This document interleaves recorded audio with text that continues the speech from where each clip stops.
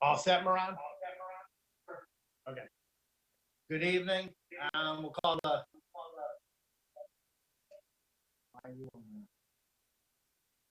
One second. I need to shut his phone off, Moran. Shut his off and go by this. Just hang on a second. Okay. All right. Thank you. All right. All right. Call the meeting to order. We'll have the Pledge of Allegiance. I pledge allegiance to the flag of the United States of United States America, of America, and to the and to the republic republic for which which it stands, stands, one nation, under under God, God, indivisible, indivisible, liberty, liberty, justice justice. for all. Roll call. Council Samara, Here. Council Chow, Here. Council Conway, Here. Council Drinkwater. Here. Council Elliott. Here. Mayor Leahy, Here. Council Mercia.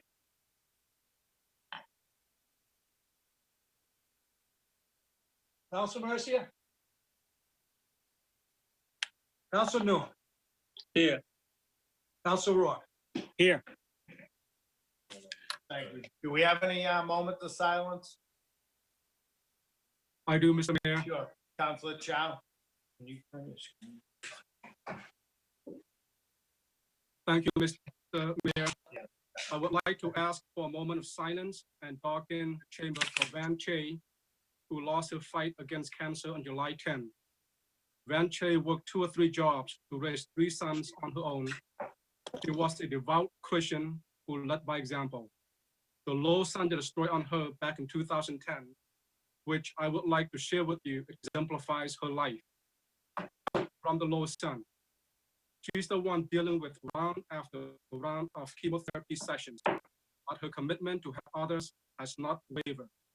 Van Che, a Cambodian woman who arrived in Lowell as a Khmer Rouge refugee roughly 2 decades ago, was too sick this week to talk about her work helping local Cambodian domestic violence survivors.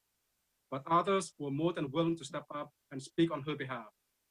Last Tuesday night, Che summoned the strength to travel to Boston to appear at Bank of America's Neighborhood Excellence Initiatives Gala at the Paramount Theater. The bank recognized efforts by Che and other community leaders, distributing $450,000 to various local causes. Van Che accepted a check for $5,000 that she donated to the Asian Task Force Against Domestic Violence. Linda Chin, the president of the group's Boston's headquarters, said watching Van Che interact with other Asian domestic violence victims is a special experience. Quote, I was in the Lowe's office and saw her multitask and work with a mother and a child at the same time. Chin recalled. She held a child and talked to the child's mother at the same time. It was so remarkable that she could be the mother, grandmother, sister, and also be a professional at the same time. Van Che's giving nature is especially noteworthy in light of some of the recent challenges she faced. Chin said a recent fire at Che's apartment took everything she owned. Her son has battled health problems for most of his life. She doesn't let see suffering, but she doesn't want to be coddled either, Chin said. Bob Gailey, president of Bank of America's Massachusetts operations, said, based on brief discussion of what the nominees have done and the impact they have, Van Che is an example of community dedication, he said. We believe we are the only strong as the local community leaders we do business with. Thank you. Thank you. I have 2 moments of silence. First moment of silence for Donald Milanazzo. Donald Facci Milanazzo, old firefighter, beloved husband, father, grandfather, and brother. Donald Milanazzo of Chelmsford, Mass. Died unexpectedly on Thursday, July 2nd. His beloved husband, father, grandfather, brother, and friend. John served the city of Lowell as a firefighter for 32 years. Son of the late Dominic and Eileen Richardson Milanazzo, Don was born in Lowell, August 23rd, 1952. He was raised and educated in Lowell, where he continued to live for over 30 years. Don's whole life centered on his family and the fire department, where he began his career on Engine 4 in 1988. He was assigned to various stations throughout the city over the years, but he spent the majority of his time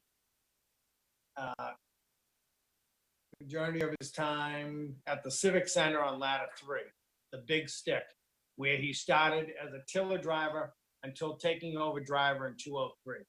His role would continue until his retirement in 2015. He was honored with the department's Medal of Valor in 2011 for his heroic efforts and expert ladder maneuvering through a live power line to rescue residents from a 4-alarm fire. Don would never discuss the recognition without crediting his fellow firefighters for their valor that night. He was a good, proud firefighter, and the brotherhood meant everything to him. He was the beloved husband of Brenda Milanazzo, for whom they shared a loving, dedicated marriage of over 48 years. He was the dad to son Jeffrey Milanazzo and the daughter of Amy Milanazzo. He will be sadly missed, and we thank him for his service. My second moment of silence is for Sim Sin Chan of Lowell, age 43, passed away unexpectedly on July 3rd on a car crash on Chelmsford Street.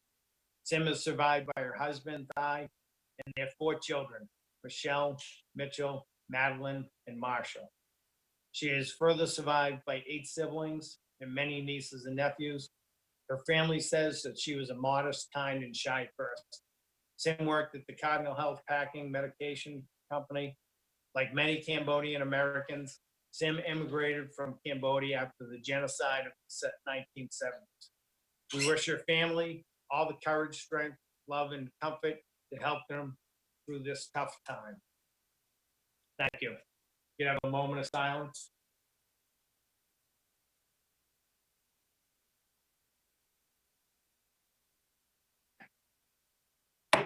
Thank you. 2, mayor's business. Communication and remote participation. Pursuant to the Governor Baker's emergency order modifying the state's open meeting law issued March 12, 2020, meetings will be held remotely with remote participation. Need a motion to accept and place on file for that? Mr. Mayor, Sure. Sure. Councilor Child, seconded by Councilor Drinkwater. Councilor Drinkwater? Mr. Mayor, before we exit mayor's business, I just want to recognize and commend you for filing a couple of extremely timely motions on tonight's agenda, motions that have generated a lot of significant public interest, as well as a number of registered speakers. So I actually move that we take those 2 motions, 1111 and 1112, out of turn to consider them during the mayor's business portion of the agenda. I would second that, Mayor. Mayor. All right, motion I second. second. Mr. Mayor, Sure. I ask for a roll Second by- call. I don't appreciate the parliamentary procedure here. Motions were filed by 6 city councils well before that, and I think that we should take that motion before 11.2. We all understand what's going on here, and I'd like a roll call because I don't normally I support a suspension, but I think this is not appropriate. All right, seconded by Councilor Noon. Can we do a roll call? Gotta do a roll call. Yeah, roll call. Council Samaras.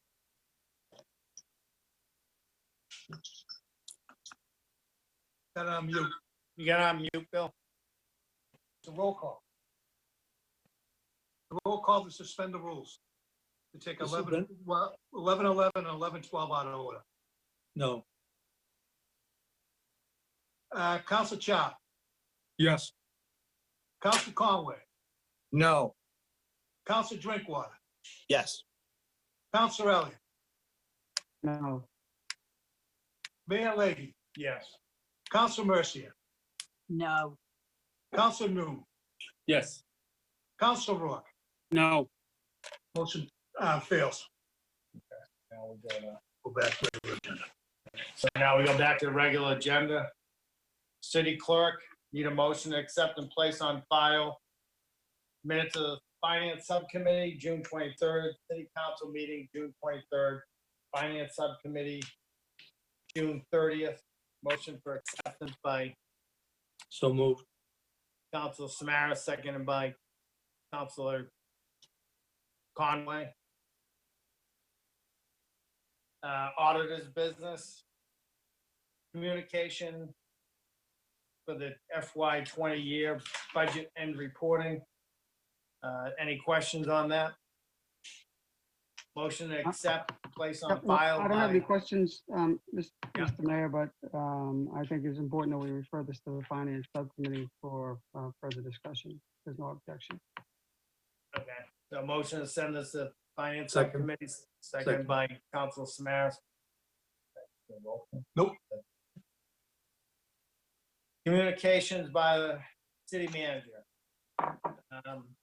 Motion response, A, election preparations, COVID-19. Any questions on that? Mayor. Councilor Sure, Noon. Councilor Noon. Thank you, Mr. Mayor. I want to thank Madam Managers for the report.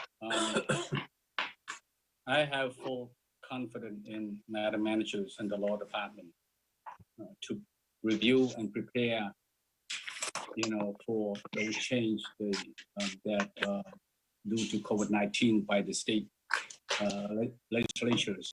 I also ask if the managers can please share those special legislation change to our voters, because there's a number of change here in terms of voting and vote by mail. So it's really, we need to do this quick so that our voter understand what's up with the current voting system.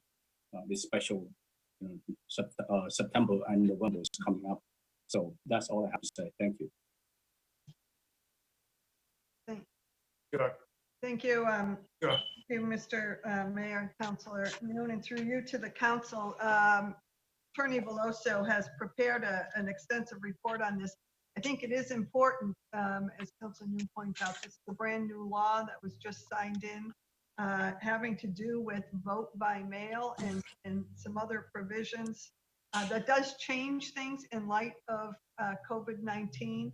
There is, and I'll ask Mr. Veloso to give a quick summary, but it's important to note that the Secretary of State is supposed to be sending out applications tomorrow to every single voter to apply for a ballot for the primary. The primary is still September 1st here. And then it's up to the individual to file the application with the clerk's office, and we will send a ballot to them. So Attorney Veloso, if you could just quickly summarize the steps, because people should be watching for that application to be coming in the mail. We are going to post it on our website as well, so people can access it there. And there's the new law also encourages people to vote by mail because of the COVID crisis. So Elliot, do you mind giving a quick summary? Certainly, Manager Donnie. Good evening, Mayor Leahy, members of the City Council. As indicated in my memorandum, the special legislation that has been passed has instituted a number of changes for the elections of 2020. Just to give both the council and the viewing public an overview of those changes and what to expect for the upcoming elections, I'll just go over a few of the major points. Again, the first major point is that for the 2020 elections, the state is expanding voting by mail to cover all voters. So any voter in the city of Lowell can submit an application to receive a ballot by mail for both the September 1st state primary and the November 3rd presidential election. Now, you don't need to provide a reason to seek an early voting by mail ballot. This is in contrast to absentee ballots, where you do have to provide a reason to obtain an absentee ballot. So again, all you need to do if you want a voting by mail is just submit a application to the state. the state and the Secretary of State's office encourages voters to vote by mail unless there's a specific reason why a voter would need an absentee ballot. Examples of situations where a voter would seek an absentee ballot rather than voting by mail would be if you are in the military, or if you are an overseas voter, if you are admitted to a healthcare facility on an emergency basis 7 days before an election, or if you are a voter who needs a family member to request a ballot on your behalf. So those are situations where you would seek an absentee ballot rather than a voting by mail. But in all other circumstances, the state recommends that a voter seeks out a vote by mail. Now, the deadline to submit a vote by mail application or an absentee ballot application for the September 1st state primary has been extended under the special legislation. So the final day to receive such an application by mail would be Wednesday, August 26, 2020 at 5 o'clock p.m. And the deadline to submit a vote by mail application or an absentee ballot application by mail for the presidential election would be Wednesday, October 28th, 2020 at 5 o'clock p.m. And the dates that I'm preparing will be provided to the city through an updated election day calendar, which I am in the process of preparing to reflect these special legislative changes. However, for purposes of this meeting, I just wanted to provide these dates to both the city council and the viewing public. Now, the deadline to request a absentee ballot in person remains the same. It would be 12 o'clock p.m. the day before an election. Now, if a voter should request a early vote by mail or a absentee ballot, they have to return the vote by mail ballot or the absentee ballot by a certain time. Now, for the state primary, the rules remain unchanged. The ballot has to be returned to City Hall by 8 o'clock p.m. on election day, which would again be September 1st, 2020. Now, for the presidential election, November 3rd, 2020, the ballot has to be postmarked by November 3rd and received by the city no later than November 6th, 2020 at 5 o'clock p.m. So the state is giving some additional time for the presidential election for people to send ballots into City Hall so they can be counted. Again, I need to emphasize, though, that the ballot has to be postmarked November 3rd, 2020. So a voter can't sit on this ballot, wait until after November 3rd, and then mail it in. Unfortunately, if it's not postmarked November 3rd, it will not be counted. So again, it's certainly our recommendation that the moment you complete, as a voter, your vote by mail or your absentee ballot, send it in as soon as possible. That way, there'll be plenty of time for us to receive it and put it in.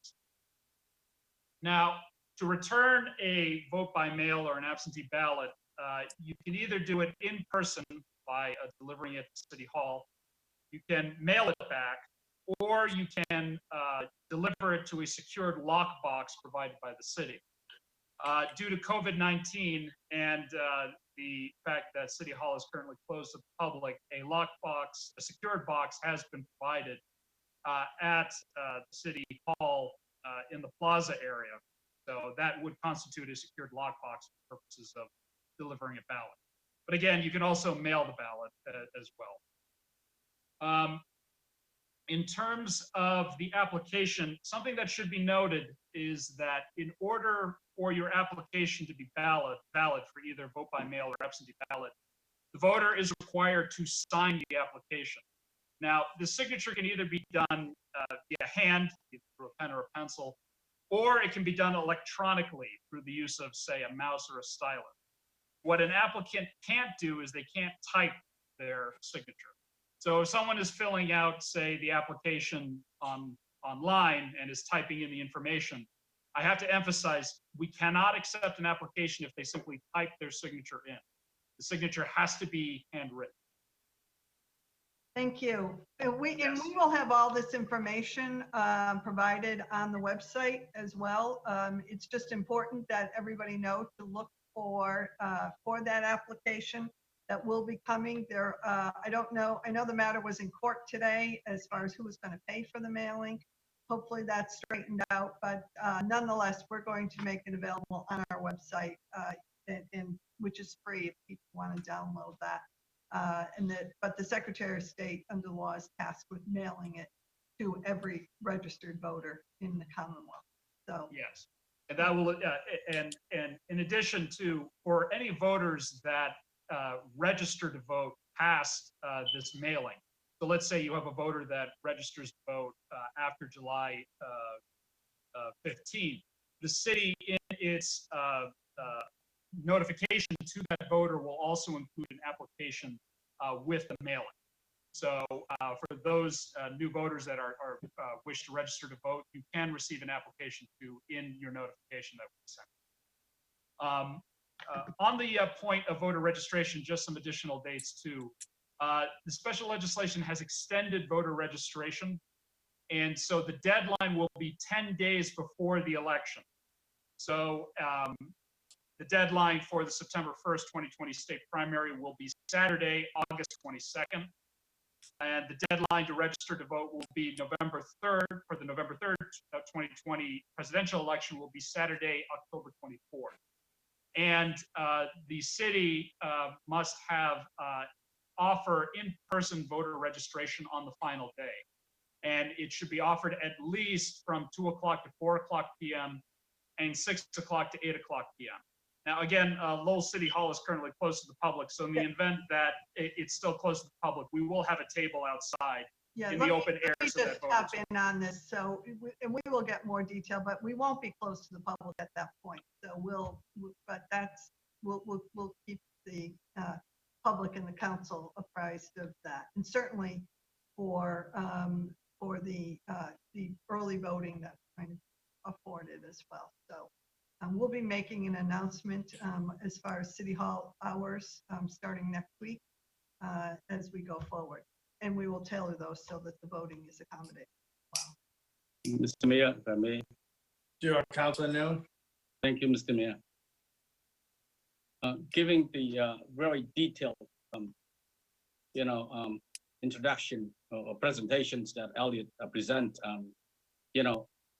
I can envision a lot of voters going to be confused, not knowing what to do, even when you receive the corresponding from the Secretary of State.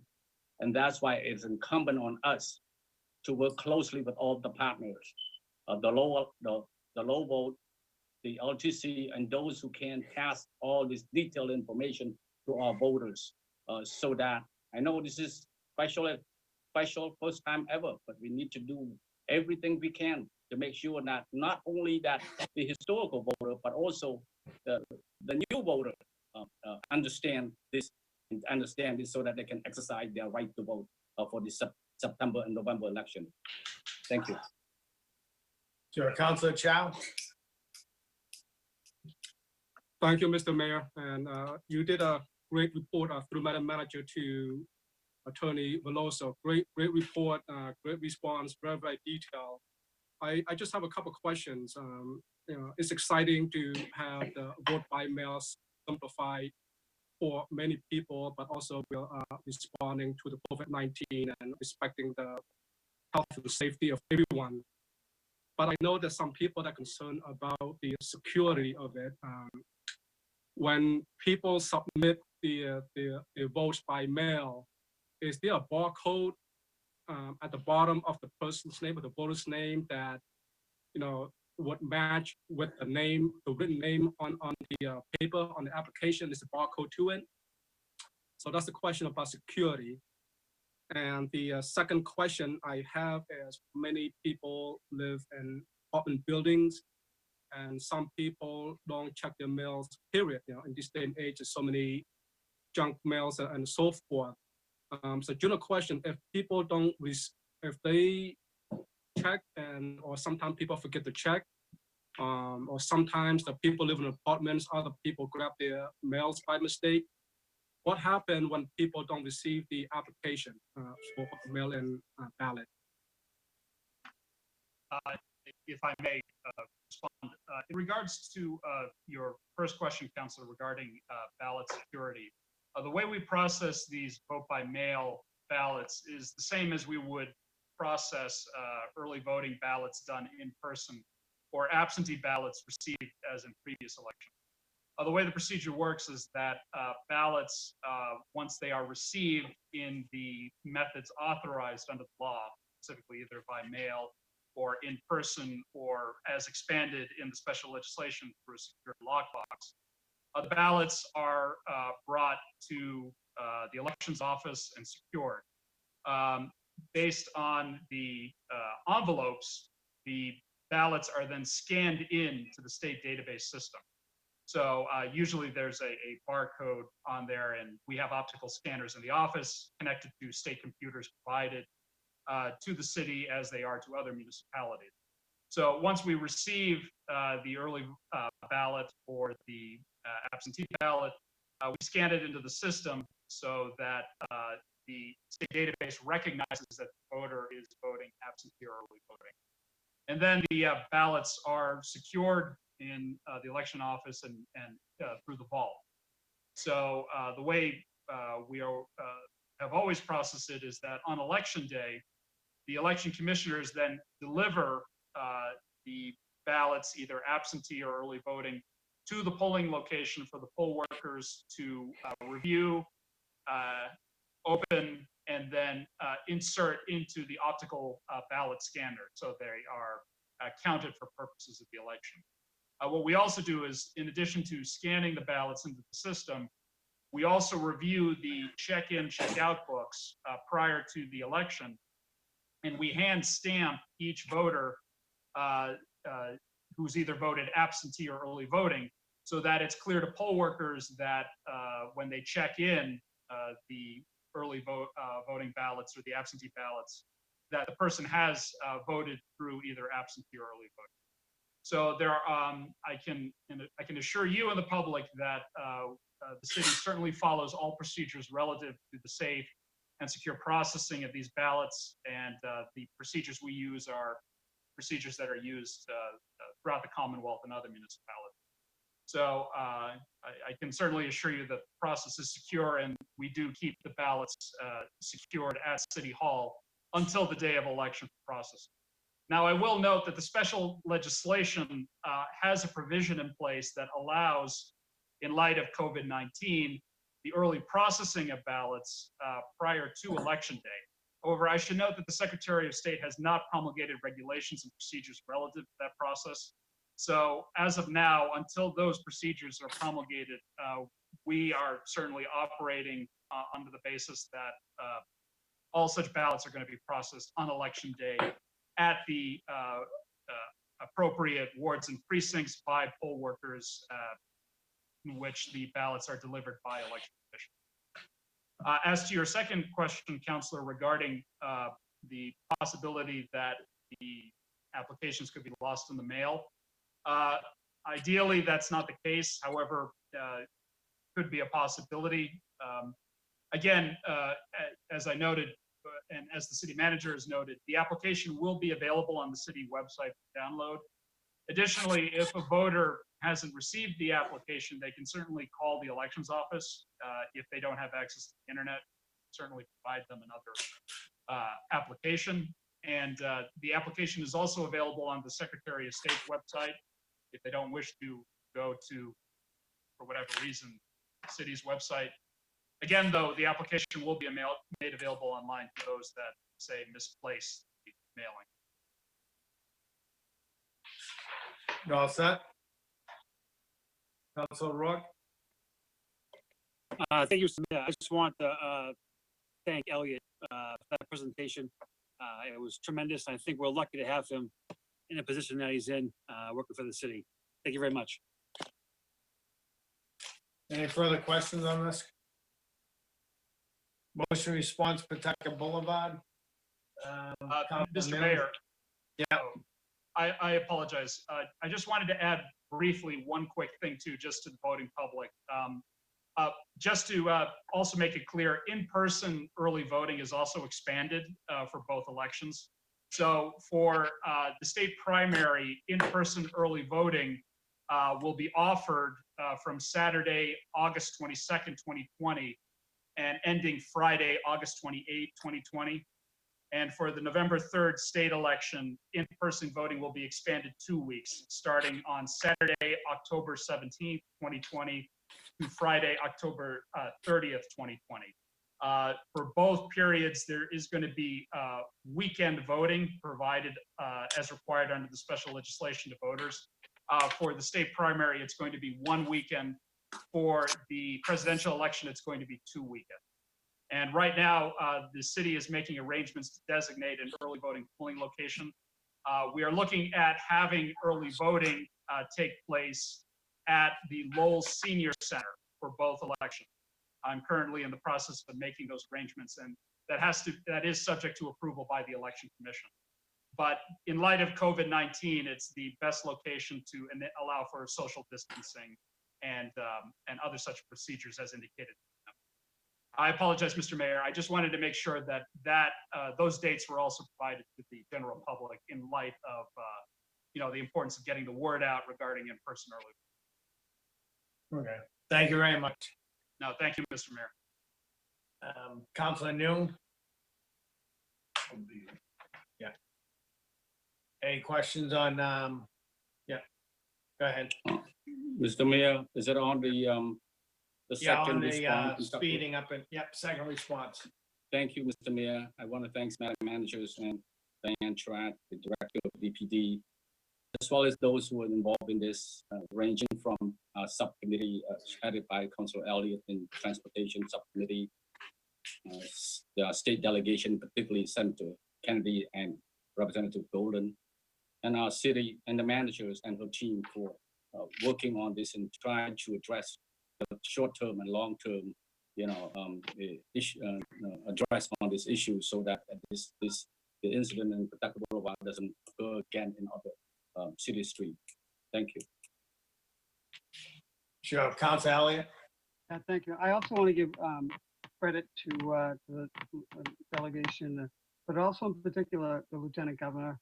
I did speak with her personally, as I mentioned 2 weeks ago, and she immediately got on the phone with the Secretary of Public Safety, who reached out to District 4, Mr. Stedman, and I think this is a good report. I think, it just goes to show that we've got to reach out, to people at the state level to get some action, because there are near-term solutions, there are mid-term solutions, and then there are long-term solutions. Madam Manager, I also want to give credit and, recognize the fact that given that there is some time frame to make some short, long, and midterm solutions, applying for that grant. What is the name of the grant? I'm just looking here to get. Yes, to apply to get funding to put in Jersey barriers, 2,100 feet of Jersey barriers as a traffic calming measure of a traffic diet. I think that makes a lot of sense, as well as reevaluating the permissible speed of 45 miles an hour. I think this is all positive. There is a speed detector out there now, so I just want to let you know that I appreciate the immediate response that we're getting. It's very busy, it's very dangerous. I know, Superintendent, you've been out there your office has been doing great work, and it's a long-standing problem, and I don't want to carry on too much because there's still lots of work to do, but people will, they should know that something is happening long, mid, and short, long, and midterms to address that chronic problem out there. I don't know if anything else, Madam Manager, but Yeah, great progress. it is, and we have good news today, because we did receive notice from the state that the shared street application was approved today. So I know Natasha is on the Zoom call and she can speak to it, but that's great news, because there's some improvements that can be made in the very near term. So Natasha, if you want to quickly explain that. But again, credit to DPD for jumping on that and getting the application done in really quick order.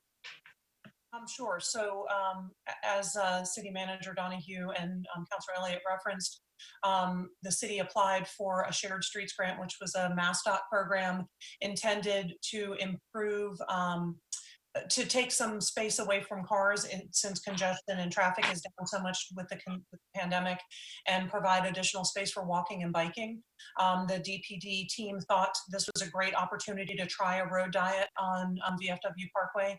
So we applied for 3 different projects, one of which is 2,100 linear feet of Jersey barrier, which will extend from the intersection of Pawtucket Boulevard and Varnum down to the Sampus Pavilion, and it will provide, so it'll be a sample of a road diet by reducing down to 1 lane and then providing all of that extra space for people walking and biking, and they will be protected with a structural barrier from vehicles next to them. And then we had 2 other projects that will also provide more multi-use paths around the city. Thank you. Sure, Councilor Elliott? Yeah, just a quick follow-up. I think this is great news. Sometimes you know how slow state government can work when it comes to a complex problem like this, knowing there are so many cars, but it's unfortunate, very, very sad that the fatalities that took place. But, the administration and this council were taking swift action, working with the state officials to address this for the long term. Thank you, Mr. Mayor. Thank you. I just want to recognize that I know these problems come up. This was a unfortunate accident for the Medinas on the boulevard, but this is just a problem that has to be dealt with the state and all cities and towns. It was the same senseless, tragic accident that happened July 3rd on School Street for Simpson Chan. Cars speeding out of control, and it's a real problem, and it needs to be addressed throughout the city. I'm glad we're taking action up on the boulevard, but again, July 3rd happened right on School Street. So this is something that needs to be addressed throughout the city. It's not just a police problem, it's a community problem. We need to address this as a community. Thank you. Any responses for motion? Response C, Middlesex Street, no parking zone. Councilor Noon. Thank you, Mr. Mayor. Thanks, Madam Managers, and particularly Natasha and her staff, transportation staff, for going down there, particularly the resident on Nelson Street. They do complain about people parking on the corners in the intersection of Middlesex. But then again, when I took a look at all those along those intersections along Middlesex Street, they're concerned.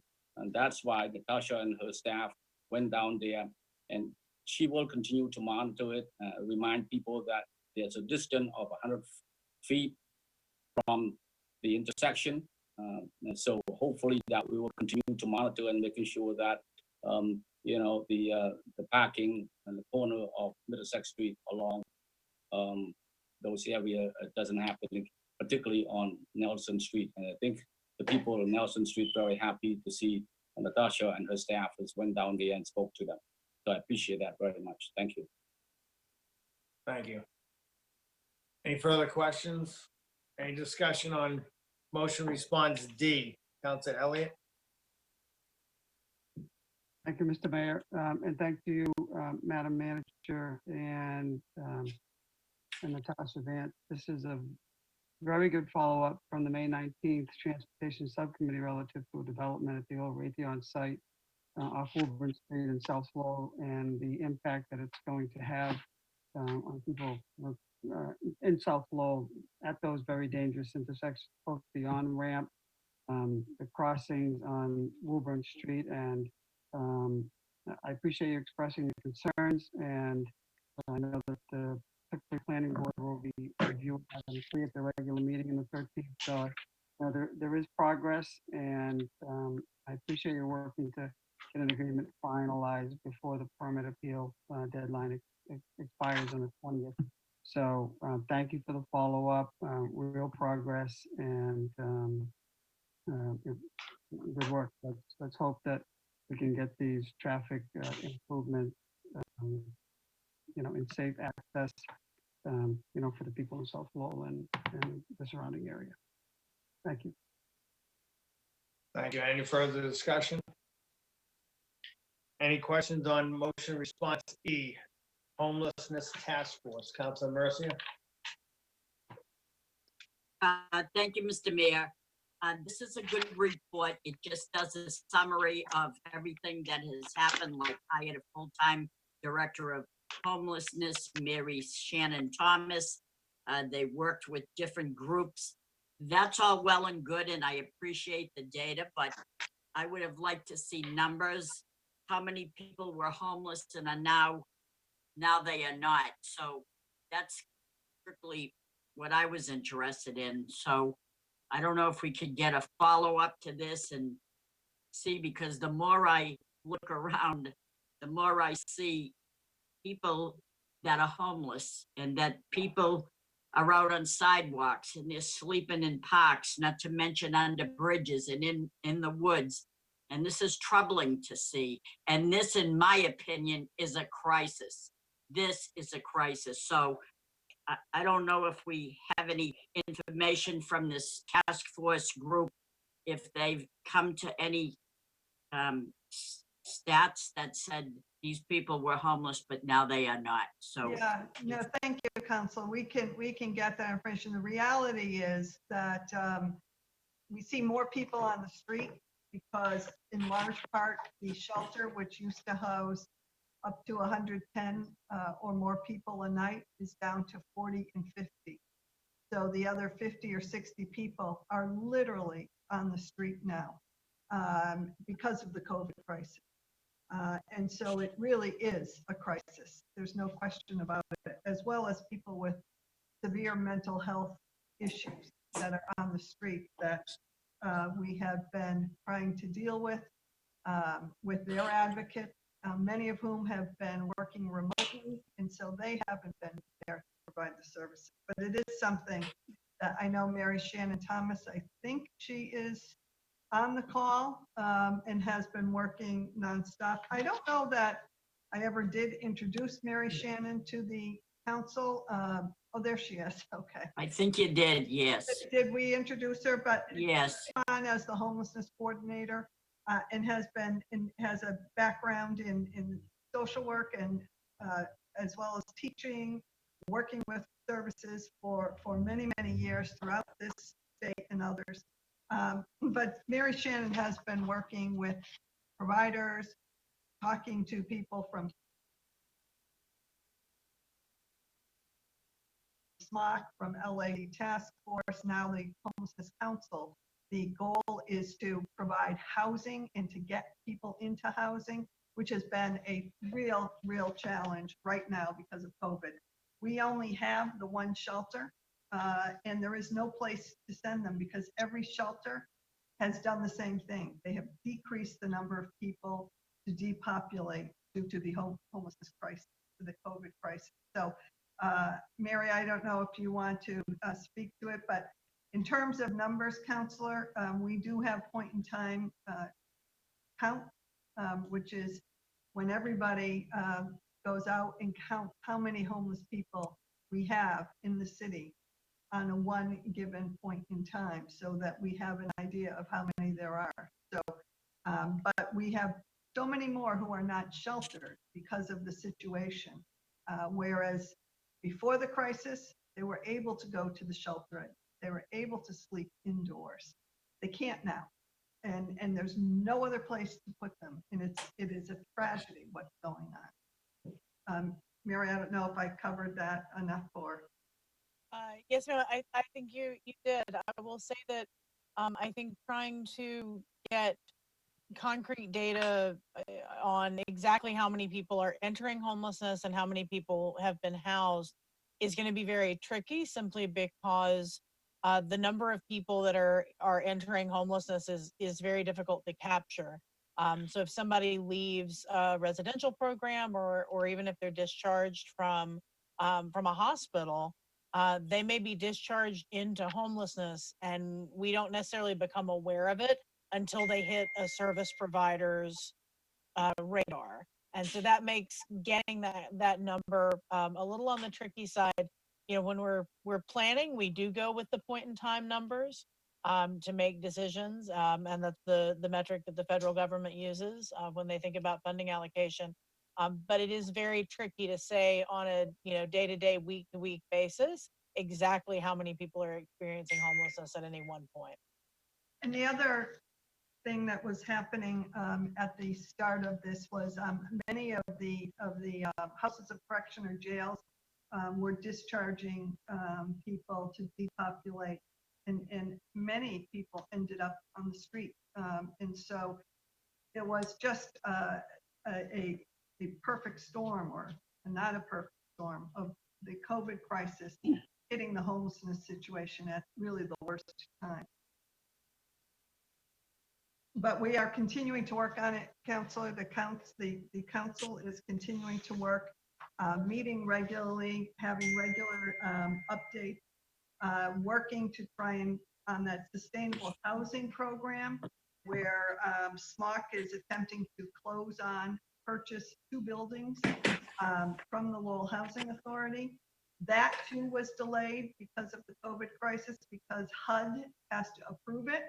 And they were not doing business as usual during the COVID crisis. So, but those are all still priorities, pushing to make sure that we try and get as many people into housing as possible. Thank you. Thank you very much. Any including further looking at discussion? other culture options or opportunities. Okay, any further discussion on that? Motion response, Ecumenical Plaza, Council Samara. Thank you, Mr. Mayor. Through you to the city manager. I want to thank you for this information. What's nice to know that this problem is being dealt with in a very sensitive manner. And by having the homeless director assess the problem with the homeless and actually speaking to the homeless that have been in that area and have raised some concerns, it's good to know that it's an issue that we'll say bothers, can be bothersome or problematic, but to know that it's being handled in a very sensitive manner and way to actually solve the problem. I'm very appreciative of this, and thank you for the report. Thank you. Any further discussion? Motion response H, motion response G, paving and trench chip disc. Councilor Noon? I think it's Councilor Conway. That's my motion, Mr. Mayor. All right, Conway, it's got your David Conway, motion Councilor on it Conway. also, Councilor Noon, but whoever wants to go first. Councilor Conway? Thank you, Mr. Mayor. yeah. I'm all set, but Councilor Conway may want to add. Okay. Thank you, Mr. Mayor. I want to, first of all, thank Christine Clancy for this report, and Ting Chang, city engineer and DPW commissioners. I think that this year was extremely important, that it could be one of those, motions quite often cost money. This might actually save some money. So when we take a look at this, and I'm wondering if Christine could weigh in on this. I gotta, through you, Mr. Mayor, to Christine. Sure. Is she here tonight? Yep. She is. Yeah, Christine, just a couple points I just wanted to make on that second page in the report, which again is an excellent report. I wonder if you could elaborate a little bit on the results of the how long these tabs or discs can last. That number one, and number two, could you elaborate a little bit on the fact that bringing forth a pilot program and how that might work?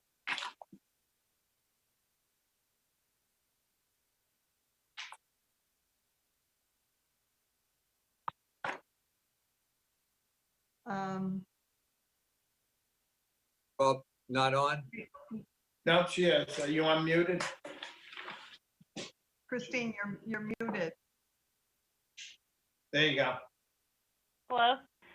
Yeah. Yes, so to elaborate on that, as far as how long they last, it's really intended for it to be in place during the temporary trench. I think also it's important that we do this as a pilot so that we understand how long this does last through plowing season. It is a plastic chip, so it is at risk of being clipped by a plow and if it's not embedded properly. So that disc, I guess this pilot program that we're proposing is also from feedback, talking to National Grid uses this in Boston, is that if it's not embedded properly, it can fall out. And so I guess this is really, so the motion response is proposing to do a pilot program just to see really how our first winter, how this will hold up. Okay. And Now, and also, actually, go ahead. go ahead. And as far as how we start this pilot program, we want to coordinate with a contractor. So we're looking potentially to talk to National Grid. We could also utilize our own water department. We have many water trenches in the city. And so pick a utility and then monitor just to see how this installation goes and how long the disc lasts. I thank you again for the report. I'm hoping that what it'll actually do, it will we'll be able to identify a number of years down the road who actually did that particular job. So I think hopefully it'll save time, and which saving time, it'll save money for the city. So again, thank you very much for the report. Appreciate it. Thank you, Mr. Mayor? Yeah. But if Yes. I could with I know we have a long agenda tonight, but I do want to take an opportunity to introduce Ting Chang, the new city engineer to the council. He is on Zoom with us here tonight. Ting just joined the city as city engineer in May, a short time ago. She has over 25 years experience in design and management. She's a professional engineer. She's registered here in Massachusetts and New Hampshire. She received her master's degree in civil engineering from Northeastern, and during these past 25 years, she's had worked with many different diversified clients, including healthcare, universities, urban development, residential and private development, and has a very strong technical background regarding roadways, utility, roadway design, and both design and construction projects. Her experience will come in very handy and strong here in the city of Lowell. And I just want to welcome Ting to the city of Lowell. I don't know if Ting has a few words to say. Thank you. Can you guys hear me? I can't test out on these things. Yes. Thank you, Manager Donatills. This has been very exciting and fulfilling last 2 months here. Very interesting time to start the new job at COVID environment, but Christine's been very, very helpful and very supportive of helping me have a very smooth transition here. I learned so much about Lowell in the last 2 months, so I look forward to working with all of you in the future and hopefully meet you guys in person when things go back to normal. So. Thank you. Congratulations. Thank you. Thank you, Mr. Mayor. Yep. Thank you, Madam Manager. Motion response H, transport of marijuana, Councilor Chow. Thank you, Mr. Mayor. Through you and Madam Manager to Mr. Eric Slagle, I thank you for the detailed report. You not only outlined the laws regarding to the transportation, which is the issue of interest, but you also outlined through the host agreement with the city, the city does benefit from the marijuana shops operation in our city, creating revenues and employment for our city. I just want to make a comment or a question in regards to just the enforcement of the transportation. I know that the enforcement of the marijuana transportation of it follows the similar to alcohol, but in the alcohol, there is a machine to the breathalyzer to test if somebody is under influence. Right now, I know that the police department is working on the DRE the drug recognition expert, but that's going to be sometime in the future because of COVID-19. The police department has not been able to get the officers, I guess, licensed yet. But I think for now, marijuana does act differently to a person under the influence, even though we don't have the breathalyzer, so to speak, or machine to test it. And most notably, that if you use marijuana in your vehicle, it does give the smell of marijuana. So if a vehicle is stopped and the officer smell marijuana coming out of the vehicle, can the police take any kind of action in that regard?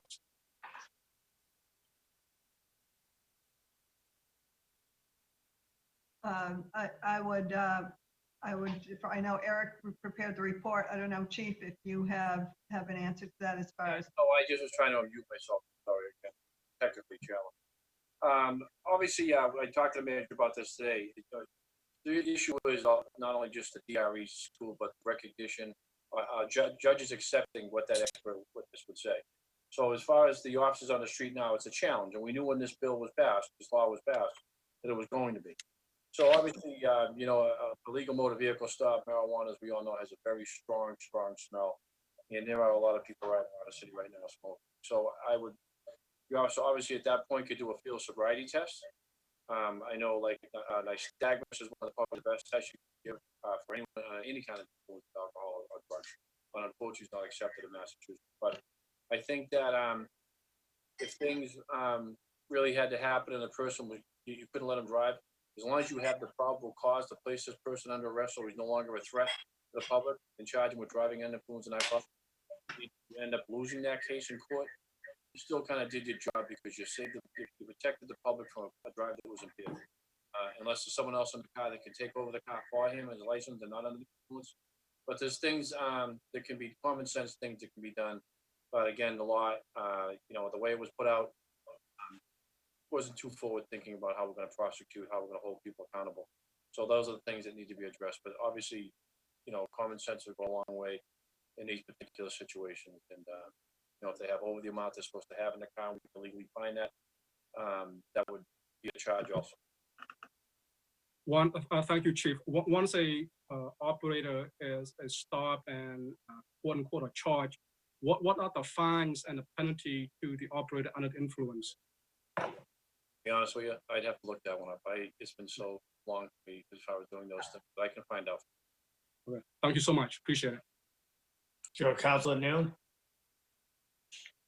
Thank you, Mr. Mayor. So for the time being, my understanding according to the report from Eric Slater is that the determination of impairment is judgment called by the officers. And so we hope that at some point that the chief will send his officers to the drug recognition expert, that is the DRE training.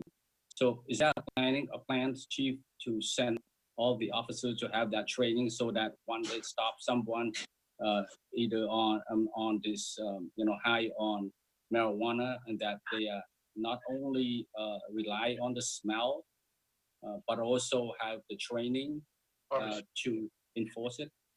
Well, obviously, the physical impairment is a big part of the probable cause for the arrest, not the smell of marijuana. So the issue is that the judges won't accept, some judges won't accept any testimony from even expert witnesses. They're all over the place. There's nothing defined. And not to drag this out, but I mentioned to the manager today in the discussion that it's almost like we need to educate the judges in a way like we did with the LiDAR system as far as radar, which is called LiDAR now, which is basically foolproof. And they basically ran a class for all the judges in the state to show them how foolproof this was. And then once they accepted that, every time someone tried to appeal a ticket that was written in the state, in the Commonwealth, used by, and LiDAR was used, the judges knew ahead of time that this was a thing. So, it was foolproof. So I think what we're looking at here is finding out what the judges will accept and make sure that we don't waste money by sending people to the wrong training, because I'm sure there's several DRE schools out there. So we would want to find the classes that we could run. It's a pretty lengthy classes. It's a long process. Like I said, we only have one person that went on their own even before the marijuana thing took off. So we had to look at the the best class that we could get and piecemeal our people into it, because obviously we do a lot of training now with different initiatives that we have coming up. Try to make sure that we're prepared for that. I understand how important this is, so it's definitely on our radar, and our training division is keeping a close eye on it. So Chief, in lieu of sending the officers to the training, did you have any thought about also do a training here and then inviting the surrounding city officers to participate and then pay that expert, and then maybe we have more people participate in terms of not just from Lowell, but also from the surrounding department, city, I mean, in Middlesex. That's one of the things I talked about when I first was lucky enough to get this job, is expanding on training, which we have. And we've already started like our revolving training account, where we're trying to make ourselves self-sufficient as far as training and not to rely on taxpayer money to train our officers, save money that way. Obviously, it's a good time right now. And so that revolving account we would reach out to other departments and would have experts come in and be able to use that money to pay the instructors and to put into our accounts, do other training. And like I say, to have Chelmsford and Drake and Tewksbury and the surrounding towns benefit by this. It's been a partnership for years that we've had. And obviously we do in-service for probably 31 departments here, plus our academy. So yeah, it's definitely something, once we can identify the best bang for our buck and what's going to be accepted, we'll definitely move forward. Thank you, Chief. Okay, any further questions on this one? Motion response, aye. Burnham Road, Councilor Garcia. Yes, thank you, Mr. Mayor. I'm glad that Chief Richardson is still here. I just want to say that I clearly see the great efforts that have been made. When you look at the report and you see everything that they've been on, they've had 2 summonses, negligent operation of boats, 3 boating safety tickets, 7 warnings, 2 towed vehicles. They had 3 warrants, 1 arrest, 2 citations. It goes on, and all the things that they have done. I'm more than grateful. I know I see that between the Lowell Police Department, we had the Tewksbury Police, the Mass Environmental Police, and the Department of Fish and Games. However, I know that was tremendous. But if you think that it has stopped, it has not. Now, I live further up the street that I don't hear it, but the neighbors down there told me that when they came home, it was in the evening and there were a ton of cars there still. This was this weekend, during the next day, they had trucks coming in with, like 3 trucks were coming in. They had cooking grills and they were there into the night. They left trash all over. And one neighbor is cleaning up all that trash so that when I call the police to come down and look at the trash, there's no trash because the neighbor is picking them up. I told them, don't pick it up. Don't pick it up. Please let everybody see what a mess is down there. So there's no trash being picked up. And I did call the police the other day. The cars were packed so much that they blocked the fire hydrant down the street. Thank God there were no fires, because I don't know how you would have gotten to it. You'd have to wait till you call the tow truck. So I don't know if we stop this, but I think that when the people down there call the police or they call me, please don't hesitate to get discouraged and not show up. I know that you probably won't. I know that they're monitoring the Methuen boat ramp.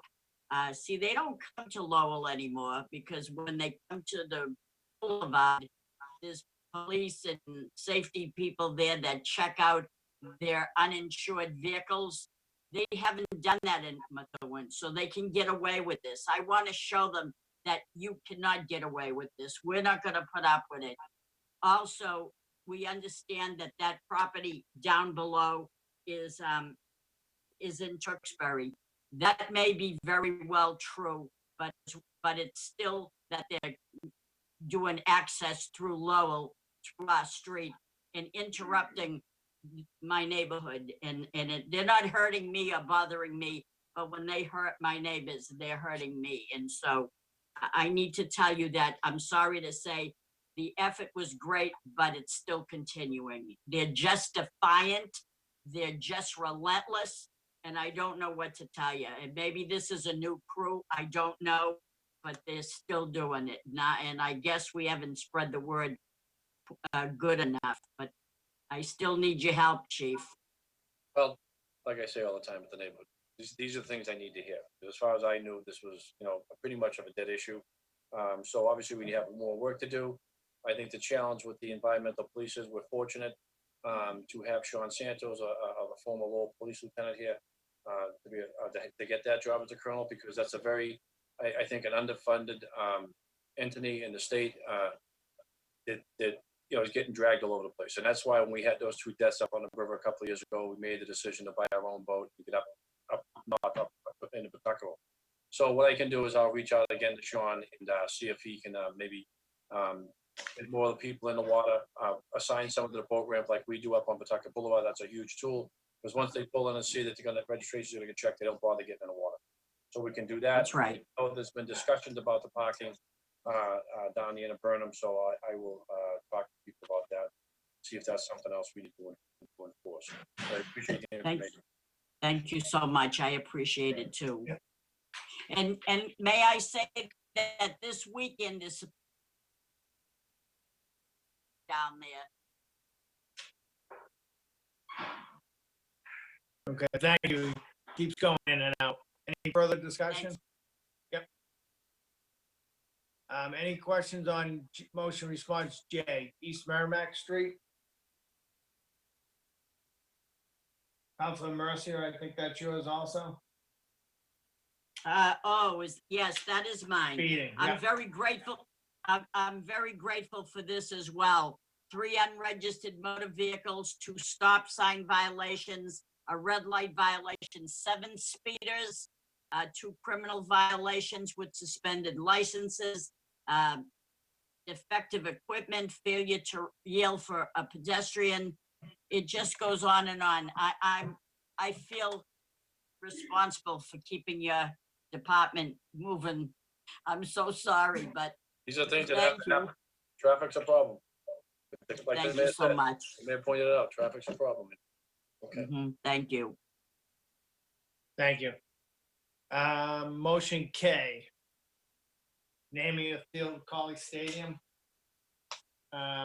I want to say thank you to Council Mercier for bringing this to the, and going to the Board of Parks meeting. Council Rourke, did you have any comments? Yeah, this is the capping of a great motion that the council unanimously approved. And yes, Mr. Mayor, you're correct. Council Mercier did an extraordinary job of getting this passed through the Board of Parks. We are thankful to her, and obviously thankful to the family of Billy Rizos for allowing us to name the field after him. I know that should be done pretty soon, Madam Manager. Do they start construction in the next couple of weeks of the new field? That is correct. Councilor, I know the contract was signed, and I believe the plan is for it to start in August and be finished for the fall. More great news, Madam Manager. Thank you, and I look forward to a terrific ceremony honoring Mr. Rizos. Thank you, Mr. Mayor. Thank you. And due to the Zoom meetings and the COVID-19, it would have been nice to have the Billy Rizzo's parents here for this, but we'll do a nice job with the dedication at the field come September. So thank you to the committee, and thank you, Councilor Mercier, on that. You're welcome. 5.2, informational reports, informational maintenance of effort. Madam Manager? Yes, this is the CFO, Connor Baldwin, prepared Okay. informational report. I believe it was pursuant to a request from the Finance Committee. I don't know if there are any questions. Mr. Baldwin, if you have anything to add. Thank you, Madam Manager. I'll just make a couple quick points. This was a request by the Finance Subcommittee to report spending on the city side in support of the schools. We report that every year to DESI. In the most recent year that's been certified by DESI, 2019, the city exceeded the net school spending requirement by $0.9 million. And then the report details all of those costs that make up the calculation, which are vetted by DESI and then audited by our outside auditors in the fall. Thank you. Any questions? Sure, Counselor Elliott? Thank you, Mr. Mayor. This was in response to a motion made to the Finance Subcommittee. And the reason why we wanted it was to just ensure, where are we? What is our requirement? What's our commitment to our school systems? And as we can see through the chart that was provided from the CFO, not only do we meet our net school spending with state and local contributions, we exceeded it by 4.9 million. So I thought that was important to just get to the members of the City Council and the public. Our commitment to education is also noted in the report. This doesn't include debt service that we do for school construction, which is above and beyond of 2.7 million. So I think it's good information we have, and the chart comparing us to other gateway cities clearly demonstrates our commitment and the importance to education in the city. So I just wanted to add my 2 cents, and it's good to know it's a good report. And thank you, Madam Manager and Mr. Baldwin. Thank you, Counselor Noon. Thank you, Mr. Mayor. I thanks Connors and Madam Manager for the report. During the Finance Subcommittee on June 30th, I asked for that report, and I think because it's important that to look at, there's other contributions that the city give to the school, and this is awfully a lot of money, over $40 million. So I will look into. I will go, point by point on this, and then maybe in the next joint Finance Subcommittee meeting we can have discussion on this. Okay, thank you. Sure, can everybody just give us 5 minutes or a couple of minutes? We're having a little trouble with the screen. Okay, we're back. Okay, I need a motion to accept and place on file. So move, Mr. Mayor. Pardon me? Please. Sure, Counselor Elliott, seconded by Counselor Noon. 5-3, resignation of Sabrina Peterson,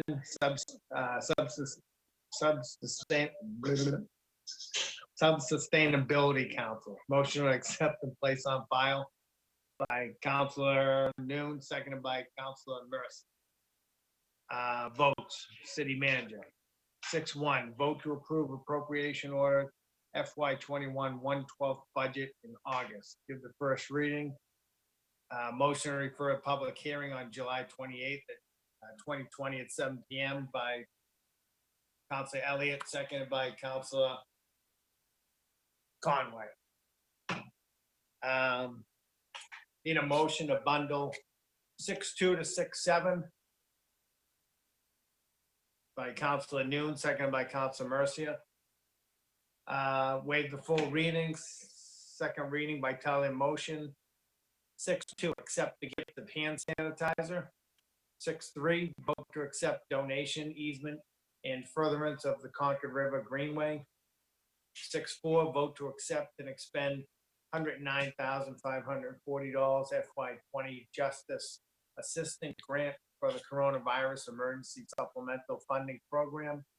6-5, vote to accept and expend EOPSS 2020 Pedestrian Grant Police. Vote 6-6, vote Concord River Greenway Gateway City Parks Program. And 6-7, vote Mass Development Site Readiness 375,000. Roll call. Motion to adopt by Counselor Drinkwater, seconded by Counselor Chow. Roll call. Counselor Samaras. Yes. Counselor Chow. Yes. Counselor Conway. Yes. Counselor Drinkwater. Yes. Counselor Elliott, Yes. Mayor Leahy, Yes. Counselor Mercia, Yes. Counselor Noon, Yes. Counselor Rourke, Yes. 9 yeas. Thank you. 7, orders of the city manager, 60-day trial, waive the full reading, second reading by title and motion.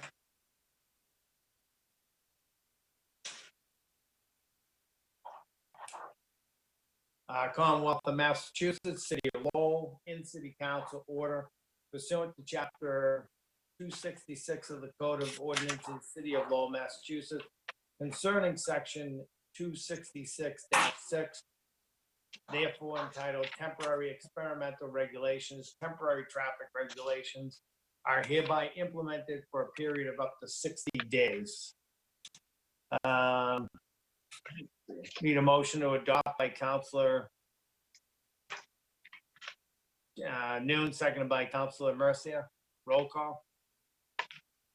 Counselor Samaras, Yes. Counselor Chow, Yes. Counselor Conway, Yes. Counselor Drinkwater, Yes. Counselor Elliott. Yes. Mayor Leahy, Yes. Counselor Mercia, Yes. Counselor Noon, Yes. Counselor Rourke, Yes. 9 yeas. 8, ordinance of the city manager, ordinance to create Citizens Advisory Committee. Give the first reading, motion to refer to public hearing July 28, 2020 at 7 PM by Counselor, So moved. Counselor Rourke, seconded by Counselor Samaras. Okay, reports. Finance Subcommittee, June 30th, 2020. What do we need? Yeah, Counselor Elliott. Yep, thank you, Mr. Mayor.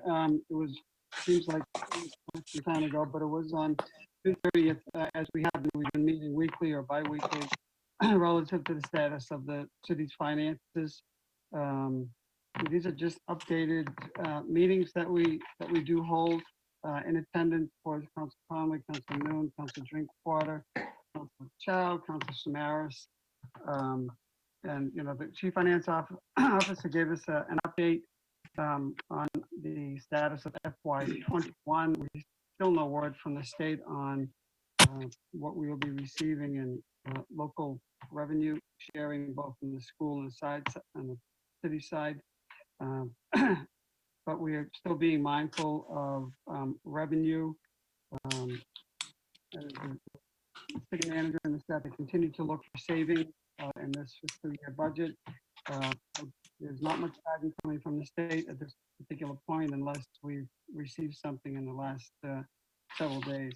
The CFO did provide some information on forecasting and reductions that municipalities have experienced during other distinct recessions, if you will, and is anywhere between 6 and 8.3%. We went through some preliminary numbers on what those reductions could be if it were, you know, at the high point of 8.3%. We're hopefully not, but unrestricted aid would be approximately 2 million in reduction. So most of, you know, as we all know, most of the expenditures are salaries and expenses. Certainly, we've already discussed the deferral of retirement to assist the cash flow.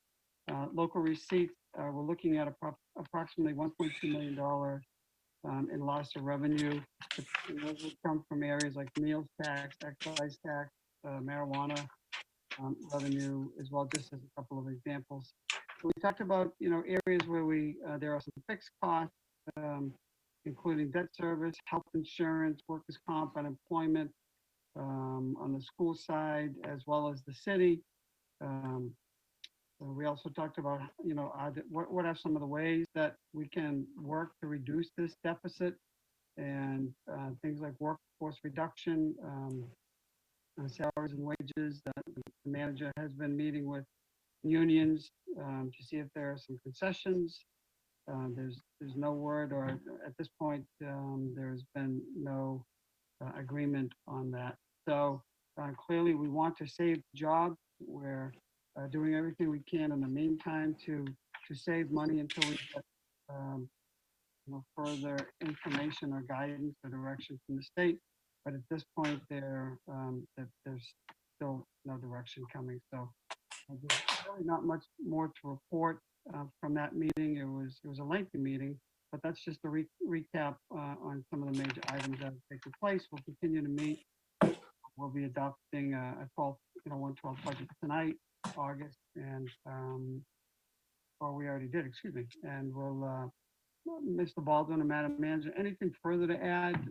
Any new updates on the status of FY21? But we're in a holding pattern. We're spending at last year's levels, and we'll continue to do that until perhaps another month.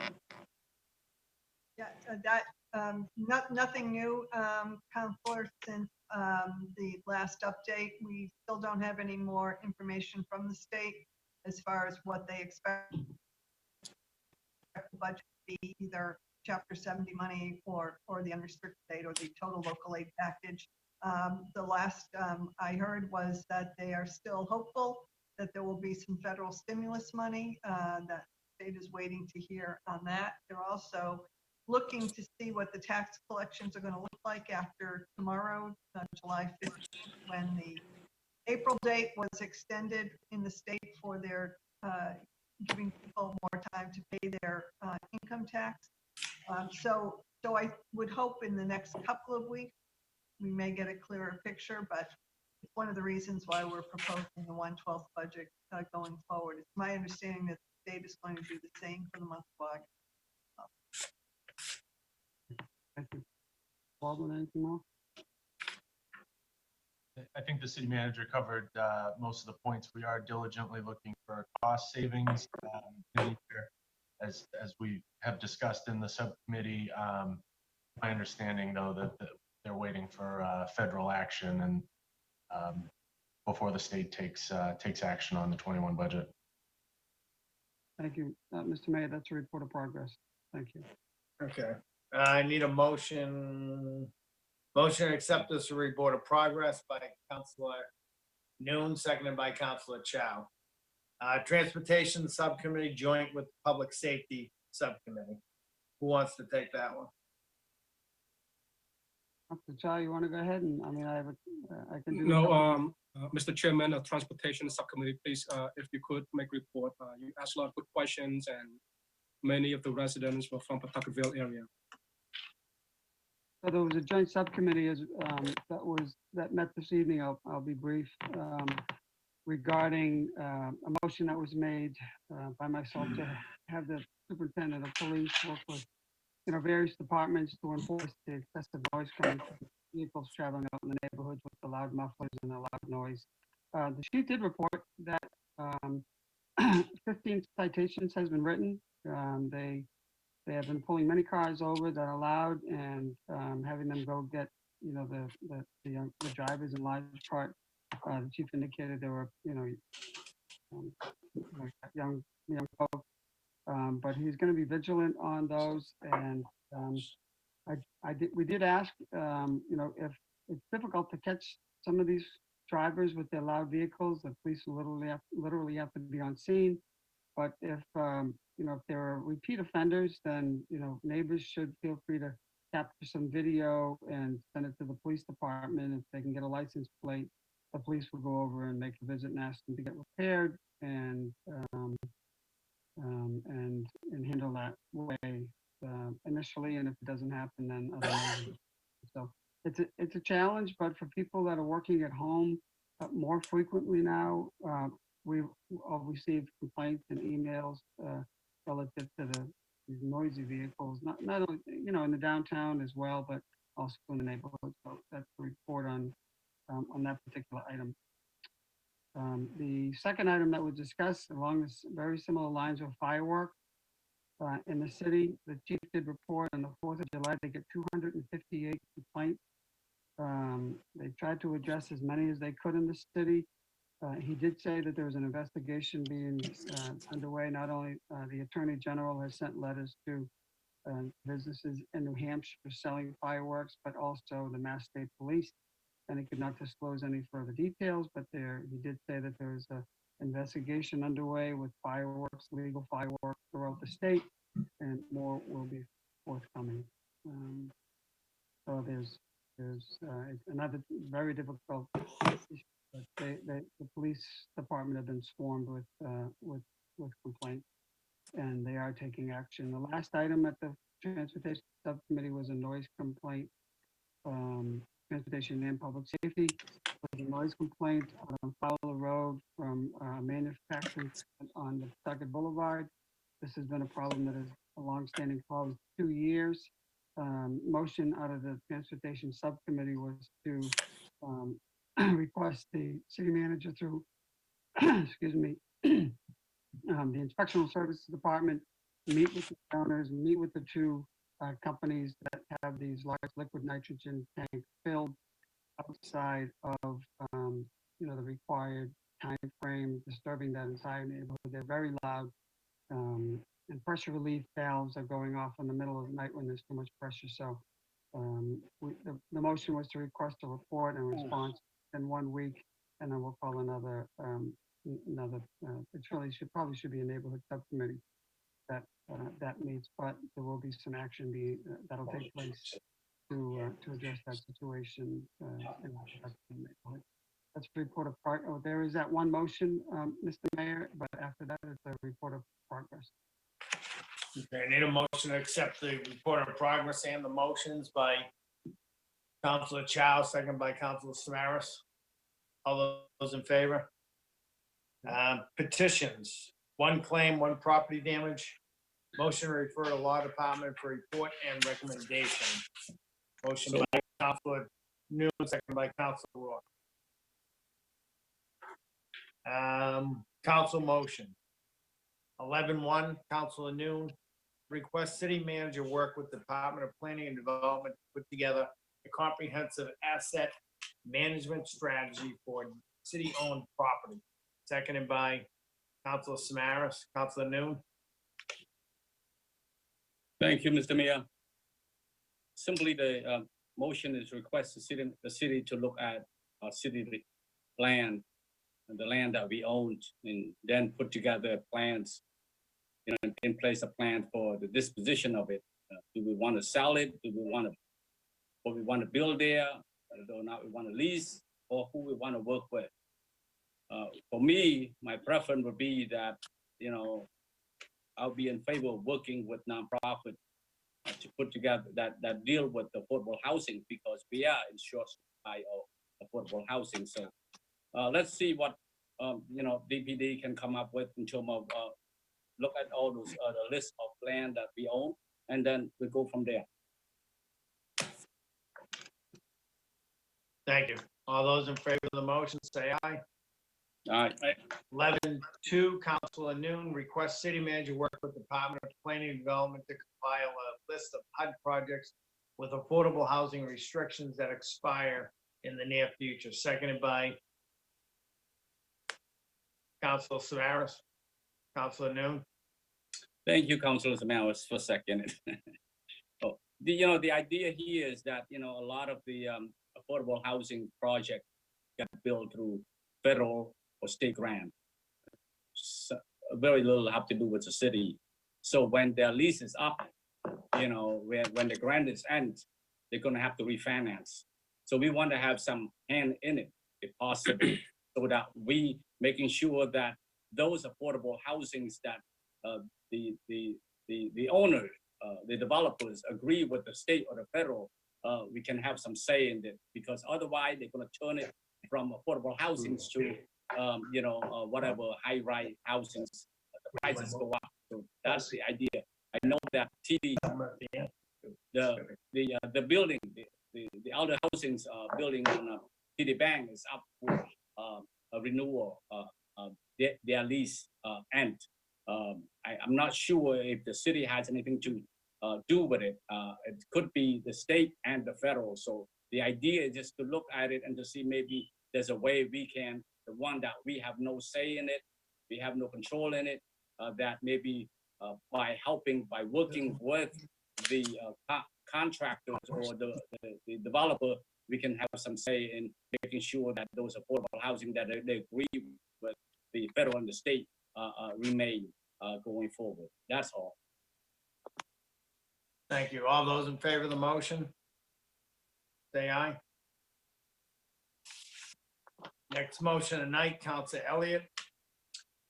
Request City Council vote to set up low equity and inclusion fund to raise money from private donations to address racism, inclusiveness, and equity in the city. Seconded by Council Mercia. Council Elliott. Thank you, Mr. Mayor. The motion is pretty straightforward. I know communities across the nation, our cities are setting up equity funds to allow communities to accept donations or funds to offset costs or work with nonprofit organizations and support efforts through whether it's economic development or youth jobs, or education or training. We just, I just gave a report on how bleak the fiscal picture looks for the city moving forward. So knowing that there is a need, one of the successes of this city I have seen in my time is when there is an issue, when there's a need, our partners in the city are very generous. And so this was just an idea to come up to. I do know that there are people in the city that want to be able to provide, support to address this, and I thought this was a way. This is a way to do it, and so that's the motion. It's really kind of self-explanatory, and I hope it passes. We can't solve this alone. The city is broke. We're looking at some very, very challenging times, but we also know that we have issues that we have to address. So I think it's to partner together as we have so successfully in the city. I just look at COVID-19 and the resilience that was set up. So we've got to think outside of the box, and it's just one way of doing it. Thank you. Thank you, Council Mercia. Thank you, Mr. Mayor. The key here from Councilor Elliott's motion, the key here is private donations, state and federal grants. In a budget that is lean and city employees are being asked to take furloughs and possibly layoffs, I do not feel that I want to take needed money from our own city employees to give to what some people feel is a crisis, as we did during the devastating Branch Street fire or the flooded residents in 2006. We formed a private donation fund then, and that's what we should do now. Thank you. Thank you. Any further discussion? Your Council Rock. Thank you, Mr. Mayor. Yeah, I thoroughly believe that this is a no-brainer. Commend Councilor Elliott for filing the motion. I think people in the city are starting to realize the dire fiscal future we're going to be dealing with, not just for this budget, but probably for the next 2 or 3. So if you want to get a head start on this, this is the way to go. Thank you. Thank you. Councilor Conway. Yeah, thank you, Mr. Mayor. Just very briefly, I think that in times like this, where we have talked about this numerous times on the floor, the fact is that monies are extremely tight. They're tight with the federal, state, and certainly we are having our challenges here. And we can't count on the monies that we had in the past from the state or the federal. And I think this is a period of time that one has to get very creative. And I think this is a good way. And as the Councilor Mercia just said, it's private money, and I think that's very, very important going forward. So I applaud Councilor Elliott with this motion, and I certainly would support it. Thank you. Thank you. Councilor Samaras. Thank you, Mr. Mayor. As stated, there are a lot of issues. I mean, we can talk about because of the coronavirus, other things. the budget in the city is really short. However, these are issues that we have to deal with. So I'd like to request from the maker of the motion that if we can also include the community foundation with this, because I think the power of the city working with the community foundation that really has done a great job in bringing people together in addressing multiple issues in this city. I think it's a partnership that has long-lasting value. So I'm just asked the maker of the motion if that would be okay. No, Councilor Smaras, I think that makes all the sense in the world. I'm glad you brought it up because I did speak with Mr. Lenahan, and I think that's a good example of a great partnership that that we should be working closely with them. So Thank you. Thank you. I'd make that in a form of amendment that Greater Lowell Community Foundation is included and request a roll call. Second. Second by Carl. Thank you. Any other discussion on this? Sure. Madam Manager, is that a quick question to you? That's probably just what you would do then? That's the way to go on this? Yeah, no, I think that's a perfect suggestion to work with the Community Foundation, and we can pursue that with them as well. Okay, thank you. Mr. Mayor. Sure, Councilor New. Thank you, Mr. Mayor.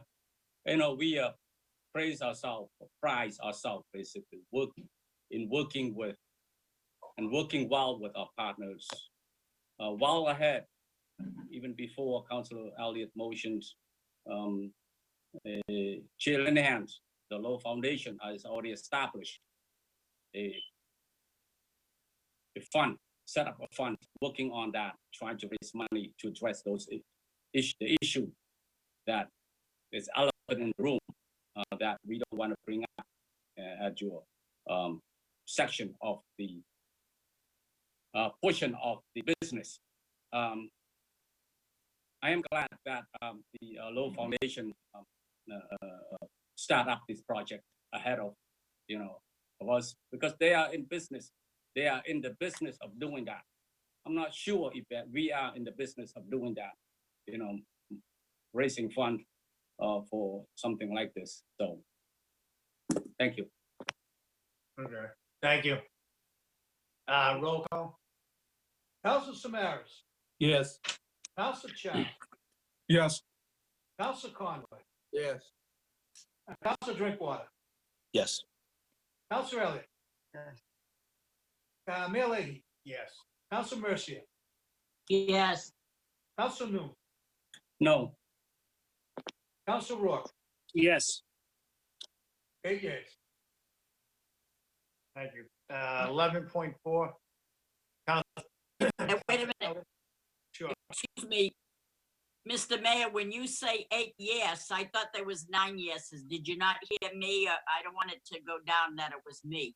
No, it wasn't yours. Councilor Noon voted no. Okay, thank you. Yep, you're welcome. 11.4.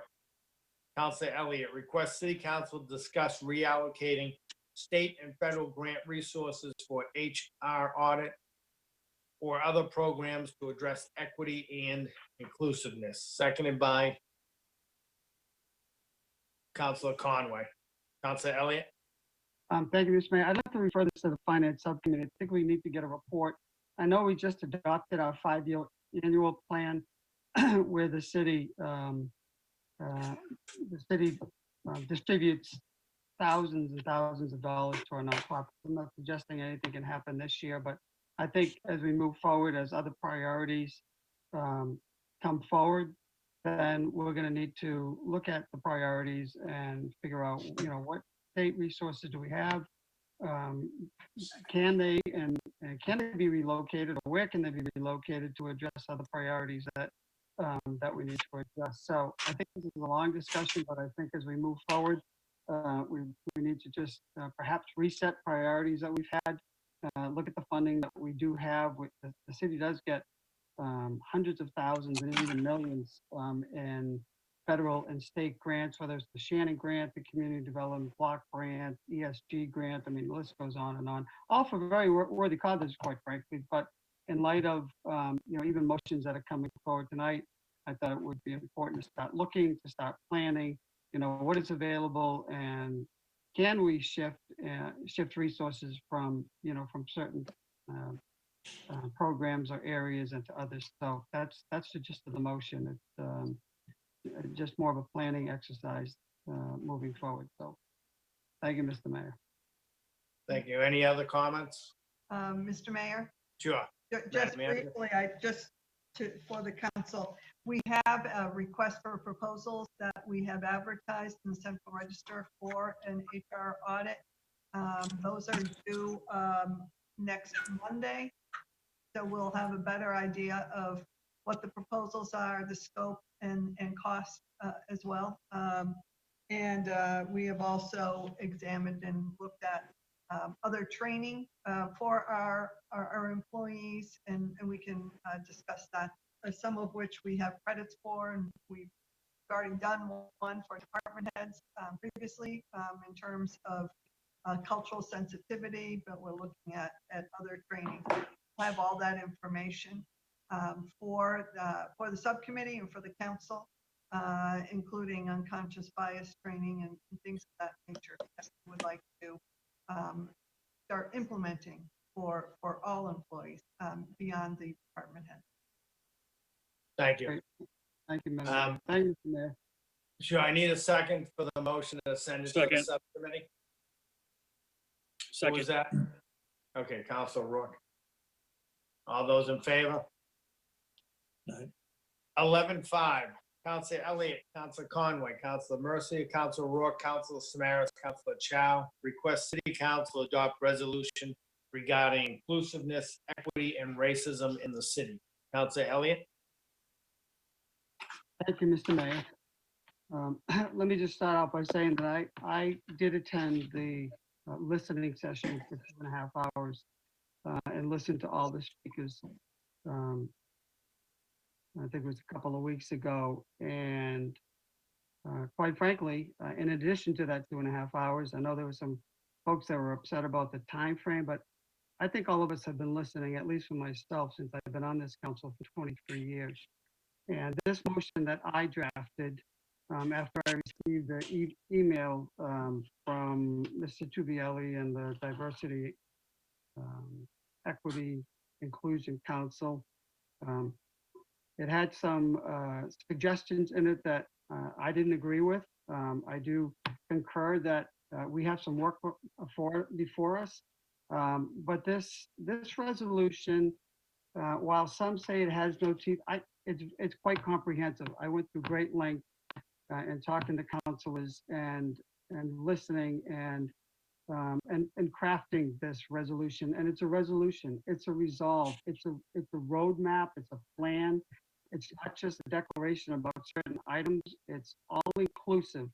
And I think it'll be an effective tool moving forward as we identify what areas we need to address, with, certainly training and outreach and many of the things I think that we have been doing for decades. And I don't want to dismiss all of the great work that this city has done that I'm proud of when I go outside of the city and I hear comments on how wonderful, how diverse Lowell, Massachusetts is, with all of our multicultural festivals and celebration and embracing people from all around this globe. It's just really, it's heartwarming to hear. That being said, do I think that we have some work to do? Absolutely. That listening session was always here to listen. I think that's the most important thing we do. So I'd just like to read the resolution very quickly, because I think it's important for those that may not have seen it to hear exactly what it is. And it starts out by saying, be it here resolved that the city of Lowell rejects all form of racism, and the city of Lowell will strive to support health services free from all forms of prejudice and inequalities. Whereas the city of Lowell will work towards creating safe and healthy housing opportunities for members of our multicultural community. And whereas the city of Lowell will continue outreach by our public safety officials in our communities of color and listen and learn. And whereas the city of Lowell will endeavor to appoint members of minority communities to positions in both city and school administration. And whereas the city will strive to direct funds from grants and other resources towards organizations owned and operated by minority community members. And whereas the city shall establish a fund to raise money, which we just talked about. And whereas the city of Lowell declares the confines of the city safe for all people of color. And the final is now hereby resolved that the city of Lowell is united and is resolved in all forms of inequality in our community. And this was by myself, Council Mercy, Council Conway, Council Samaras, Council Rourke, and Council Chow. So I firmly believe this is a resolve. It's not a weak document. It's not a document that's going to go on the table, but it's substantive, it's real, and I think it's a framework for us to move forward in the future. And I hope there will be support for this. So thank you, Mr. Mayor, and other members who's co-sponsored. Sure, Council Samaras. Thank you, Mr. Mayor. You know, at this time, I want to explain why I support this referendum. This issue, as you all know, was raised because of the death of Mr. Floyd. I think we can all agree this was an egregious act and must be dealt with. This referendum does not only deal with the issues of racism, but also speak to our addressing the issues of housing, poverty, health, and education, along with working to raise funds from the private sector. I look at this referendum as a tool to create a pathway to deal with those issues of racism, again, poverty, health, education, and housing. It will allow us to deal with the quality of life for all of our citizens in this city. When I speak to what Lowell is, it's not perfect, but we are a gateway city. It's a city that has had the political strength to make Lowell High School the first co-ed high school in the country, that Lowell High School has enrolled the first student of color in Massachusetts. Yes, this is our history, but what has that got to do with now? Today, from my lifelong personal and professional experience in the city of Lowell, in the Lowell school system, I have found that the citizens of Lowell have always made an effort to welcome immigrants and newcomers to the city of Lowell. With the help of a myriad of agencies like the International Institute, churches, public school system, and the public health community. However, with that said, I cannot say Lowell is free from racism.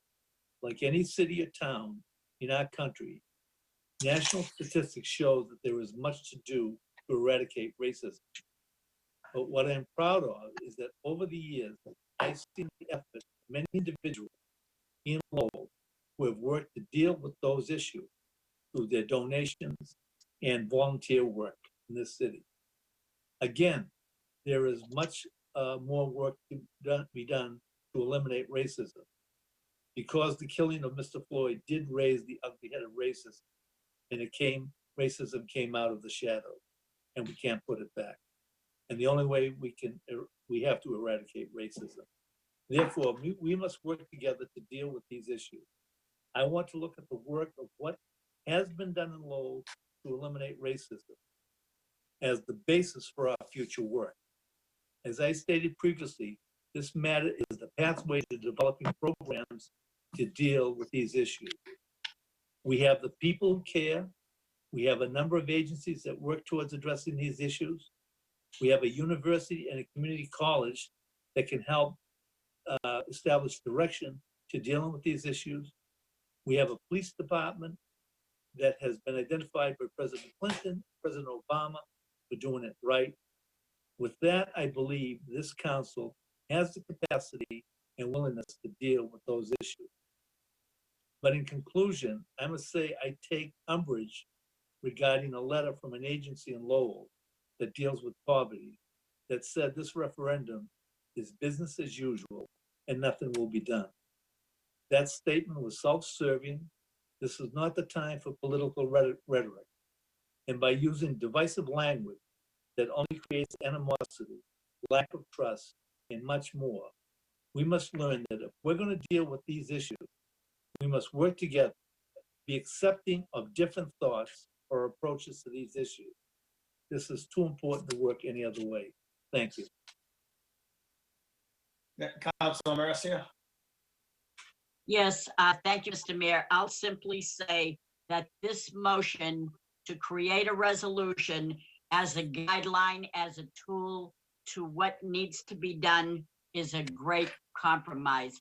I have more to say, but not on this motion, but I signed on to it because I believe it. To do nothing would be a bad thing. This is going to help to some degree. And I don't think any other motion will, take the place of be outstanding. This is a great compromise. To not do nothing would be not right, but this I believe is. Thank you. Councilor Chow, then Councilor Conway.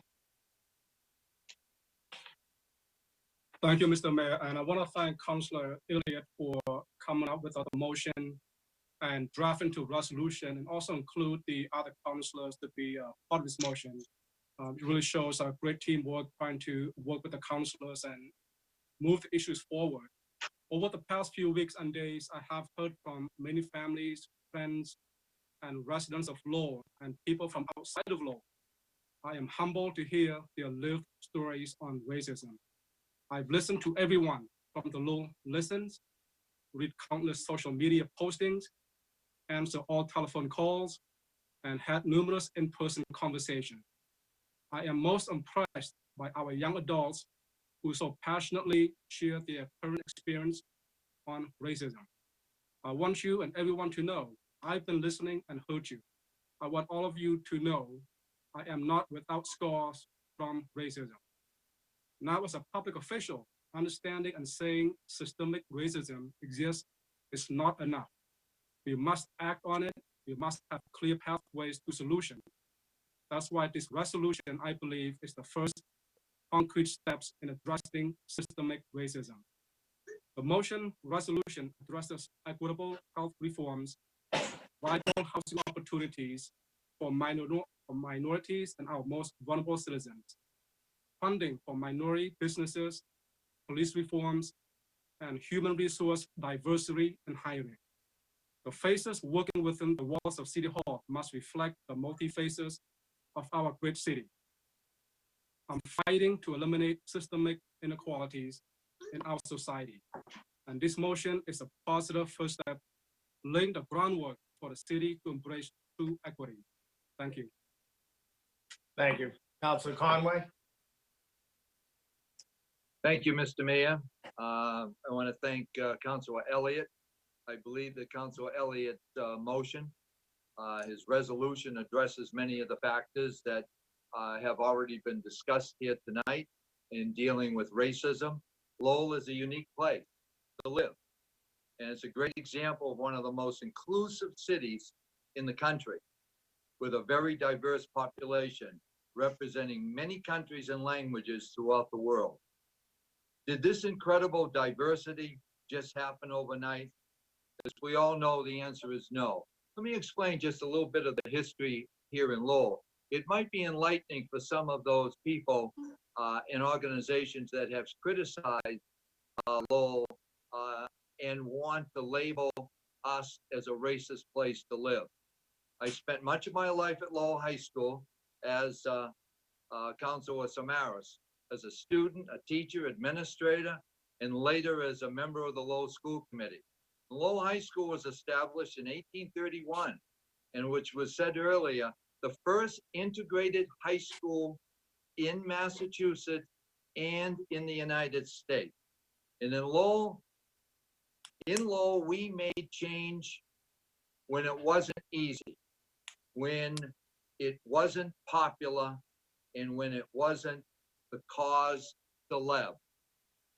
In 1987, with the leadership of Mayor Bobby Kennedy, who did an incredible job, the Lowell School Committee voted a decree that desegregated our school.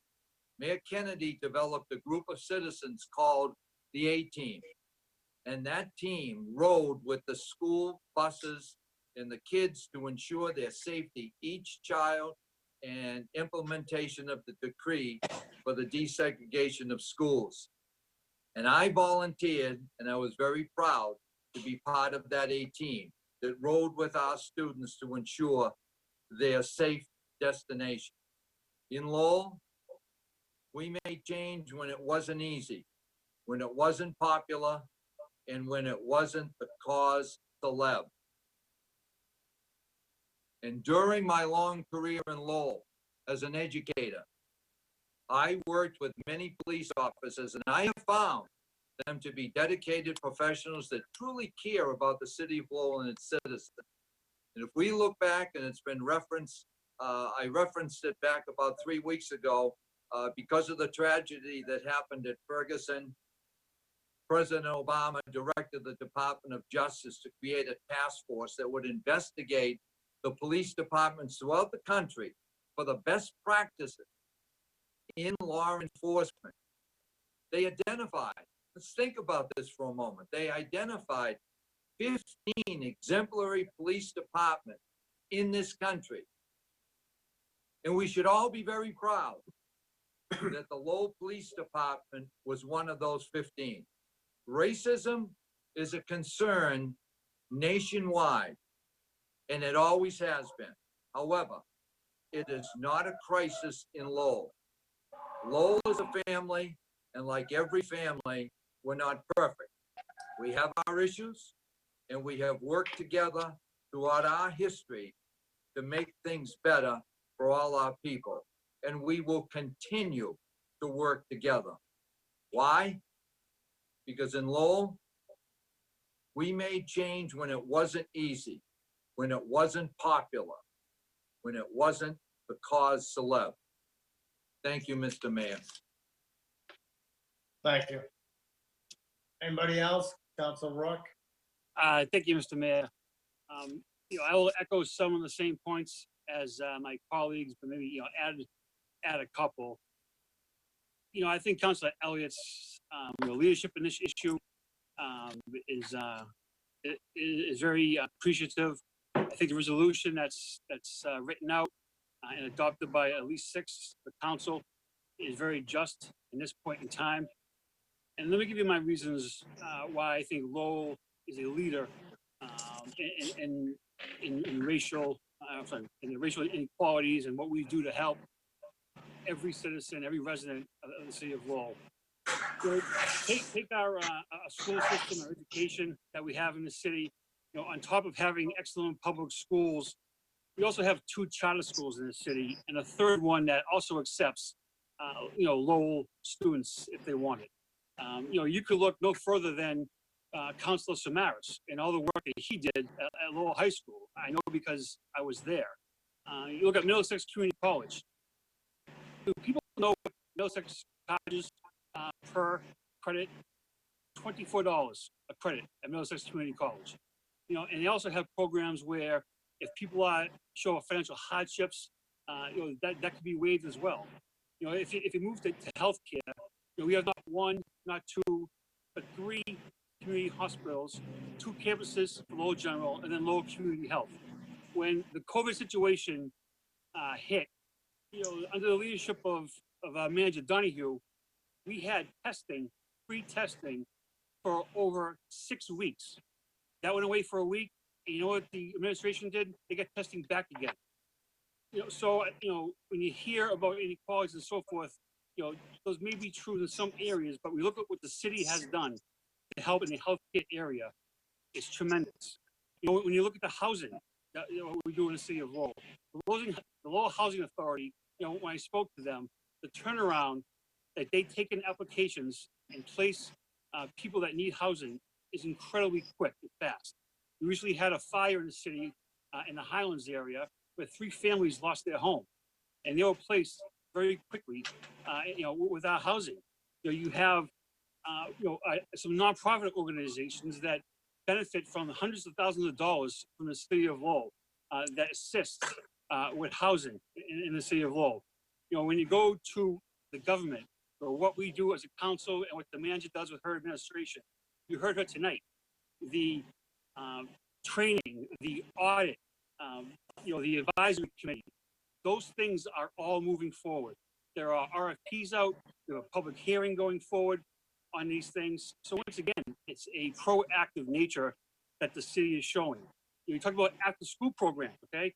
It's free before school and after school for every family that needs it.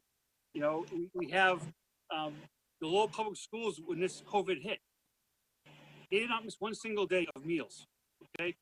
Also, when remote learning was put in place, they distributed over 3,000 iPads to every student that needed one, okay? You know, and then you talk about extracurricular activities, right? For $5, you can go to the Boys and Girls Club as a team for an annual membership, okay? There are numerous free sports leagues that kids can play in. Talk about the LRTA, what they offer our students. Students at Lowell High that need a pass, they get a pass.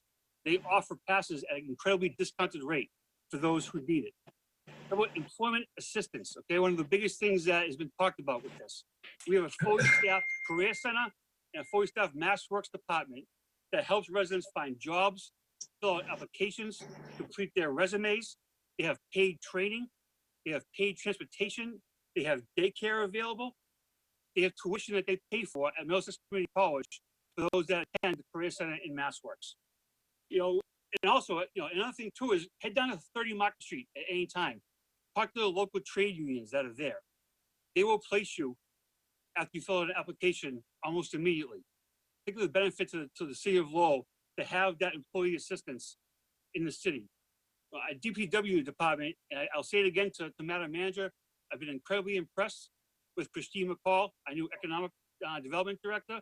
She has reached out to businesses. She has answered questions for everybody, minorities and whatnot, to help best assist them in opening a business and being successful here in the city of Lowell. You know, and I'll leave you with this. You know, last night I was watching the zoning board of appeals meeting. Okay, and the first petitioner was a young Cambodian woman looking to open a business on Shaw Street. And I got to give a tremendous amount of credit to the entire board of appeals. They were supportive. They were helpful. They offered ideas, you know, to this woman. And, you know, you saw the excitement on her face, and they talked about what she's going to do and how she's so excited to move into the neighborhood. And I think that that's just one small example of what the city of Lowell does citywide. When you talk about, you know, schools, you talk about our police department, you talk about our fire department, all the public participation that these departments do when they're off duty, when they're on duty, the co-op program for a drug problem in the city. You know, when you talk about them talking to the youth of our city, you know, people just think that it could be law and order. That's not true. I have a motion that's coming up that talks about all the money and all the public participation that our public safety officials do with our city, with our residents, with our youth, with our programs, with our nonprofits. And people are going to be pretty surprised when they get those numbers back from the administration. You know, and obviously what a couple of my colleagues have said before about, you know, Lowell's not perfect. You know, that is true. But I would put the city of Lowell up against any city or town in the country and go head to head on what we do for all our residents, minorities included, then they would do as well. You know, and I, you know, am curious to see any counselor that decides to vote that the city of Lowell has racism as a health crisis. Thank you, Mr. Mayor. Councilor Noon, do you have anything to add?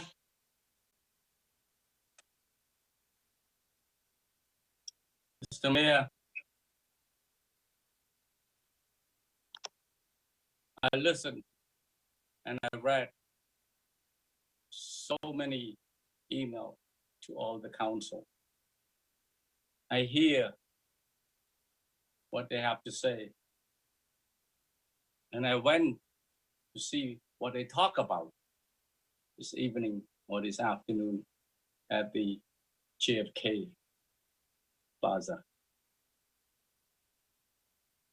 So many speakers, the head of CTI, community teamwork, and other. But in email,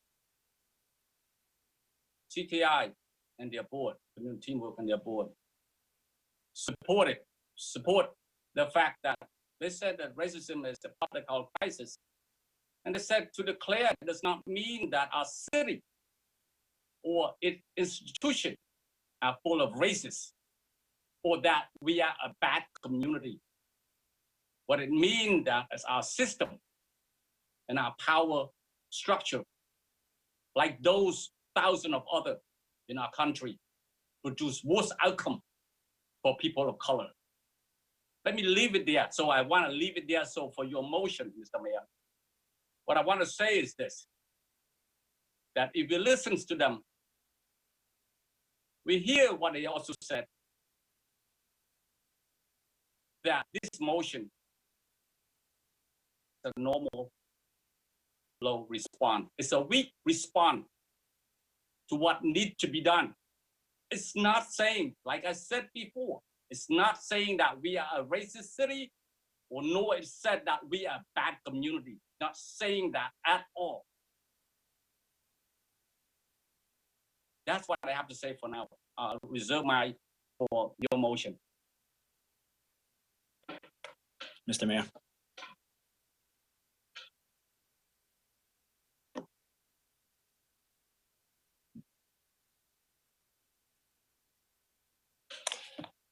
Thank you, Mr. Mayor. I'm going to be voting no on this motion, and it's not that I disagree with the language of the motion. There's a lot of very good wording in there. I have to say I was a bit disappointed by the process through which this motion came up. I was sent a copy of this motion after it had already been filed. Before I even had a chance to read the email, I found out through the media that it was filed with 6 other counselors, or 5 other counselors as co-sponsors. I heard references to, the co-sponsors and teamwork and collaboration, and I just don't feel that this was a process of collaboration that this came through. We've had the opportunity, particularly over the last 3 weeks, to do a lot of listening. We had the listening session where we heard a lot of public testimony from the community members, from the Black community, Latino community, Asian community, many of whom asked us to do something very simple, which was to acknowledge the public health implications of racial inequality throughout this country, but also in this city. And we've continued to hear there's a letter with over 1,500 signatures on it of individuals from this community. There are over 100 organizations signed on to the same letter. We've received dozens, if not even hundreds of emails over the last few weeks asking us to take that step of a declaration to acknowledge the public health implications of racial inequality. And we have many people who have been waiting on the phone all night. There were over 20 registered speakers who signed up to speak tonight. They weren't given the opportunity to speak earlier tonight. They're waiting to weigh in on another motion later tonight. And I'm really wondering where if there's community support for this approach. I haven't really heard that tonight. I'm not sure how much support there is for this approach in the community, but we know. I mean, it's undeniable.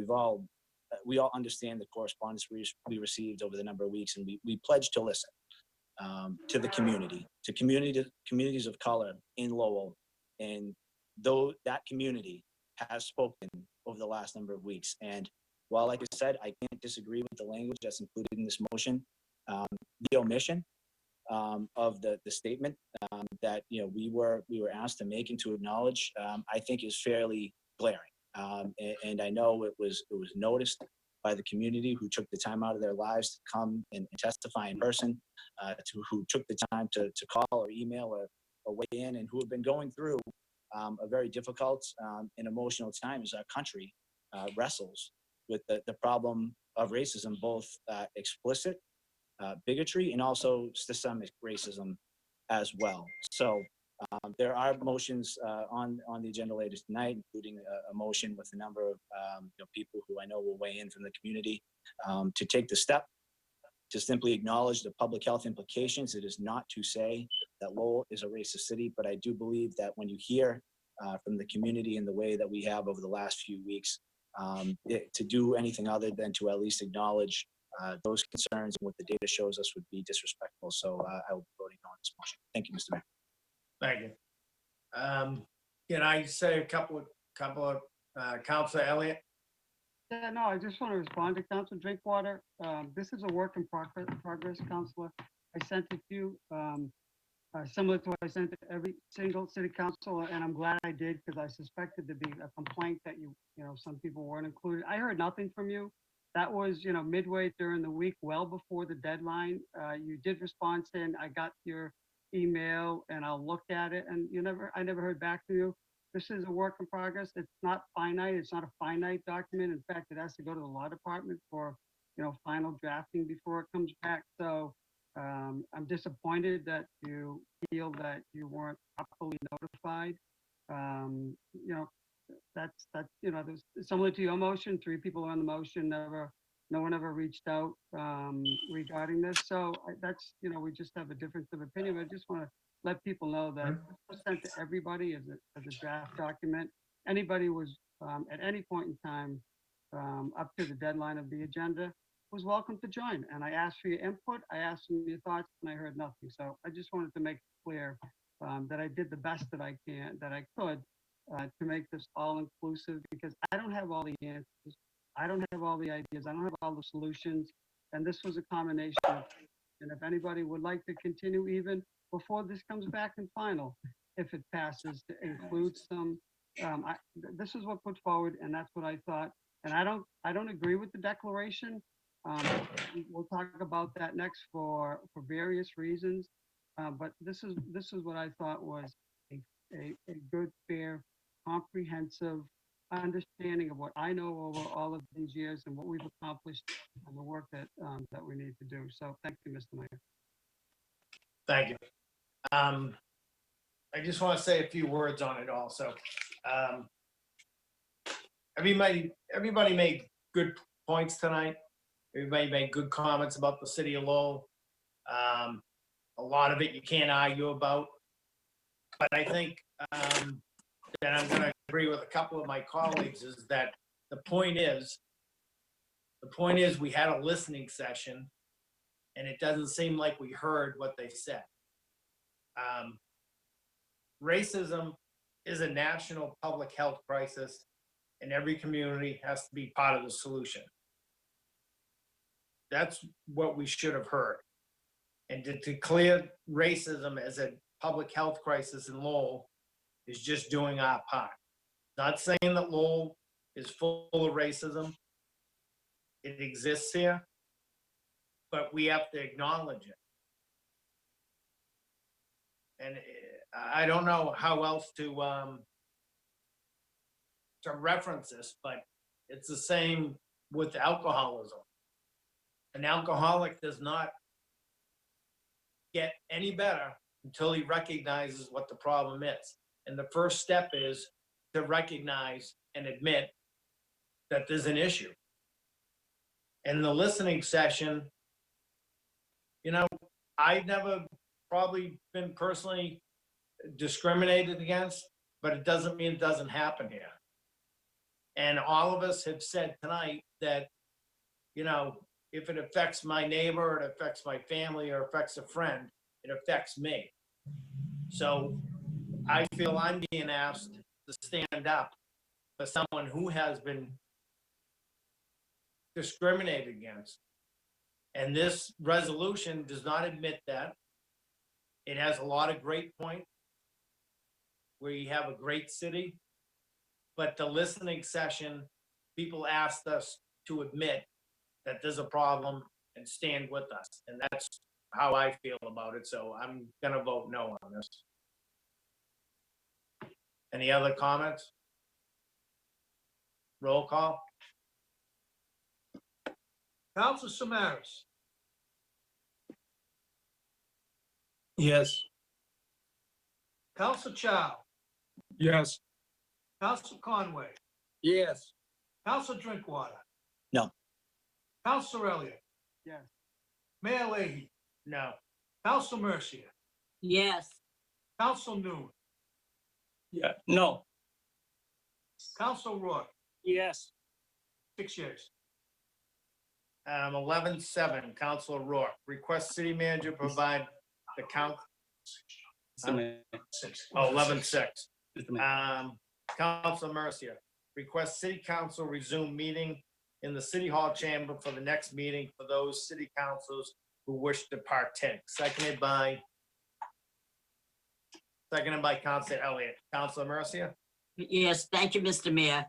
At some point in time, I feel that this city council should return to home base, but literally not my home, the city's home, the city council chamber. City employees went back to work and no longer work from home. So too should we. So I am proposing through this motion that we return to the city council chamber for those that wish to and resume the work that the voters bestowed onto us.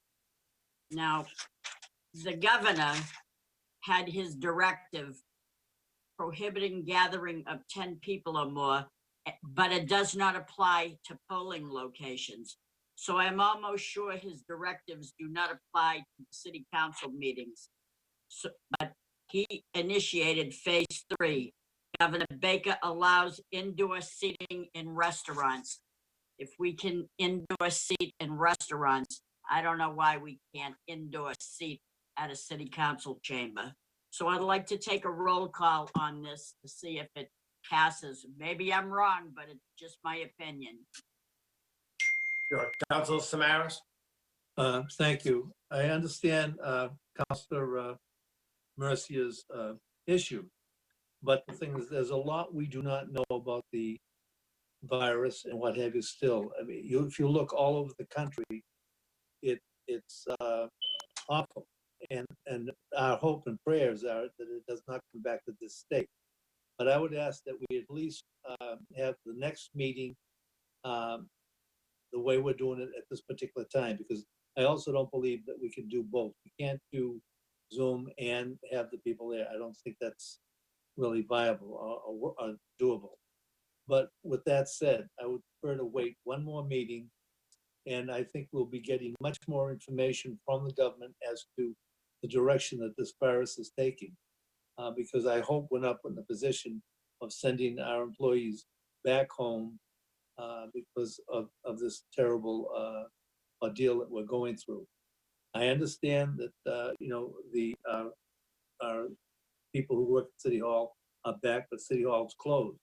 I do expect that when we finally do go back, there'll be a desire by the community to have open meetings. So I think we should have a little more discussion and a chance to work everything out. I mean, I have to speak. I've talked to, we'll say, my own doctors about this, and they say, why would you want to go back to a meeting in a room that's up to 3 hours? It could be problematic. So the thing is, with that said, I would hope that we could stay at home one more meeting. Thank you. Thank you. Any other comments, Councilor Conway? Yeah, thank you. Thank you, Mr. Mayor. And I appreciate the Councilor Elliott, Councilor Mercia's motion. I mean, that's something that I certainly want to get back to the chambers too. From what I understand, I think the only town or city around here that meets in person is in Drake. Nobody else, from what I understand, do meet at this particular point. I think that what was just brought up by Councilor Samaras, this virus is a lot different than viruses we've had before, even the serious one. It is not taking a general path. You know, for example, if you go back to the polio, it was pretty well stated that if you had polio, you'd never get it again. This is what we were told. a lot of times this happens when you have some type of a disease. Once you get it, then you're not going to get it again. Now, there's data that just came out in the last couple days that individuals that have had the virus can get it again, are getting it again, and when they do get it, it's at a completely different level, a much more serious level. So again, a lot of these viruses, they die, whether it's in the wintertime or the summer. This virus is not dying. Today, I would like to share something personal with you, and that is I had a Zoom meeting with my cardiologist, and I ran this by her just to get a feel.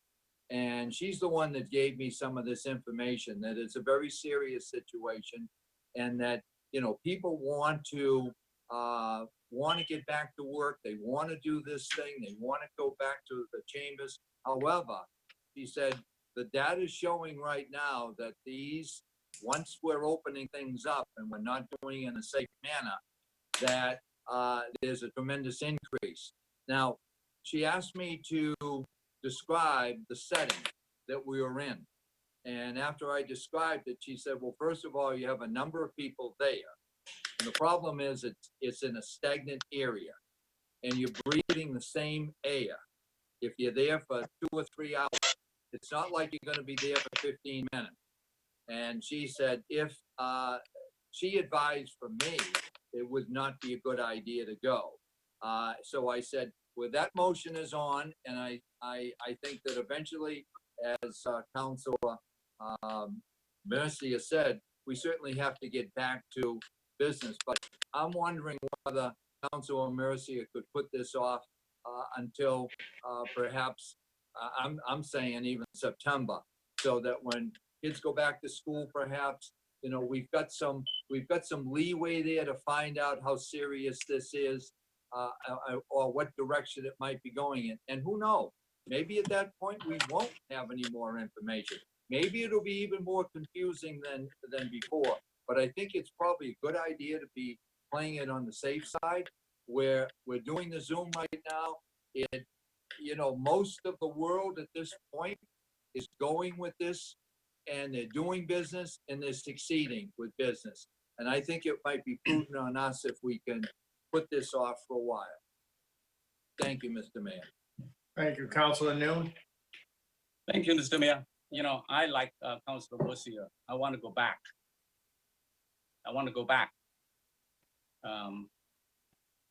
Long time ago.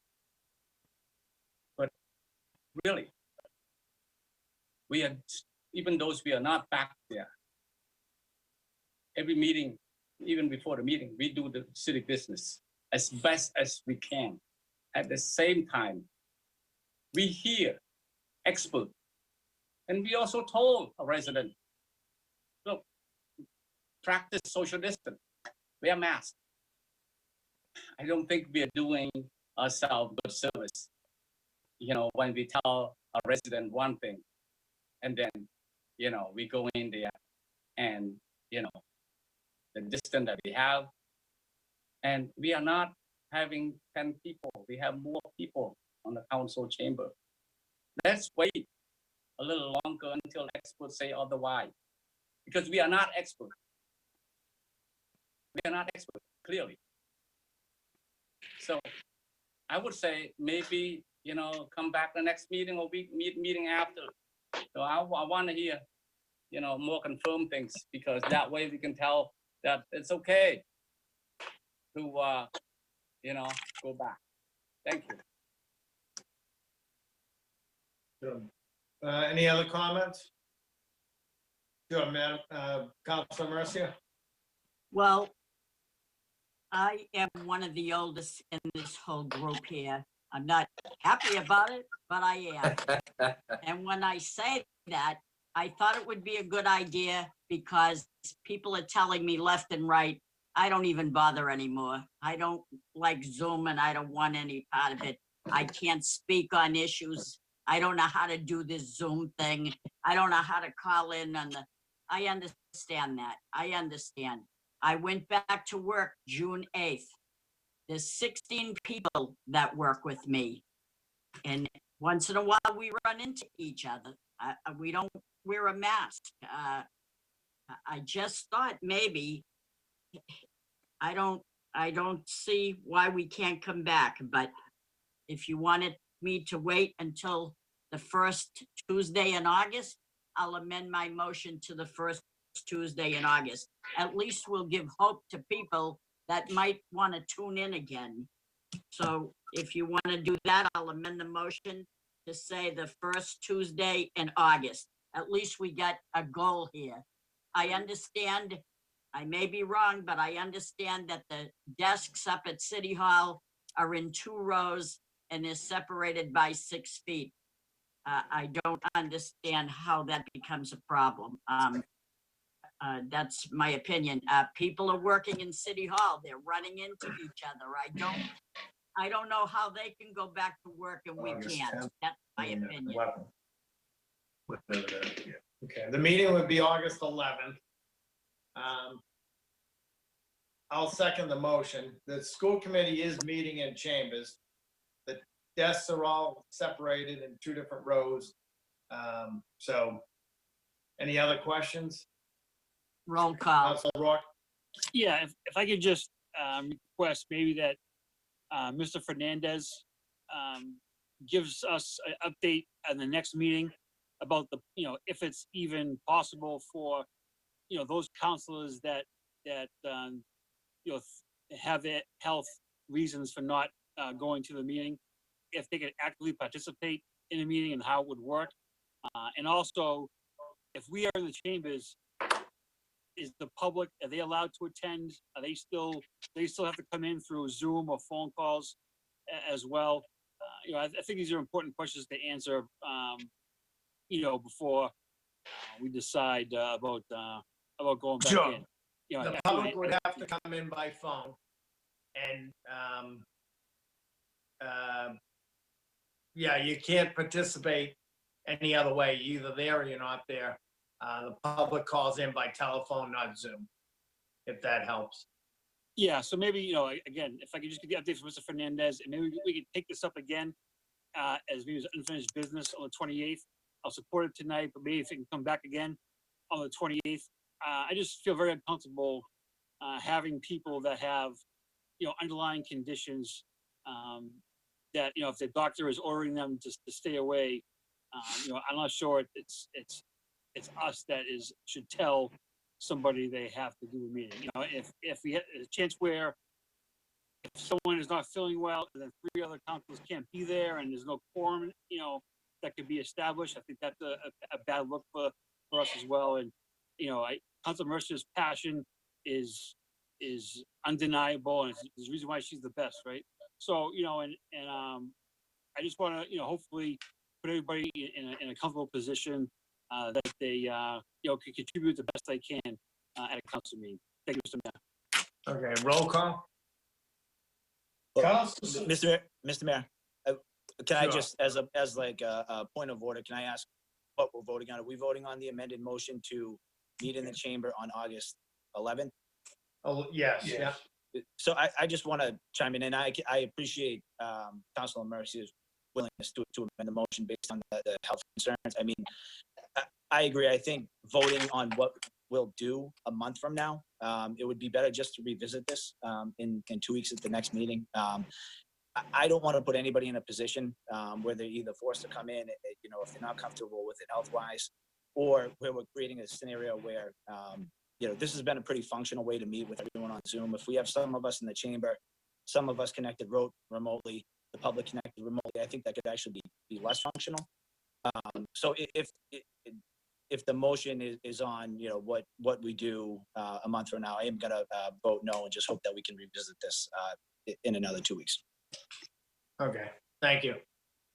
Roll call. Council Samaras. Yes. Council Chop. Yes. Council Conway. Yes. Council Drinkwater. No. Council Elliott. Council Elliott. Yes. Mayor Leahy. Yes. Council Mercier. Yes. Council Noon, No. Council Roy, Yes. 7 yeas. All right, so we'll get an update, but now we voted to go back in, right? Yeah, So, okay, but thank you. Mr. Mayor, Mr. Mayor, Um, we'll have an yeah. update on the 28th, correct? yeah, we'll get an update on the 28th, but we just voted to go back in on August 11th. I understand that, but I think as the council talked about before the vote, we'll get the update on the 28th, and if it has to be revisited, we should revisit it, correct? Yeah. Sure. All right, thank you. Yeah. Mr. Mayor? Yeah. Mr. Mayor, there's a lot of speakers waiting to speak on your motion. If I may ask to take those motion of you out of order. Okay, need a second on the motion? Second. Second by Counselor Drinkwater. Do we want a roll call again? Counselor Chow? Mr. Mayor, I just want to make a comment to that. I would vote no on the amendment right now simply because I have just one registered speaker on my motion. And if you go direct to your motion, she would have to wait another hour or so. So I have only one registered speaker. So, and if you go first, you will have to wait much longer. So maybe I can make a motion to have my motion go first before yours. Okay, motion on the table is to suspend the rules. 11, 10, 11, 11. Yeah. Take them out of order. Yeah. Okay, roll call? The motion is to take, motion 11, 10, 11, 11, 11, and 11, 12 out of order. Council Samaras, Yes. Council Chow, Yes. No. Council Conway, Yes. Council Drinkwater, Yes. Council Elliott, Clerk, I'd like a clarification on what we're voting on. I thought we were trying to take Council Chow's motion out of order. Yeah, That's what I thought. I thought so. Council, Motion Mr. Mayor, the motion, the request now to take motion, your motion 11, 11, 11, point 11, 11, 12 out of order. So let's Can I get continue with We're gonna take the roll call, Counselor Clark, can you say it again? 10 because there's another registered speaker. So we do 11, 11, 11, 12, and 11, 10 in that order. 11, 10, 11, 11, 11. What number is it? We're in the middle of a roll call. Yeah, roll call? Council Elliott, Yes. I put it on there. What number is it? Mayor Leahy, Yes. Council Mercia, Yes. Council Noon, Yes. Council Roy. Yes. Yeah, this one. So 11, 10, right? 11, 10, yeah. Okay, 11, 10, that's Counselor good. Chow. Yep, Okay. Yeah, me. okay, I get Okay, back I'll- on. Okay, thank you for clarifying that, Mr. All Clerk. right, Originally, I let me thought the, let me start it. 11, 10, Counselor Chow requests city manager investigate upgrading the intersection of Wedge, Campbell, and Loose Streets from two-way stop signs to four-way stop signs with marked crosswalks. Seconded by Counselor Conway. Counselor Chow? we do have a registered speaker. I don't know. Sure. She on? Margaret Gillen? Yes. Yes, I'm here. Yep. Hi, my name is Margaret Gillen, and I live at 58 Wedge Street. I live a house away from Thomas Crowley Park. And so my concern is the number one, speed on Wedge Street in which drivers are exceeding. But another concern is it's basically an intersection at Wedge Street, Campbell, and Laura, not Loose Street, it's Laura Street. And so, number one, cars are going very fast on Wedge Street, but when school is in session, not only do we have the Bailey, Lowell Catholic, and even Washington School, all in this area, there are so many students walking in the area, and never mind just cars picking up their students. And people coming up towards the park are going extremely fast. And so I would like to see if there could be, number one, crosswalks at Wedge and then Campbell and Laura, and also make it a four-way stop sign. Because what happens a lot of the time is many parents that really aren't from the Highlands who are bringing their students over to the schools, they don't understand that from Campbell over to Laura, it is a stop because Wedge is like intersecting those streets, and they just continue. They don't even stop. So I just have fear that someone coming on Wedge is going to hit them because where that intersection is at the top of the hill. If you're familiar with the area where the park is. So, obviously because there are students around, and again, where I live on Wedge Street, basically from 2 houses up from me and maybe 3 houses down, there are about 13 children that live on this street. And I would really love to see this 4-way stop and also the crosswalks. Thank you. Okay, thank you for your time. All right, thank you for speaking. Councilor Chow? Thank you, Mr. Mayor, and I just want to make an amendment, correction to the wording of the motion on the agenda. Yep, we got that Laura Street. Got Laura Street and Campbell Street and White Street. So basically, in that area now, there's no stop signs and no marked crosswalk. And as the registered speaker mentioned, many children walk in that area to the park, to schools, baseball field, and so forth, and many vehicles that travel up and down White Street. So I request the city manager and a traffic engineer to study and improve that crossway. Thank you. Thank you. Any other questions? All those in favor of the motion, say aye. 1111. Motion by myself, request city council vote to assert that racism is a public health crisis affecting the health, safety, well-being of residents in the city of Lowell, and to affirm that the commitment to efforts aimed at understanding, addressing, dismantling racism in all its forms, and to further request that the city manager direct the law department to draft a resolution formally declaring racism to be a public health crisis in the city of Lowell. Seconded by Second. Councilor Noon. We have about 20 speakers on this. We'll let the public speakers go first. Mr. Mayor, Mr. Mayor, can I ask a quick question before we start the speakers? Yep. So, Councilor Rourke. if the solicitor is still on the line, we just ask her about any legal implications of this motion, just to be sure that we're not wasting anybody's time. Sure, Madam Solicitor, are you there?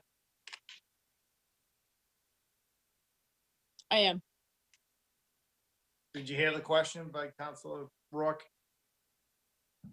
Yes, if there's any legal implications Yeah. by the motion, you as the mayor haven't yet spoken on the motion. It might be helpful to first hear from you Okay. on the motion and the intent. All right, why don't I speak on the motion first? Okay. The intent of this motion basically is the result of the listening session and the many correspondence that we've gotten from the citizens and from the community. What I said before is that racism is a national public health crisis, and every community has to be part of the solution. And by declaring this here in the city of Lowell, it makes us part of the solution for this national public health crisis. That's the intent of the motion. We've heard a lot from the speakers. We've got a lot of correspondence. And again, the one thing I got out of the listening session is that this is one of the factors that one point that the speakers want us to do for them. We have over 1,500 signatures on a petition. We have over 100 businesses that signed the petition. I think that's quite significant. Some people may argue that people don't live in the city, but they work in the city. And I think that's pretty significant. So I'm hearing what they're saying. I went to the listening session. And I hear that they want this declared to start the process of working to end racism. And that's the intent of the motion. Madam Solicitor? Thanks for that. The clarification with respect to public health crisis as it relates to a national public health crisis is something that would be totally appropriate for council to support or not support. As far as language that would specifically relate to the city, I would simply point out, and it didn't sound like that's where the intent of your motion was. As it relates to the city, despite the intent behind these motions, it's possible that that any kind of a finding that was made by a council could come back and have an adverse impact on litigation as we go forward. That in various cases that the city has and has had in the past, cases like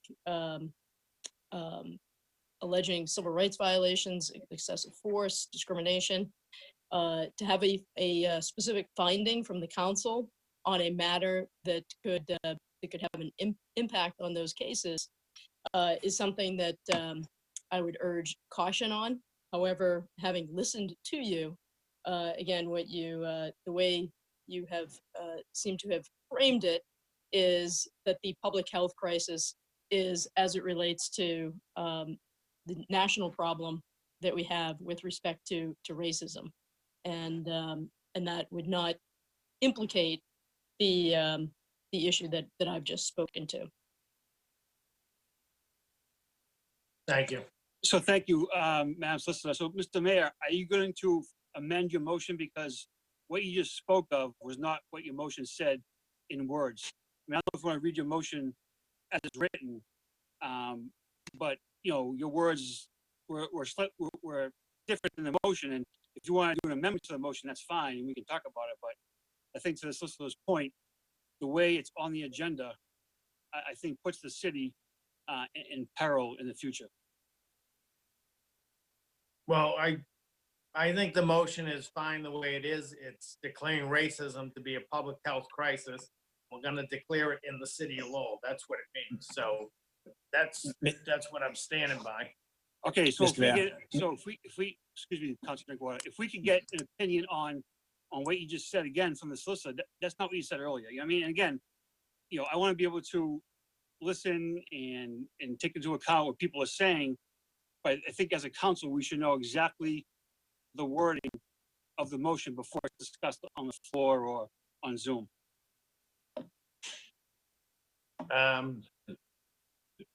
Madam Solicitor? So to that point, again, if the council is going to make a specific finding as it relates to the city, that again could have an impact on matters of litigation that come before us. So Boston and Worcester and Somerville, they basically all open themselves up to, we could argue that they all open themselves up to litigation. It's not that they're opening themselves up to litigation, but when no one counselor can make an admission on the part of the city, but the council acting together, whether it's based in reality or not, if they purport to make a specific finding about something that could bear on a matter of litigation, it could indeed have an impact on a case. So again, if council were to make a specific finding that of an admission, if you will, of racism in the city, whether or not it has been thoroughly studied or not, and that is putting aside obviously the issues that that we're well aware of going on all across the country and that we're trying to address. Those matters could have an impact on the city's cases. So to say that racism exists in the city, we're saying that we can't say that? I'm not saying that. And to be clear, that in and of itself is a little bit different from what has been articulated. I guess the in the two other times it's been addressed. There certainly could be and certain is instances of racism, obviously in the city of Lowell, as there is all across this country. And there would be little doubt of that. What I'm speaking to is the council making a specific finding.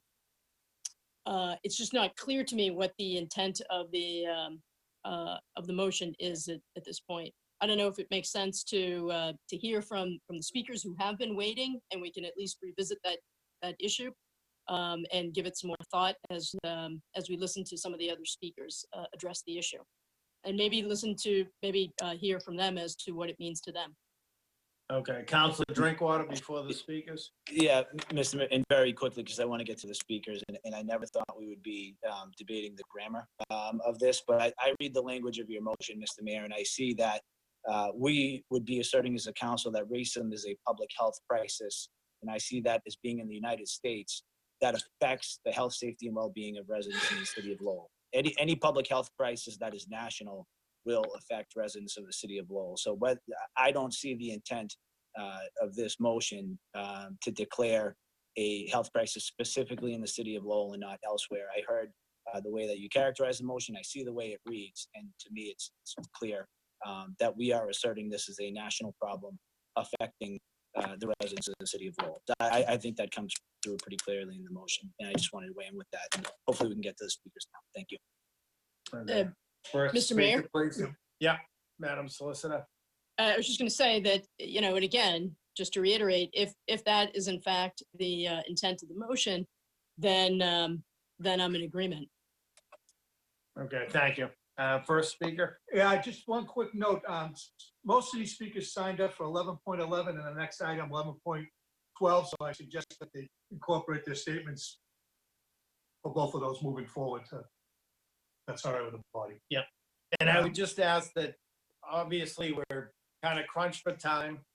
We would like to take a vote on this tonight, so I apologize for the short time, but if you can make your points clear, concise, to the point, keep them not personal, and stick on point, be much appreciated, and hopefully we'll have enough time to vote on this. So first speaker, please.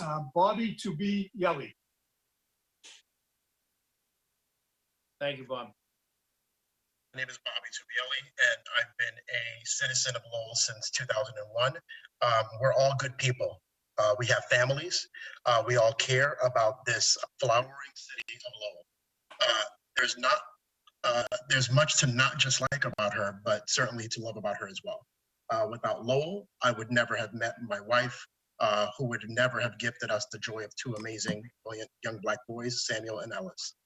Without Lowell, I would never have learned about the beauty of Southeast Asian culture, Portuguese culture, and the stories of the waves of Irish, Greek, and French Canadian immigrants whose sweat and sacrifices greatly contributed to the greatness of this city. When I think about this public declaration, it's important for all of us to understand all have significant yet unique life experiences. I will never understand the challenges we face every day in this patriarchal society, and never understand what it's like to be a Black man.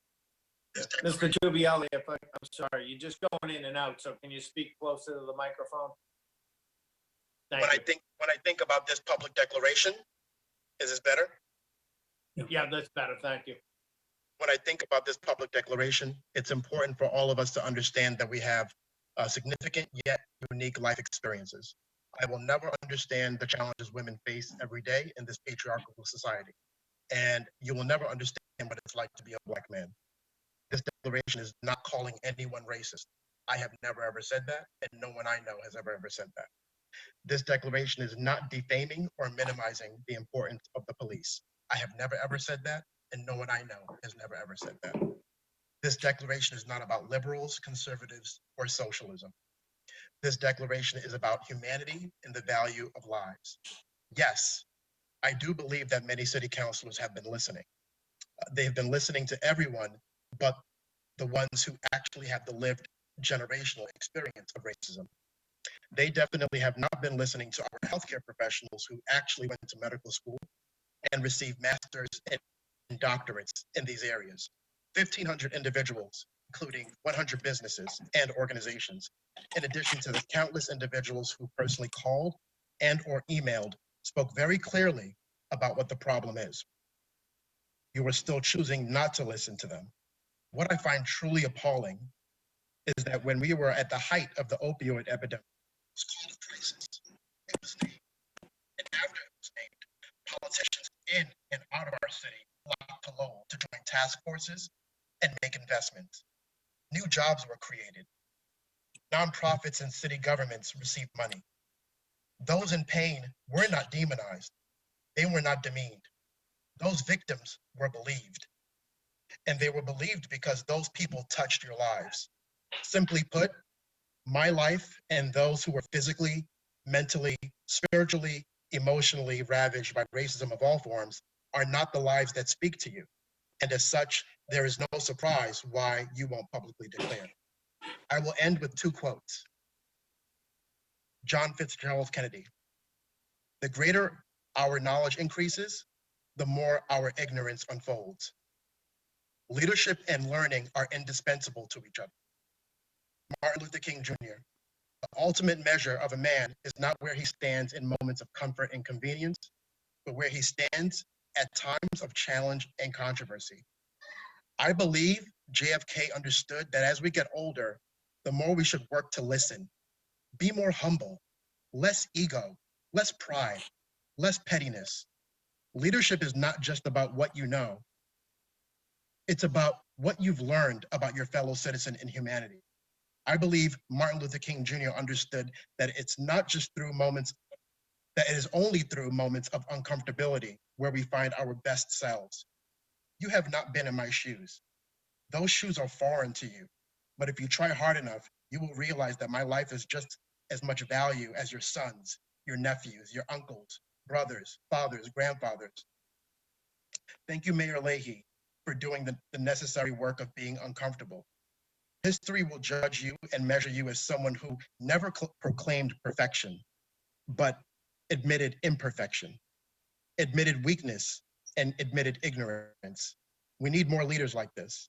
These are challenging times for all of us, but what makes Lowell different is that we're willing to have the difficult conversations and find ways to come together to make positive change. Any motion or resolution that does not name the problem is the problem. Thank you. Thank you. Next. Isa Walda Georges. Good evening, and thank you for getting my name right. That's quite a feat. Thank you, Mr. Mayor, City Manager, and councilors for having me this evening. Can you hear me okay? Yes, thank you. Excellent. My name is Isa Walda Georges, and I'm the Executive Director of the Center for Hope and Healing, a nonprofit organization that has been combating domestic and sexual violence in this community for close to 45 years. I am a resident, a member of this community, and a nonprofit leader.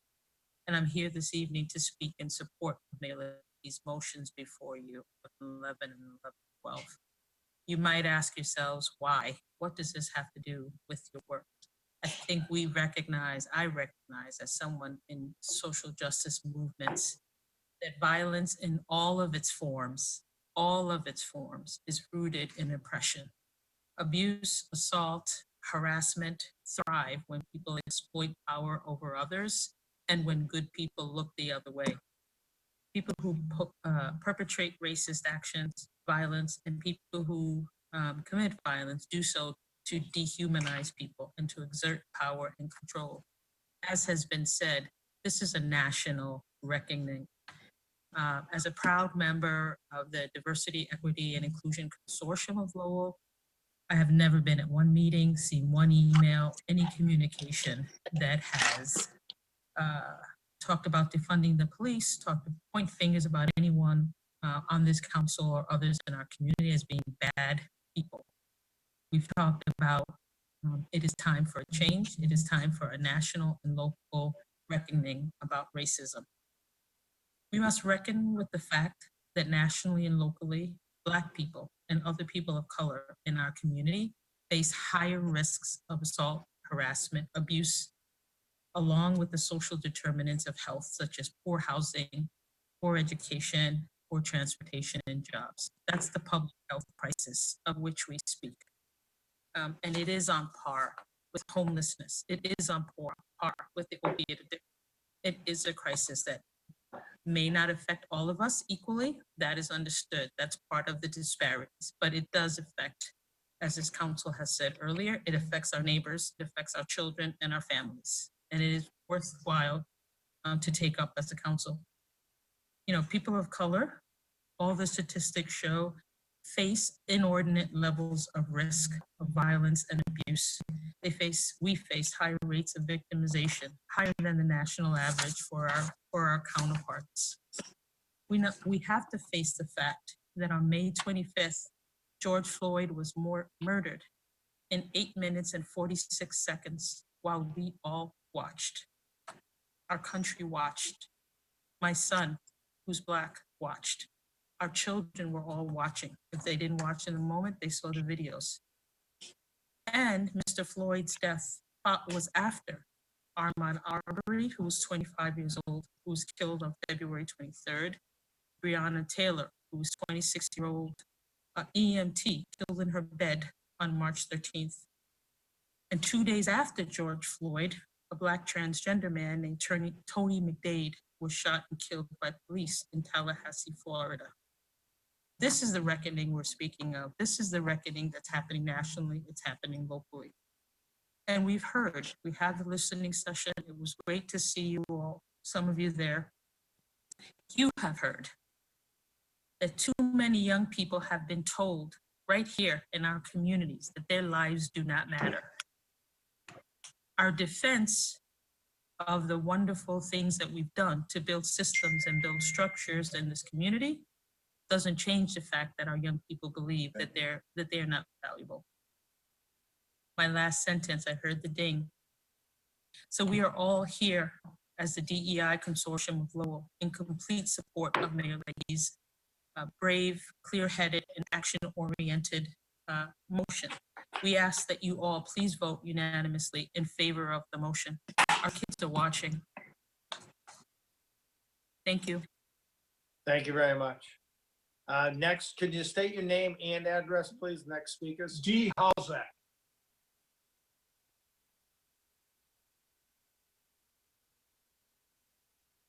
Are you there? Can you hear me? Yes, thank you. Oh, okay. My name is Dee Halzak. I have lived at 318 Pawtucket Street for almost 25 years, and I'm here to make a statement in support of motion 11.12 on behalf of Solidarity Lowell. We are glad to see our City Council taking residents' concerns about racial inequity and exclusivity in our city seriously enough to spend considerable time on them. The mayor's proposed task force is a necessary step to help the city move forward in addressing racism in the city. It demonstrates a commitment to doing the work that will make our city more equitable and inclusive, and it creates a structure to ensure that the city answers some of the needs already expressed by the Lowell Diversity, Equity, and Inclusion Consortium. We do note that while a deadline has been set for results of the task force to be published, we were disappointed that there is no time frame set within which the task force would start meeting. It is too important a matter to be left to an indefinite future.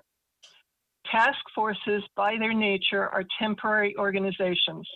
the way racism exists and operates in our culture will require a long-term organization that can continue to help the city live up to its commitment by following best practices and by addressing any violations of those best practices. We believe it is important to work toward the creation of a permanent office of diversity, equity, and inclusion as requested by the consortium. Thank you. Thank you. Lisa Arnold?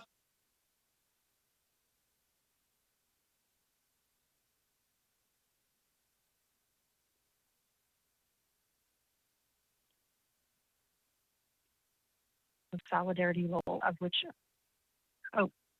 It just started. You could just state your name and address again and start again. okay, sorry. My name is Lisa Arnold, and I am at 58 Prescott in downtown Lowell, and I am a candidate for state rep as well as a member of Solidarity Lowell, and Solidarity Lowell asked for me to speak on their behalf as well as myself. Lowell has a racism problem. You may not see it, and I may not always see it, but I know it's there, and I know it is not invisible.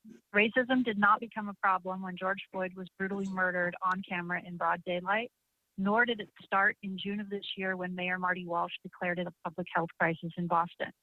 What did happen, however, was that the conversation about racism got louder and more people have opened their eyes and have become willing to be vulnerable and to admit their own uncomfortableness around the conversation about race. So today I am calling on our Lowell City Councilors to support the mayor's motion to declare that racism is a local public health crisis, and specifically in Lowell. And this is an important question of public health policy. We've all learned the importance of listening to actual public health experts and not just reacting based on politics. The letter that was written by the Diversity, Equity, and Inclusion Consortium included input from residents, public health administrators, researchers, and educators who've done the homework and provided the background data showing just how systemic racism has disproportionately affected communities of color here in Lowell.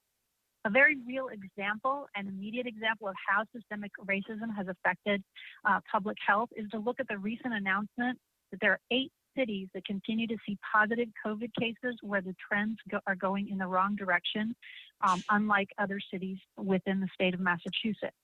And because of that, they are offering free testing to anyone in those cities, regardless of symptoms, because they need to figure out what's going on and help to stop that. Those communities are Chelsea, Everett, Fall River, Lawrence, Lowell, Lynn, Marlborough, and New Bedford. And one thing all of those cities have in common is the makeup of their racial and ethnic makeup. It is not a coincidence that these cities have significant communities of color, and they're the ones seeing the health crisis the most right now.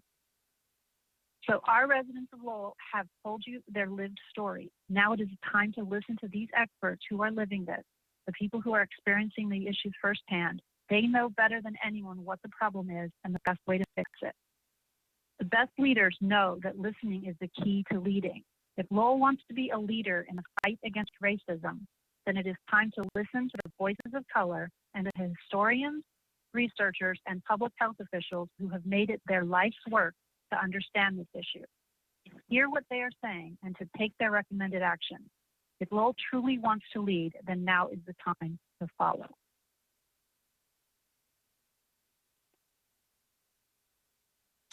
That's it. Thank you. Thank you. Are you all set? Rue, Nickenberg. Good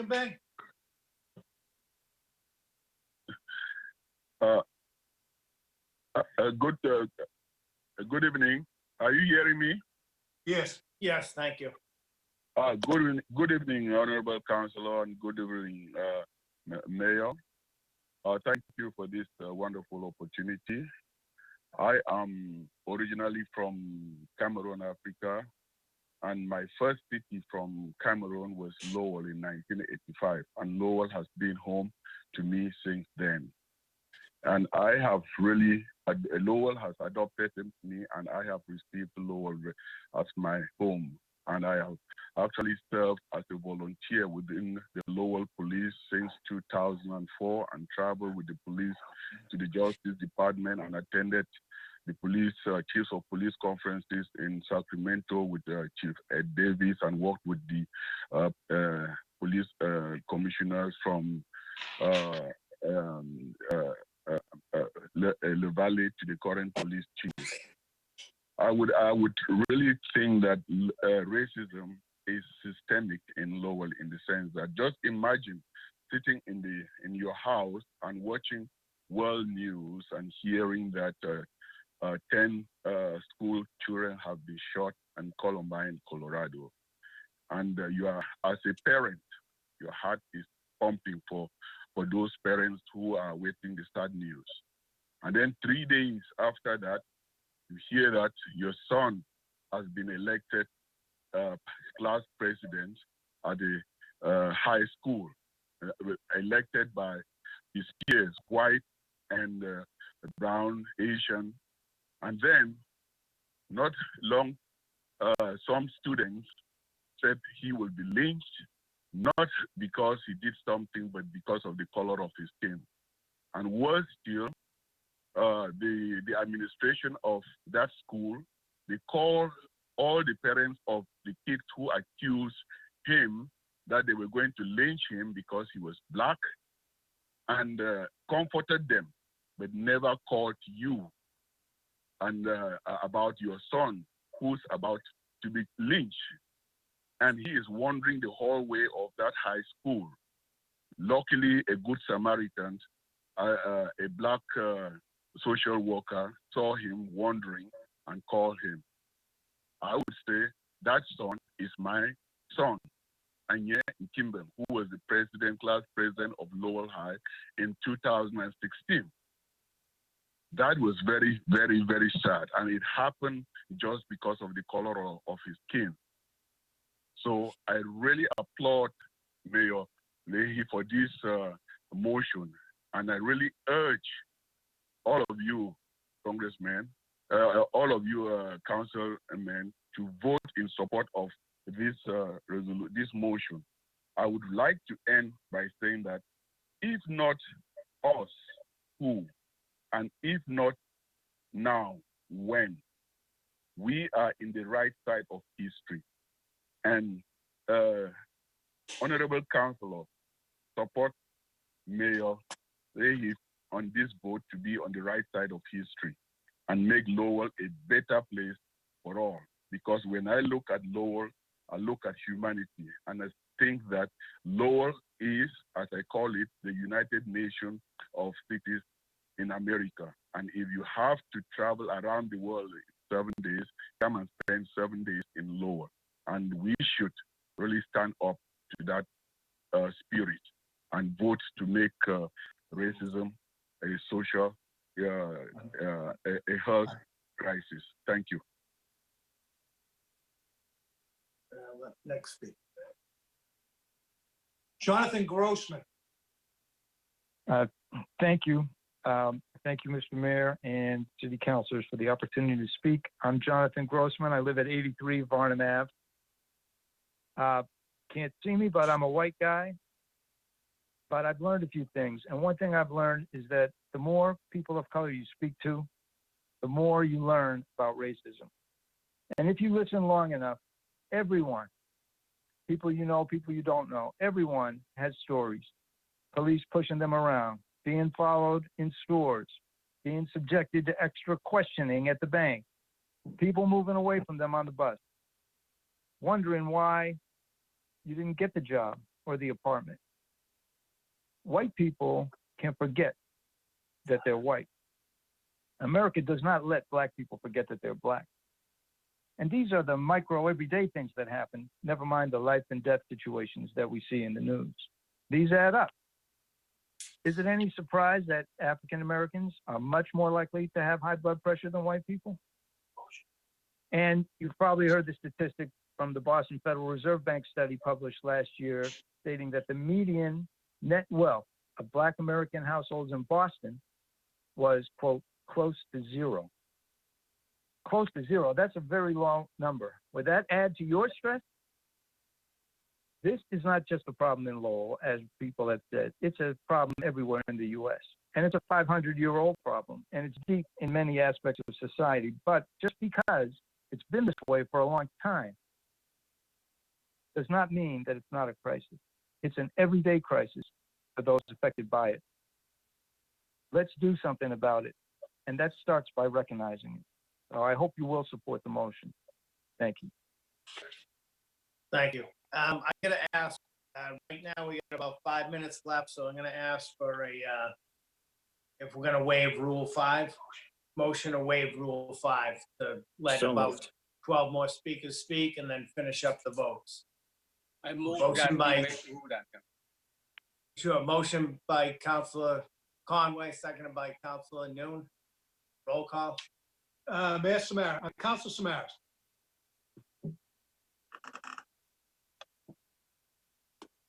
Council Samaras.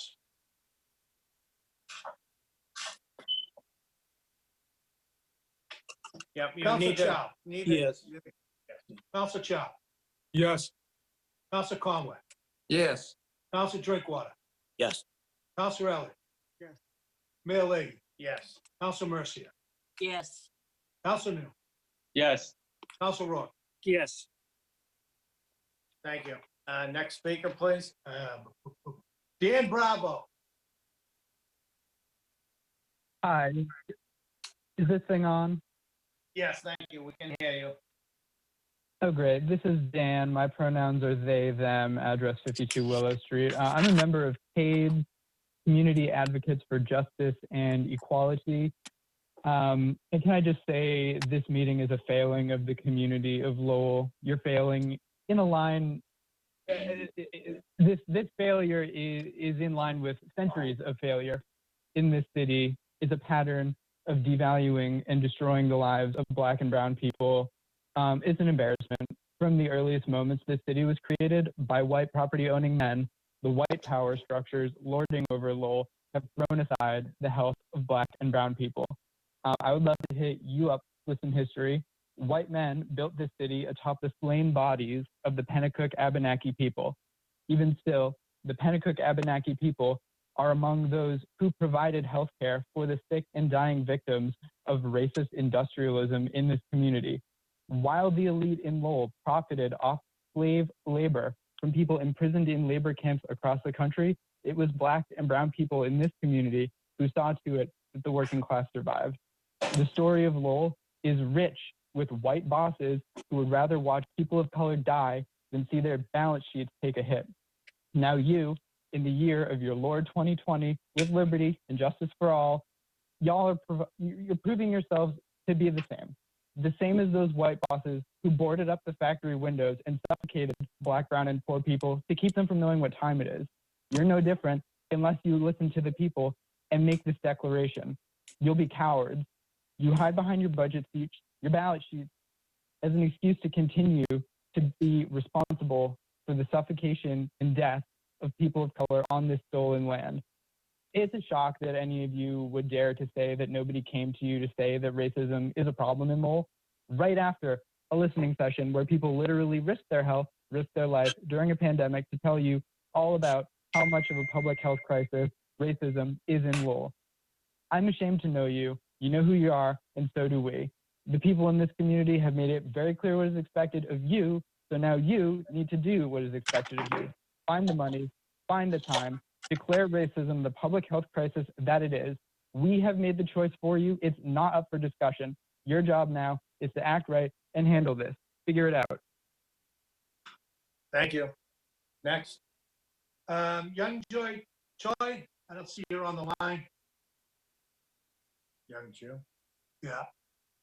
Not on there. Okay. Trying. Next. Jay Mason. Mason. I live at. Hi, my name is Jay Mason. I live at 77 Tyler Park. I'm the chair of the Lowell Sustainability Council. We discussed this issue at our meeting the other night. I believe racism is a public health crisis. It suppresses social sustainability, like economic and environmental sustainability. Social sustainability is part of the balance we need to operate our society freely and productively. Without balance, we risk the breakdown of our society. We expose our children to injustice, our neighborhoods to inequality, and our cities to stagnation, even violence. There's a significant number of our community that feels disconnected. I hear from them, and I see their frustration. We have a choice to listen and become less ignorant about our surroundings. We can use this time to move forward towards real progress. Accepting that I know less than I should is a start. The next step is real action toward the dissolution of racism. That step is made possible by tonight's council motion. I urge the council to vote this first step tonight. Thank you. Thank you. Next. Moynihan Join, I don't see her on there. Marissa Shea.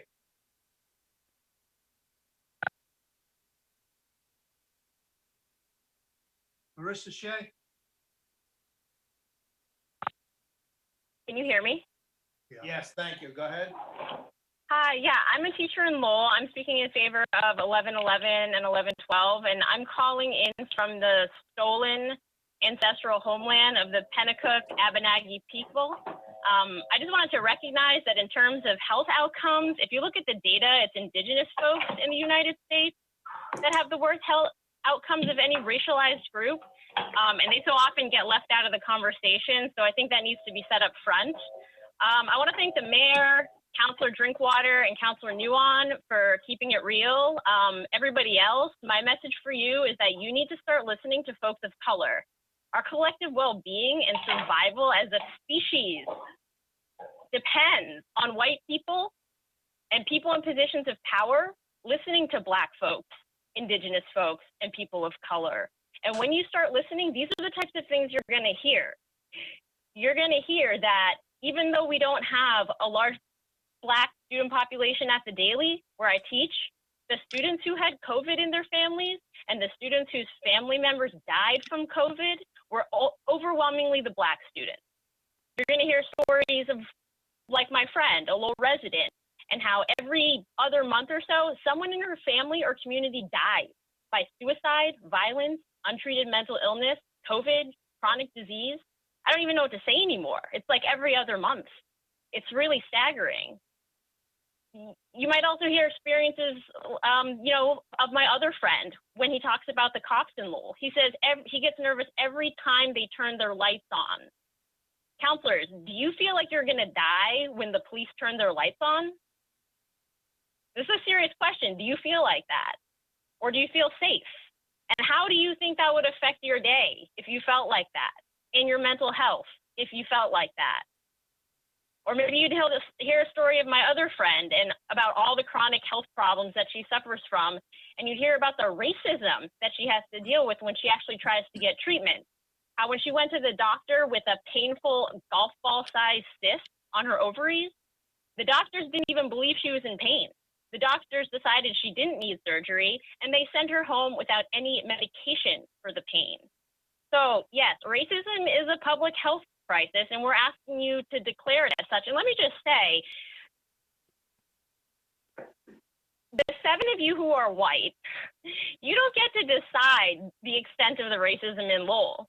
Like, you just don't, all right? So I'm personally asking this council for a unanimous vote, 9 out of 9, for both of these resolutions tonight. And I know some of you are thinking, oh no, what about the money that might be involved? What are the legal implications? And so what about the money? I've seen the city budget, and you have the money, okay? White people and white institutions have enough money. We have money coming out of our ears, okay? So we need to start sharing it because people of color are dying, all right? If white folks were getting sick at the same rate as folks of color, I doubt you would have a hard time finding the money, right? So this issue is not about money. This issue is about your priorities.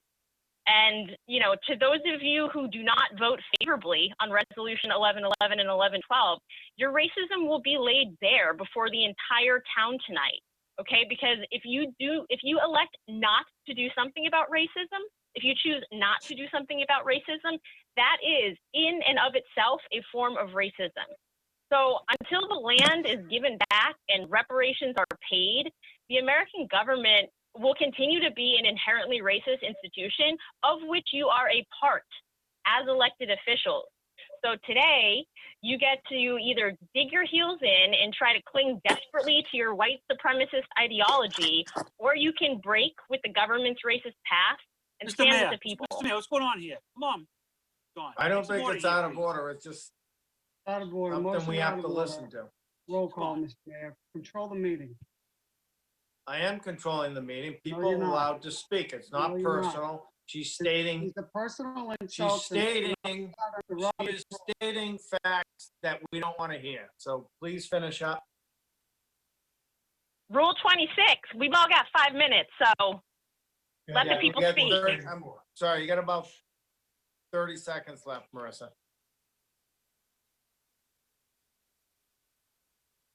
Are you all set? Right. I'm sorry, I think we lost you. Next speaker.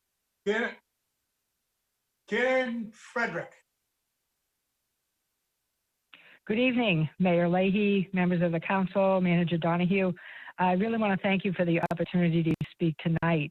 While not a Lowell resident, I've spent 42 years working in this city to bring resources and help people of all races and ethnicities to achieve their goals and dreams and to make our community stronger.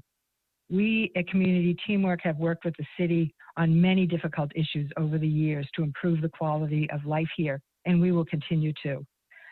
Community Teamwork's board has passed the support of the DEI declaration and action steps and naming racism as a public health crisis.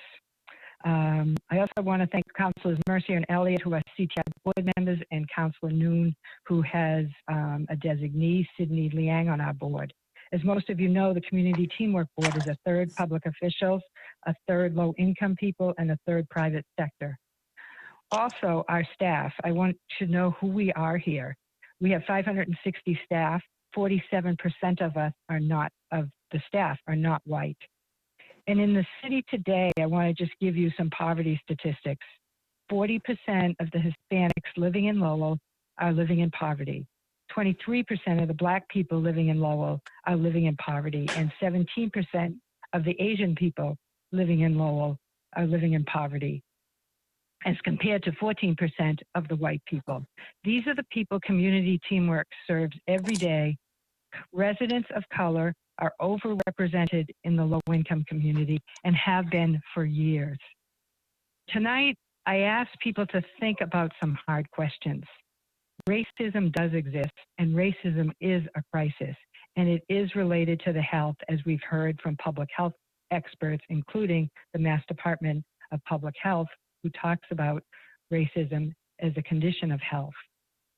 Tonight, the questions we should be looking at is, why has our achievement gap in schools not moved one iota between Black and brown students and white students in many years? If we're educators, this is a crisis. Why do Black people who are looking for housing get fewer apartments to look at in fewer communities than white people and live in housing conditions that are less favorable than white people? We have to ask about the wealth and income gap, which continues to be astounding. Racism takes many shapes and forms, and it is a national issue, and it's in every community, and it's in every person. There are conscious and unconscious biases we all live with. We are in support of the motion to call racism a public health crisis, because we believe it is, and we believe when we call something a crisis, there is action. Community Teamwork is also here to help. We're doing the same things we're asking the city to do in our own organization, and we will be here to help in any way we can. We're asking ourselves to look at us and see and ask the same questions about what needs to be improved, what needs to be changed, and how we address racism. I really thank you for the time and for listening, and I can't think of anything more powerful than having this motion passed and the message that sends to the young people I heard speak tonight, and to the immigrants I heard speak tonight, and to the lifelong Lowell residents I heard speaking tonight at the rally. So thank you for considering this. I truly hope this motion passes. I think it is what the city needs to move forward in a very positive way. Thank you very much. Thank you. Next. LZ none. I don't see her on there. Tina Degree.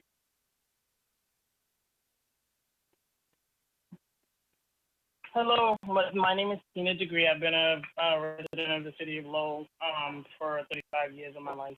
And when we first moved here from North Carolina and then New York City, there was a wide variety of longtime Black families in the city of Lowell. Since then, some went back to North Carolina, wherever they're from, and retired there. My thing is, I'm actually speaking to 1111 and 1112, and I am asking each and every one of you tonight to declare racism as a public health crisis. And I want to say that in the sense that in 2013, my son had, hello? Yeah, we can hear you. Just a lot of background noise. Yeah, I don't know where that's coming from.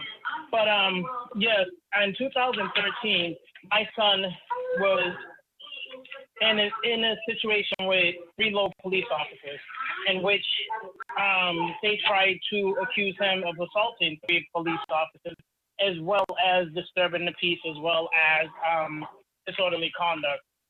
Mr. Mayor, I'm here to tell you and all the other city councilmen, I watched the situation from my porch. My 6-year-old grandson watched the situation as 3 cops acted inappropriately, blindsided my son, and then turned around and tried to put the charges on him. We have since then went to court, had a jury trial. 12 jurors that weren't even his color found him not guilty on all charges. And ever since, even before, during the trial, as the trial was going on, my son was getting pulled over. I have a folder downstairs because I keep records. I have a folder of at least 20 tickets. I watched the cop pull him over in front of our house when we lived on Gate Street, and the cop was yelling at my son, using derogatory language, until I stepped to the front door with my husband, and I said, so while you're at it, when you're writing up that ticket, remember I'm his mother and I'm watching it. So then he turned the ticket into a warning. Because ever since then, I've filed complaints against police officers in this city, and people in this city need to know that they have the right to do so. I have a young friend right now that's afraid to file a complaint against a police officer because she's Hispanic, and she feels like nothing will be done. As people said with the rally tonight, that was just the beginning, because we're not going to stop. And I'm just that person. I'm just that Black woman that you're going to see in Lowell that's not going to stop until we get results in this city. As much money as African Americans, Hispanics, Asians pour out in this city, I think we deserve some respect. And you guys might not know it because your skin color is not the same as mine. Your skin color is not the same as my next door neighbor. Your skin color is not the same as my godson who's Asian. So you don't deal with racism on a daily basis. But my son now, who's 28 years old, has PTSD as a result of the altercation and the situations that he's been in with the Lowell Police Department. My oldest son was murdered in this city in 2006. Every time I called it up until now, you know the answer I get from Lowell Police Department? Well, I wasn't working at that time. Well, we don't know. We still don't have any answers. Or you need to talk to his friends. It's not my job. They need to do their job. They need to investigate. They need to bring my son's murderer to justice. 14 years later, I'm still saying they need to bring my son's murderer to justice. I have a 13-year-old grandson who's never met his father, didn't know anything about his father except for the stories that we tell him. And you're going to tell me that there's no racism in the city of Lowell? I've worked in different places in Lowell. I've worked for different organizations, and I'm going to tell you right now, and even when I walk in City Hall, this city should reflect this community. City Hall does not reflect the city of Lowell. There's a lot of organizations that say they're here for the people, but their organizations don't reflect this city either. It does not. It's really kind of hard to see a director or a city council person that's African American or Hispanic. I have yet to see that living in the city for as long as I have.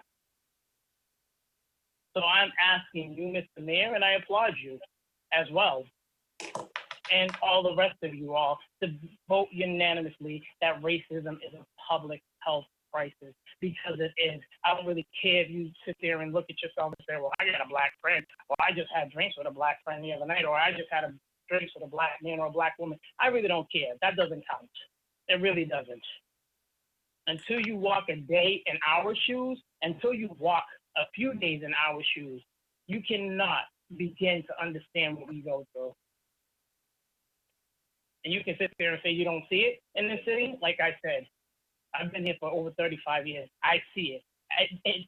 It has actually happened to me on several occasions, as well, like I said, as my son and other people that I know and that I deal with and I counsel and advocate for. I appreciate your comments. I just need to wrap up, Tina.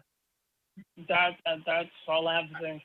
That this council, the city council, the city council members need to declare racism a public health crisis. Call it what it is. Thank you. Dr. Robert Marlin.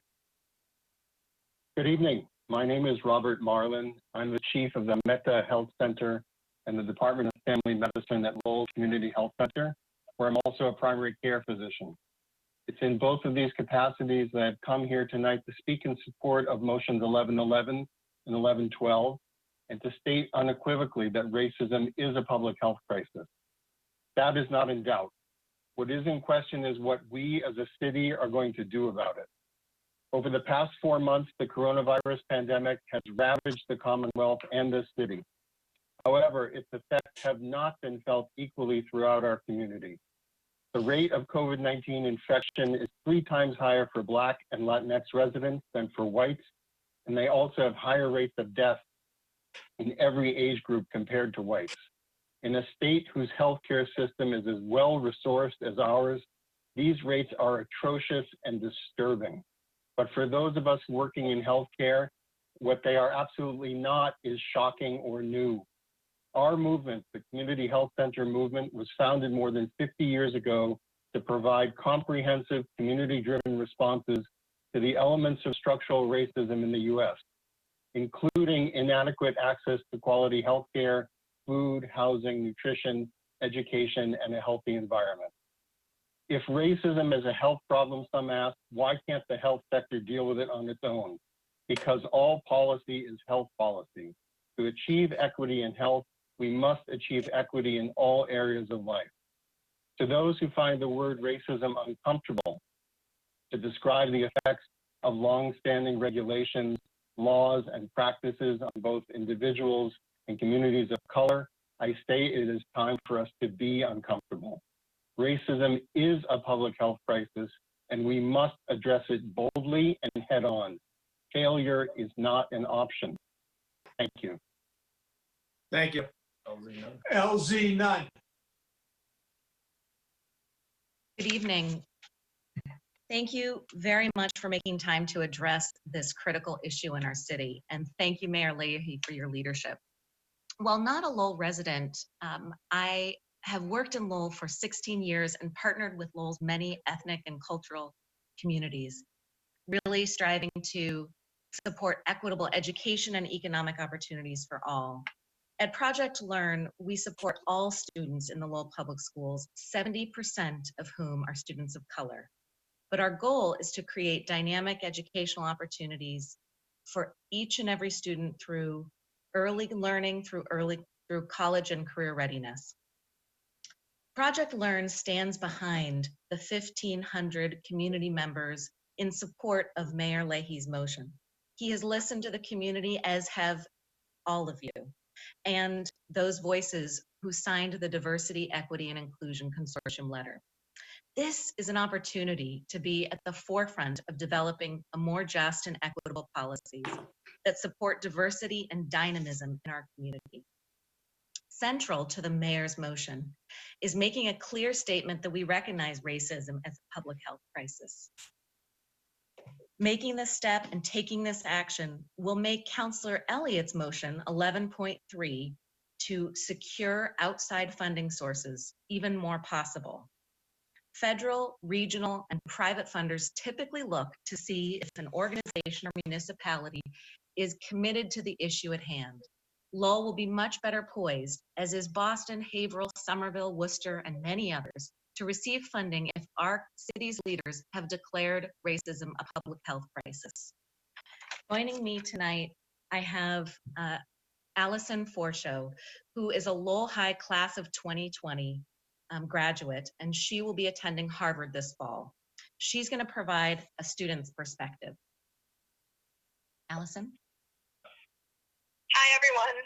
My name is Allison Pocho, a 2020 graduate of Lowell High, and I live at Martin Street in Lowell. I'm the oldest of 5 and the daughter of Cameroonian immigrants. My parents are lovers of education, so my going to Harvard is not only exciting for me, but for them as well. Acknowledging that racism is a public health crisis will mean acknowledging that racism plays a large role in healthcare inequities. And making racism a public health crisis will put Lowell in a better position to obtain funds to address systemic issues. Taking action to establish a task force devoted to identifying these inequities in our city's policies will allow our community to start dismantling structural problems affecting people of color. In my own experience, I watched my mom struggle to work towards her master's degree later in life. If you're struggling as a person of color and you don't have connections to a person of power, then you either figure it out yourself or you get left behind. When kids see their parents struggling working multiple jobs just to pay the rent, they have nothing higher to aspire to. So if Lowell declares that racism is a public health crisis, it won't be a matter of luck for people of color to raise their socioeconomic status. They'll see opportunity right from the start. Thank you. Thank you. Thank you. Next. Sophia Tem. Sophie Tem. Yes, hello. Although I don't live in Lowell, I have been working in Lowell since 1999, and I actually have lived in Lowell in several parts of the city. And in addition, I'm obviously currently working in Lowell, as well as I'm a trustee for the Theodore Edson Parker Foundation, which actually signed the letter after even looking at legal counsel whether or not by signing the letter we're lobbying or not, and legal counsel gave us the okay to sign the letter because it wasn't lobbying, because really we're just trying to call what is happening up to the forefront so that everyone can take appropriate action. I didn't really want to speak, but our Diversity, Equity, and Inclusion Consortium of Lowell asked me to speak, as I did initiate the consortium about a year ago. And so I would just like to say a few words. I would like to firstly speak in favor on behalf of the consortium of Mayor Leahy's motions 11.11 and 11.12 to declare that in the city of Lowell, racism is a public health crisis, and in favor of the city creating a mayor's DEI task force. The mission for our DEI consortium Lowell is dismantling racism, amplifying unheard voices, and leading impactful action for a just and equitable Lowell. We make up a coalition of organizations and individuals of all shades of color, including whites, who want to join hands and collaborate to make Lowell a truly welcoming city for all. Before I begin, I would like to define racism. According to the past president of the American Public Health Association, Dr. Camara Phyllis Jones, racism is a system of structuring opportunity and assigning value based on the social interpretation of how one looks, which is what we call race, that unfairly disadvantages some individuals and communities, unfairly advantages other individuals and communities, and saps the strength of the whole society through the waste of human resources. I would like to share a personal story that pervades and permeates through many communities of color. My husband and I are refugees from Cambodia, and coincidentally, we were sponsored to live in Connecticut before we made our way to Lowell through separate journeys, mainly attracted to the large Khmer population here. My husband moved to Lowell before I did, and in his early 20s, he was wrongfully accused for the possession of a gun and had to do 6 months of time at a correctional facility as he didn't have anyone who can fight for him. After that experience, He worked with youth to make sure that they didn't go through the same thing he did, and eventually even working with former police chiefs Ed Davis and Ken LaValle as a community liaison for the Lowell Police Department. My husband was one of the founders of the Lowell Southeast Asian Water Festival, and to this day, over 20 years later, he has been actively helping and continues to serve on the board, which brings approximately 50 to 60,000 attendees to the city. It is one of the city's largest festivals, but does not get anywhere close to the amount of support the Lowell Festival gets, the Lowell Folk Festival gets. My husband, Sayon Soon, as some of you may know, as some of you do, shake his hands, hug him, kiss him when you see him, was forced to be a child soldier during the Khmer genocide. As much as he tried to help young people stay out of trouble, it seems like trouble is always knocking on their doorstep. While in the process of getting American citizenship, he had to work so hard to clear his name of the wrongful conviction, even after the good work he's done in Lowell. If he didn't have brown skin, would he have had to go through what he went through? Some of you are probably thinking in your head, yes, but statistics show that Black and brown people have a much higher rate of arrest and incarceration for the same or lesser crimes than white community members. What else did I learn about living with my husband? Sayon has a distrust of the police and of the government ever since he was convicted wrongfully. He doesn't really care much about his physical health. I don't think he regularly went to a dentist before I forced him to. He even wears eyeglasses now. He's prone to post-traumatic stress disorder because of his experience as a child soldier, which was heightened by his false conviction and subsequent incarceration, yet he doesn't see a therapist. Even with his wealth of knowledge, he has at this point given up on being more involved in the Lowell community because of the repeated backlash he's received. Some believe that racism does not exist in Lowell. Well, it does, and it's hurting so many of our young and old alike. Many bright people of color have left the city after being here for so many years. Why do you think that is? Do we want to continue ignoring the painful experiences of the residents of the city? Or do we want to create a community where all residents, regardless of their color or background, can feel confident that they can eat better, live better, and get a better education so we can all help uplift the city into truly embracing everyone and genuinely celebrate Lowell for what it is, a city of diverse members who can bring all sorts of great ideas and solutions to the table. If you had a child or a loved one going through what my husband and other members of color had gone through, what would you do? What if for all your life you don't believe that anyone can help you? Well, you take that to the grave like so many in our community have. That's what systemic racism does. Please listen to the 50,000 plus voices represented on the letter. And I say 50,000 plus because of the organizations that are represented. They're representing their clients as well. And support the mayor's motion, as well as Councillor Drinkwater and Nguyen's statement to declare that racism is a public health crisis. Only by admitting this internally, just like Mayor Leahy had mentioned earlier, at Alcoholics Anonymous, if you don't admit it internally, how can we move forward? Only by admitting this internally can we move forward and truly make sure that all residents and contributors in Lowell feel valued and have a healthy and prosperous life, like many of you. We can become the true utopia that Lowell strive to be and create a bright future for our younger generations. And by default, the DEI Consortium Lowell also supports the motion to create a mayor's DEI task force, which will help the city to dismantle racism and work towards a just and equitable Lowell for all. Thank you for listening. Thank you. Mr. Clark? Kyle Howell? Can you hear me? Yes, thank you. All right. Thank you, Mayor, City Council, and City Manager for allowing me a moment to share my comments.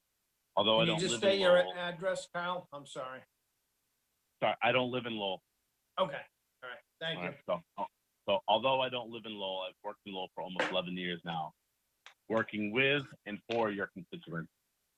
I'm requesting that you support motion 11.11 and 11.12 that the mayor has presented. Racism negatively affects many facets of a person's ability to thrive in our society, as you've heard during the listening sessions and from tonight's speakers. The education and achievement gap, employment and income gap, housing quality and housing stability, generational wealth, and life expectancy are a few of those areas that are impacted by systemic racism. Declaring racism a public health crisis commits to addressing and prioritizing efforts to dismantle racism within policy and programming. There has been data presented to you that tells the stories of inequalities that the communities of color are subjected. The data represents Lowell, represents the experiences of 50% of your population. 50% of the constituents are impacted by systemic racism that is embedded in the policies of the city, state, and federal government. If the city wishes to support half of its people, if Lowell is serious about confronting known and unknown racism within the city, it ought to declare it a public health crisis. You have to name the problem to solve the problem. Saying you are not a racist isn't enough. Becoming an anti-racist is what we want leadership to become. Being an anti-racist means you are actively combating racism and rejecting racist ideology of all forms. To quote Dr. Ibram X. Kendi, individual behaviors can shape the success of individuals, but policies determine the success of groups, and it is racist power that creates the policies that cause racial inequities. It is clear that there are racial inequities. My optimism is that the city of Lowell will become an anti-racist city. Being an anti-racist city would include policy reviews, much like your financial reviews for compliance and balance. However, this review is to make sure racist ideology is removed from policies and that anti-racist language replaces it. Being an anti-racist city calls for elected officials, city employees, and school faculty to be trained routinely in anti-bias and anti-racist awareness. What I mean by being an anti-racist city is developing systems that allows for employment opportunities within the city that allows students and citizens to see themselves in the leadership of the community they reside.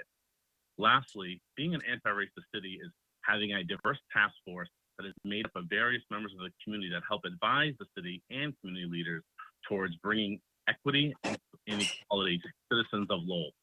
Declaring racism a public health crisis sets the tone for how the city will dismantle racism across all sectors and across all social determinants of health for people of Lowell. A healthy city is in the best interest for all of its citizens. Thank you. Thank you. Tim Heitzman, I don't see him there.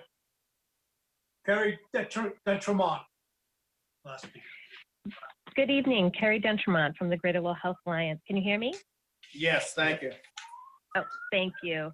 I'm also a resident of Lowell, 26 Mort Ave, Lowell, and I've lived here for over 20 years. For 14 years, the Greater Lowell Health Alliance has facilitated the efforts of hundreds of organizations in their efforts to address a range of health needs. In that time, we've amassed a valuable team of community experts who bring lived experience, professional skill, and research backgrounds to our tables to inform our decision-making. We have deep respect for their expertise, and their expertise has made clear to our organization that racism in Greater Lowell is and has been a public health crisis. One of our primary tasks is to collect and interpret data from our community to determine health priority areas and identify social determinants of health. We completed this data collection process very recently in 2019 through our community health needs assessment, and this was a partnership with Lowell General Hospital and UMass Lowell. The following data points emerged from our assessment. Twice as many Black and Asian participants reported an income below $25,000 compared to white participants. 3 times as many biracial, Hispanic, Latinx reported an income below $25,000 compared to white participants.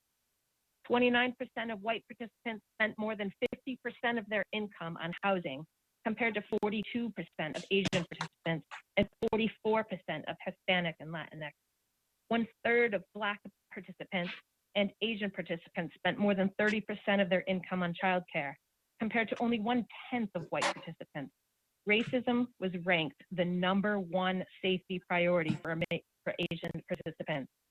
Black participants ranked discrimination based on race, discrimination based on income, and discrimination based on immigration status in their top 5 priority concerns.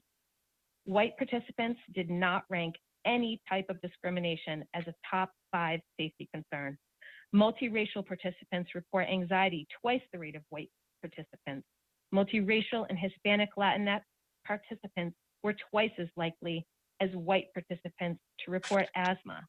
Asian, multiracial, Hispanic, Latinx participants were 2 to 3 times more likely than white participants to report suicidal thoughts. 4 times as many Black and Asian participants reported not being able to get health insurance compared to white participants. For biracial participants, it was 7 times as many.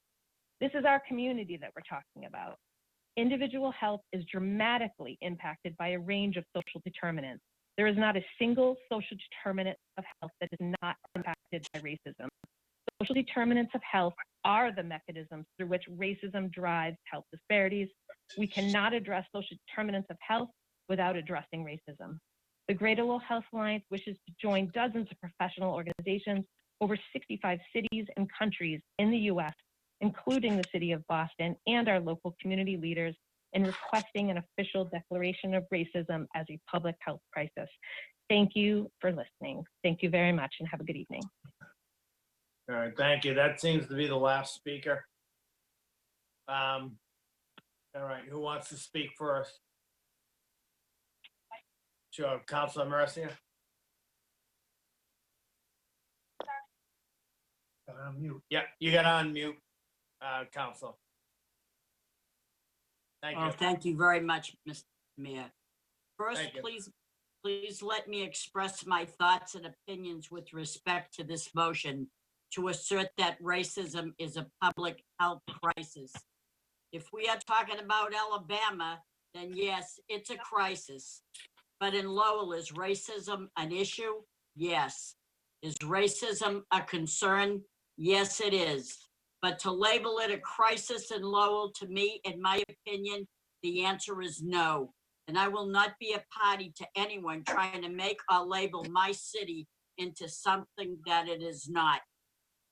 If there exists a crisis in Lowell, why do Asians and Africans and 62 other nationalities come to Lowell?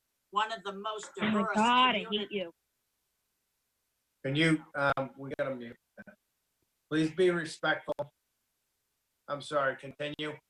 Councilor Mercia. If there exists a crisis in Lowell, why do Asians and Africans and 62 other nationalities come to Lowell, one of the most diverse communities, to make a better life? Why does the national park allow Lowell to be home to one of the largest folk festivals in the nation?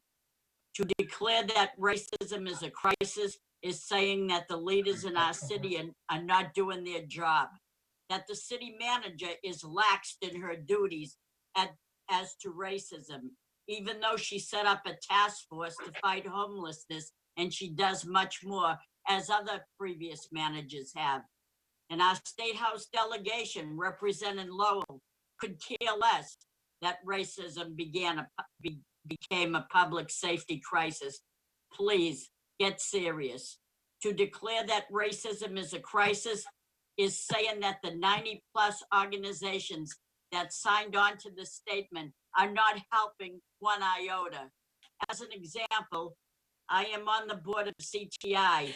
We are saying that they are not doing whatever is possible to prevent racism or prevent housing opportunities. So let's look at what CTI is doing. Their mission is to assist low-income people to become self-efficient, to alleviate the effects of poverty, and to assist low-income people to participate in the decisions that affect their lives. To declare that racism exists is a crisis, in a crisis setting, is to say that CTI is not doing their job. But in essence, CTI served nearly 35,000 individuals and nearly 15,000 families in more than 80 programs. More than 8,000 households stayed warm last winter with help from fuel assistance. More than 600 children had access to affordable early education and care. 360 senior volunteers contributed close to 160,000 hours of service at nursing homes, homeless shelters, senior centers, and many other places. 35 youths were enrolled in Youth Build and received job training, and 12 earned their high set. Over 120 families who were homeless at the risk of homelessness were stabilized in permanent housing. Almost 50 jobs were created. I could go on, but I won't. So are you insinuating that CTI or the other 89 organizations are responsible for racism becoming on a crisis level? I'm not buying it. Could we do better? Yes, we can. Can we improve? Absolutely. Everyone can do better, and we are. And those councilors that support both motions are playing both ends against the middle. A compromise is not supporting both motions. On one hand, you're saying racism is a crisis, and the other motion, you are saying it isn't. Make up your mind. You can't have it both ways. And lastly, I will say that I will not support the motion to state that racism is a public health crisis, because by doing so, I'm concerned that we are now setting ourselves and this city up for a possible lawsuit to which the taxpayers cannot afford. Nor will I support giving more taxpaying money to a crisis that doesn't exist. Private funds, grants can be used for it. Taxpayers' money, no. And lastly, defunding the police, not me. Thank you. Thank you. Who's next? No other comment? Mr. Mayor. Councilor Drinkwater? Thank you, Mr. Mayor. And I want to register in support of motions 1111 and 1112. I understand that there can be a lot of defensiveness around the term racism, and I understand it, but I think it's important to make clear here that racism is a public health crisis in Lowell because racism is a public health crisis throughout these United States. This motion is not to say that we are somehow unique in this problem. It's acknowledging and accepting the fact that we're not unique. This motion is certainly not about labeling Lowell as a racist city. To the contrary, I believe that by passing this motion, we are demonstrating the political willpower necessary to start the work of lessening these racial inequalities that exist and making a strong statement that we're doing anti-racist work here in the city of Lowell. This will reflect positively on where we're going in terms of race and equality, not reflect negatively on where we are right now. Now, we've heard tonight from a number of experts, from medical professionals, public health experts who have talked about the individual impact of racism on Lowell residents who come into our healthcare facilities, public health experts who have talked about the data and the actual inequities that we know exist. We've heard from organizational leaders who are doing incredible work on the ground. They're the ones working with our residents, our constituents, to work on these inequities and provide them with the services they need. They're telling us they need more help. They need more support from us, and that this declaration would help. We've heard from community leaders who advocate for and can speak on behalf of entire communities of color that they represent and they fight for. And most importantly, we've heard from residents who can actually speak from their lived experience. And if we have tried to do nothing else here in Lowell and throughout the state and the country over the past few weeks, it's just listen to and attempt to learn from the people who have the actual lived experience. Now, we can get caught up and you know, whether this means, you know, we're a racist city or not, that's not what this is about. It's about tackling a very, very complex problem. Race and poverty are inextricably tied to health and health outcomes. That's what this is saying. And by declaring this a crisis, it means we are serious about the work of fixing these inequities. Other communities in Massachusetts have done this. They've made this statement. I don't see how, I don't look at the data, and I don't see anything to say that we're doing that much better than communities like Boston, Cambridge, Chicopee, Everett, Framingham, Haverhill, Holyoke, Malden, Medford, Somerville, Springfield, and Worcester, all of whom have made this declaration in one form or another. They've done this, and I will say too, in the jurisdictions where the city council has actually voted to make this declaration, it's been unanimous. 13-0 in Chicopee and 11-0 in Worcester. We're not that much different from those communities, and we're certainly not leaps and bounds ahead of where they are in tackling these inequities. So by making this declaration, it does not put Lowell in a negative light. I truly believe by making this declaration, it puts us in a positive light because it demonstrates the willingness and the willpower to actually take on these complex problems. So I strongly support the declaration, and I also support what I consider to be the next step in creating a task force that will elevate and amplify the voices of community leaders and residents of Fowler and Lowell to make the recommendations for where we go in terms of policy initiatives to tackle this work.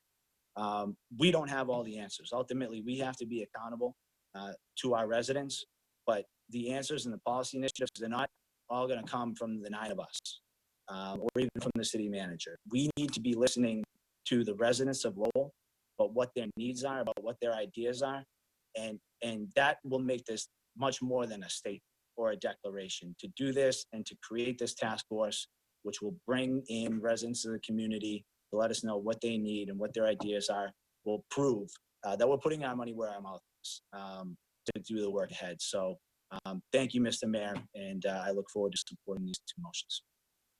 Thank you. Councilor Chow?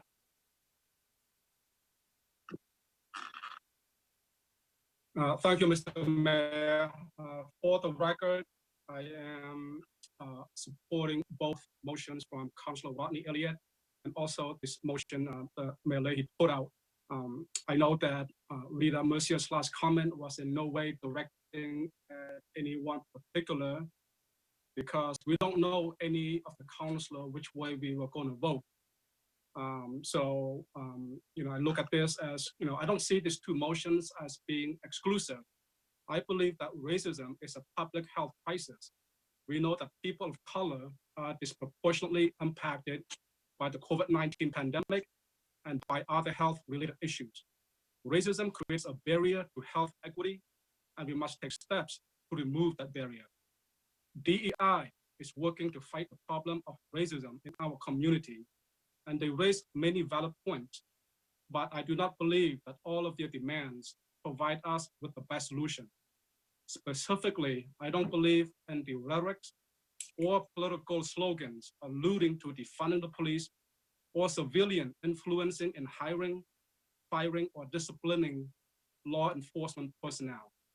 The Lowell Police Department has worked very hard to develop positive relationships with community groups and citizens.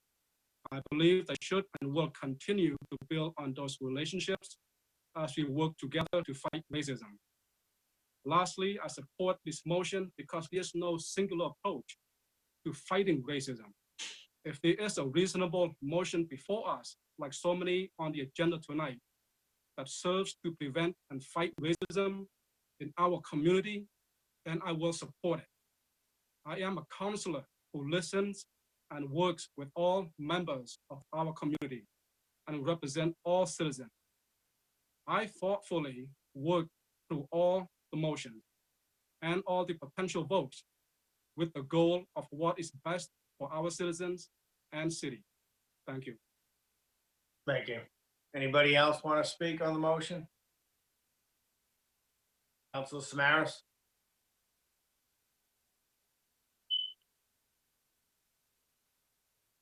Thank you. I'm sorry. It was muted. Yeah. Okay, thank you. again, I have given this a lot of thought, and I've also talked to many, many people. And I do believe that racism is a problem, no question about it. Problem everywhere. That's a problem in Lowell. We can talk and talk all night about at what length is it, what have you. I do believe, as I stated before, that Lowell has done so many things right, and we've had so many people that have been involved in dealing with this issue and have given the time and money to ensure that all people in Lowell get the support that they need. So my belief is when that motion came out from Councilor Elliott, it gave us, to me, it provides the opportunity for us to create problems because as I said, I believe that that motion was a pathway, and it's a pathway to allow us to make some significant changes in how we do business in Lowell to ensure that we help the Black population, but we help all populations, especially in the issues of dealing with housing, poverty, and health also. All of those issues are as important as each. But I do have a problem with this motion. I wish the mayor had brought this out earlier, and that and as a city council, we had an opportunity to discuss this. I feel that Councilor Elliott put his motion out well ahead of time for all of us to give input, and that's why I signed on. But not till this issue came out as a motion did I know in what direction we'd be going in. And I have a concern with that because I believe that this motion, within this motion, all the emails that I received from everybody, the many calls that I received, that we have to include the 5 steps as stated in the letter. That's what the businesses signed on to. That's what many people signed on. They did not just sign on to racism as a public issue, but they signed on a number of other steps that they want to see taken, especially dealing with the police and other concerns. And I have some issues with that letter and some serious concern. That's why I voted for the motion previously established by Councilor Elliott. I do believe that that motion, and there are some people who've tried to label it as weak. What that motion is, it's an outline, it's a referendum, it's a resolution that this city accept the fact that not only racism, but the issue of health, the issue of education, the issue of housing has to be addressed. And I believe it is the true pathway or the tool to helping us do this. I'm concerned that if I take the vote, and over the years I've proven that I've taken the vote for the people, especially who have had no access to power, who have been disassociated from anything. I've always supported those most in need, and I think I have a record of that.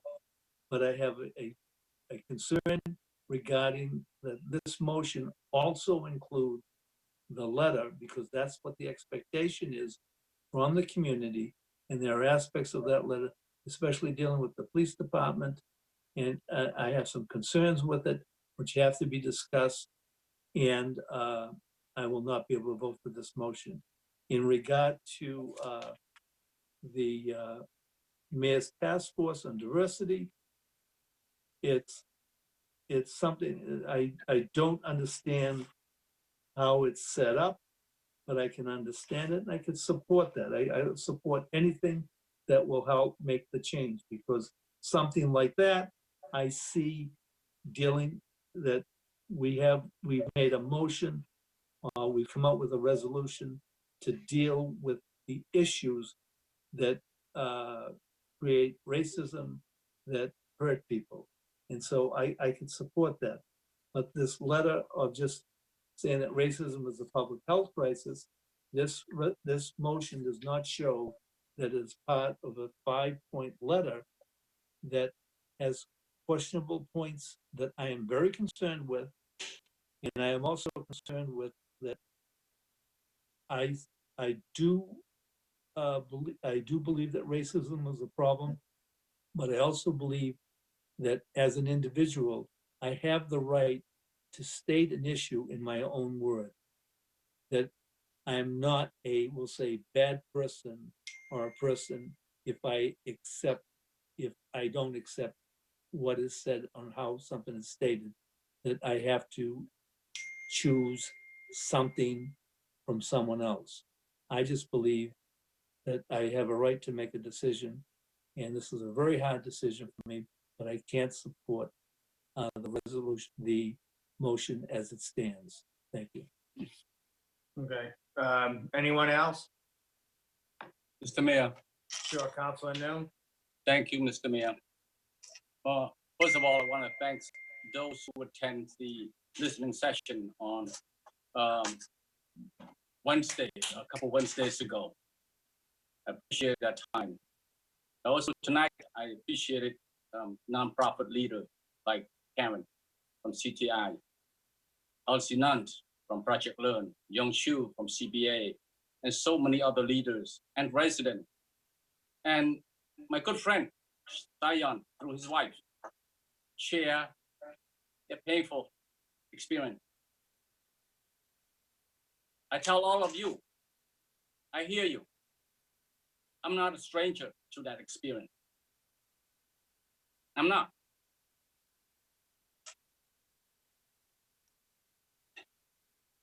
Racism is a public health crisis. To declare does not mean a city or its institution are fully racist, or that our community, not mine, our community and our city is a bad city. But it does mean that our system and power structure, like those thousands of others in the country, produce worse outcome for people of color. This inequity can lead to poverty, which in turn lead to food insecurity, causing obesity, diabetes, and other serious health issues. With poverty also come inadequate healthcare and resource to address this issue.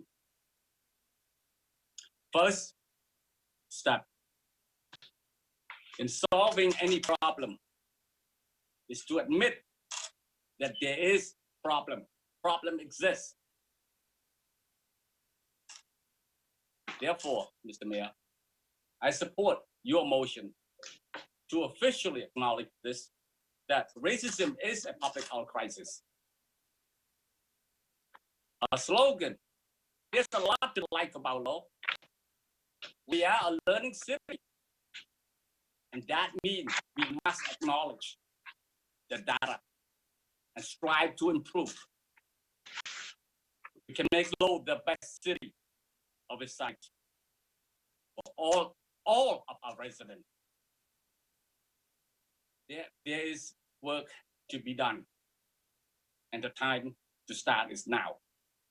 And that's why I support your motion 11.11 and 11.12, which is, like Councilor Drinkwater indicated, that the next step to create a task force to address this issue.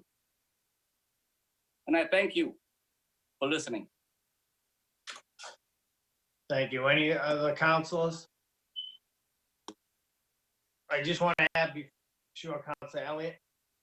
Yeah. Excuse me. Thank you, Mr. Mayor. Yeah.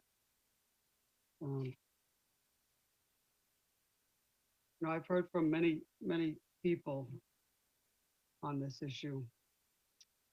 Many are opposed to this motion because no matter how you want to spin it, no matter how you want to wordsmith it, I don't want my city, our city, to be labeled as racist. We hear comments that, we need to start fresh. This city council has been working for decades, and I can only speak for this length of time, and even before that. Look at the city council agendas, week after week, year after year, on motions to invest in communities, in neighborhoods throughout the city, not just the wealthy neighborhoods. Look at the commitment of city councilors to go to each and every neighborhood, to listen to concerns, to make every neighborhood and for every person a better life in this city. I don't want to, and I'm not going to label my fellow Llewellians as racist. I've had the great honor of meeting so many of them, not just flag raisings, but at flag raisings for nations around the world represented here in Lowell. The scores of our ethnic festivals. Just come to Lowell USAC for 25 years and see the United Nations, or the many boards or commissions that I've served on throughout my life. Llewellians are kind. Llewellians are accepting. We're generous people, not racist. And I'm not going to vote to declare this because you spin it however you want. That's how we're going to be labeled. And it's unequivocally wrong. I don't want to be compared to other communities throughout the Commonwealth. They all have their share of problems, but we are light years ahead. We're not like a Chicopee or other communities. We bond together when there's a problem. I've seen it firsthand, and I'm proud to have been part of that effort. We can't solve everything, but boy, I tell you, in the city, we try. We try to come up with solutions sometimes when they're not even present. And that's the spirit of this city, and that's what I have seen. Mr. Mayor, I have to tell you, I really am disappointed in this motion, and it's very disingenuous coming from you, because at a crucial point in time, when this city was being sued by minority or lack of minority representation in this city, time and time again, you stood up against minority representation and voted no. You didn't want to give them an opportunity to come to the table. So I find it really disheartening now that you're bringing this forward when you had the opportunity, and this city has the opportunity now to give minority representation for those people where they could serve and be effective most. And that is on the floor of this city council in this city. So I'm not going to support this. I think it casts a broad brush on much of the progress that we have made in the last 2 decades and thereafter. Lowell has come a long way. We have a long way to go. We even heard from the speakers that Lowell is a great city because we listen, we act, it's not lip service, and our record proves it. Look at our healthcare, look at the number of housing units developed, look at the economic development opportunities for minorities in the city. Look at the US. People want to look at census data, look at it. We have work to do, but make the comparison to other communities, and we are far and above beyond. And I think that speaks to our effort as city councilors in Llewellyn. So I'm going to wrap it up there because we have done great work through emotions, and let's walk the walk instead of just making motions. You had an opportunity, Mr. Mayor, and you still, right to the end, you voted against giving minorities a voice in this city. Any other councilors? All right, before we vote, I'll just make a couple of comments that, so first of all, I didn't want to make this personal, but since you want to make it personal, Councilor Elliott, I didn't vote against giving minorities the opportunity. What I voted against is I thought that if people want a voice, they need to get out and vote. If people get out and vote, their voice is heard. I thought that the people of Belvedere section participated in voting, and other sections of the city did not care to get out and vote, and that's what I was talking about. I didn't talk about not giving anybody the opportunity to run, to be represented. I was talking about getting out and participating and voting. That's what my stance was, and you know that. So Oh, I don't if know you that. want to You voted distort it, no. I'm You talking didn't right want now, to give people Counselor the Elliott. opportunity. Don't, I'm well, don't. talking, Counselor talk Elliott. them If you through. can't take the heat, get out of the kitchen, all right? You can Don't- criticize me. I'm not making it personal. I made a statement. It's not about you. You're not We telling had the a truth. listening session where people asked us to hear them, and we did not hear them. We listened, but we did not hear. And that's the issue tonight. Everybody made good comments. I respected everybody's comments. You can vote the way you want on it, and I respect that. I'm not making it personal. I understand where you're coming from, and that's fine. My vote is to support this. I'm not being disingenuous. I listen to the people of the community, and that's the way I'm gonna vote. And that's what it's about. We represent everybody in the city. And when over 2,000 people come to us signing a letter, businesses and individuals alike, I'm gonna listen to them. And that's what it's about. And if it affects one person, it affects us all. And that's what this vote is about. And I ask for a roll call right now. Roll call. I'd like to speak, Mr. Mayor. Roll call, please. I'd like to speak. I'm entitled to speak Already under the rules. did the roll I call the question. Yeah, move the question. Roll call. Our rules Council allow for Samaras. members to speak twice. Maybe new members should read the rules. We can vote, we can vote on a call, the call. the Roll question. call, please. Council Samaras. Want to hear the truth, do they? Councilor Drinkwater. Roll call. Let's not make it personal. Roll call. Council No. Samaras. What is the, what is the motion? Voting on question 11.11. 11.11. Yes or no? no, Council Chow. Yes. Council Conway. no, Council Drinkwater. Yes. Council Elliott. No. Mayor Leahy. Yes. Council Mercia. No. Council New. Yes. Council Rourke. No. 4 yeas. Fails. All right, 11.2. We have four motions. Right, we have four motions. Let's just get through them. 11.12.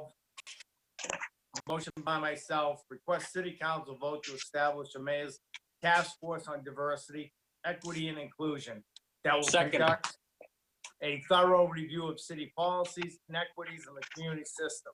Will solicit input from experts in the general public. Will report to the city manager, city council with initial policy recommendations, including ways in which success is measured. No later than Second. 6 months. You just second it? All right. Task force meeting, said task force shall be chaired by a Lowell resident who is a person of color, and the majority of the task force should be comprised of people of color who reside in the city of Lowell. Second, Mr. Second. Mayor, can we take Yeah. Councilor Chow's motion as well? They're very similar. sure, if you'd like. Which one? Council, That's 11.8, okay. yep, That's okay with him. sure. Yes, that's fine, mate. Thank you, Councilor Rook. Okay. Councilor Chow, request city manager create a city commission and to investigate and identify systemic inequities and racism in the following areas: housing, education, hiring, healthcare, social services, mental health, and transportation.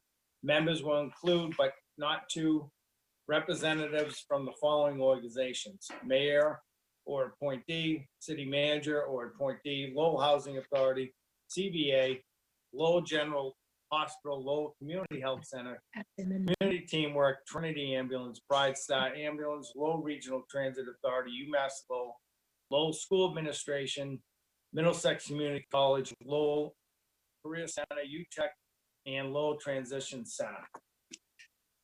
Second by Councilor Drinkwater. Discussion? We have Councilor Chow go, his motion. Sure, Yes. Councilor Chow. Thank you, Mr. Mayor, and thank you, Councilor Rook, for bringing this up to speak on this motion. And the motion speaks for itself. It's really to bring people together to speak on the same issue. And as I mentioned before, these motions that are on tonight one of the pathways to resolving the issues that really concern our citizens and our residents. The commission shall report to the city council hopefully by November 1st with its findings and recommendations. The findings and recommendations will be utilized to create an action plan whose goal will be to effectively cut discriminatory treatment and practices which negatively impact communities of color within the city. The commission puts people together to communicate on this issue and plan next steps. Many of these representatives are not within the city employee structure and therefore will contribute a different perspective. You mentioned all the organizations that we would like to be on, but they're not exclusively that. At this time, I also want to request an amendment to include representatives from the Greater Lowell Health Alliance, the Lowell Commission on Disability, and the Cambodian Mutual Assistance Association. Thank you. All right, any discussion, or we just want to do a roll call? So, Mr. Mayor, can I make a suggestion? Sure. So there's a lot there. There's a lot there in your motion and in Councilor Chow's motion. Would it be plausible to refer to the manager to write something up and to bring it back to us in 2 weeks?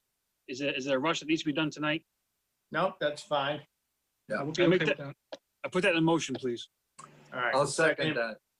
Seconded by Counselor Conway. So we send this to the manager's office for a combined report back in a motion. Right? Okay. 11.8 and 11.8 and 11.12 to go to the manager to draft a task force. Okay, all those in favor? Aye.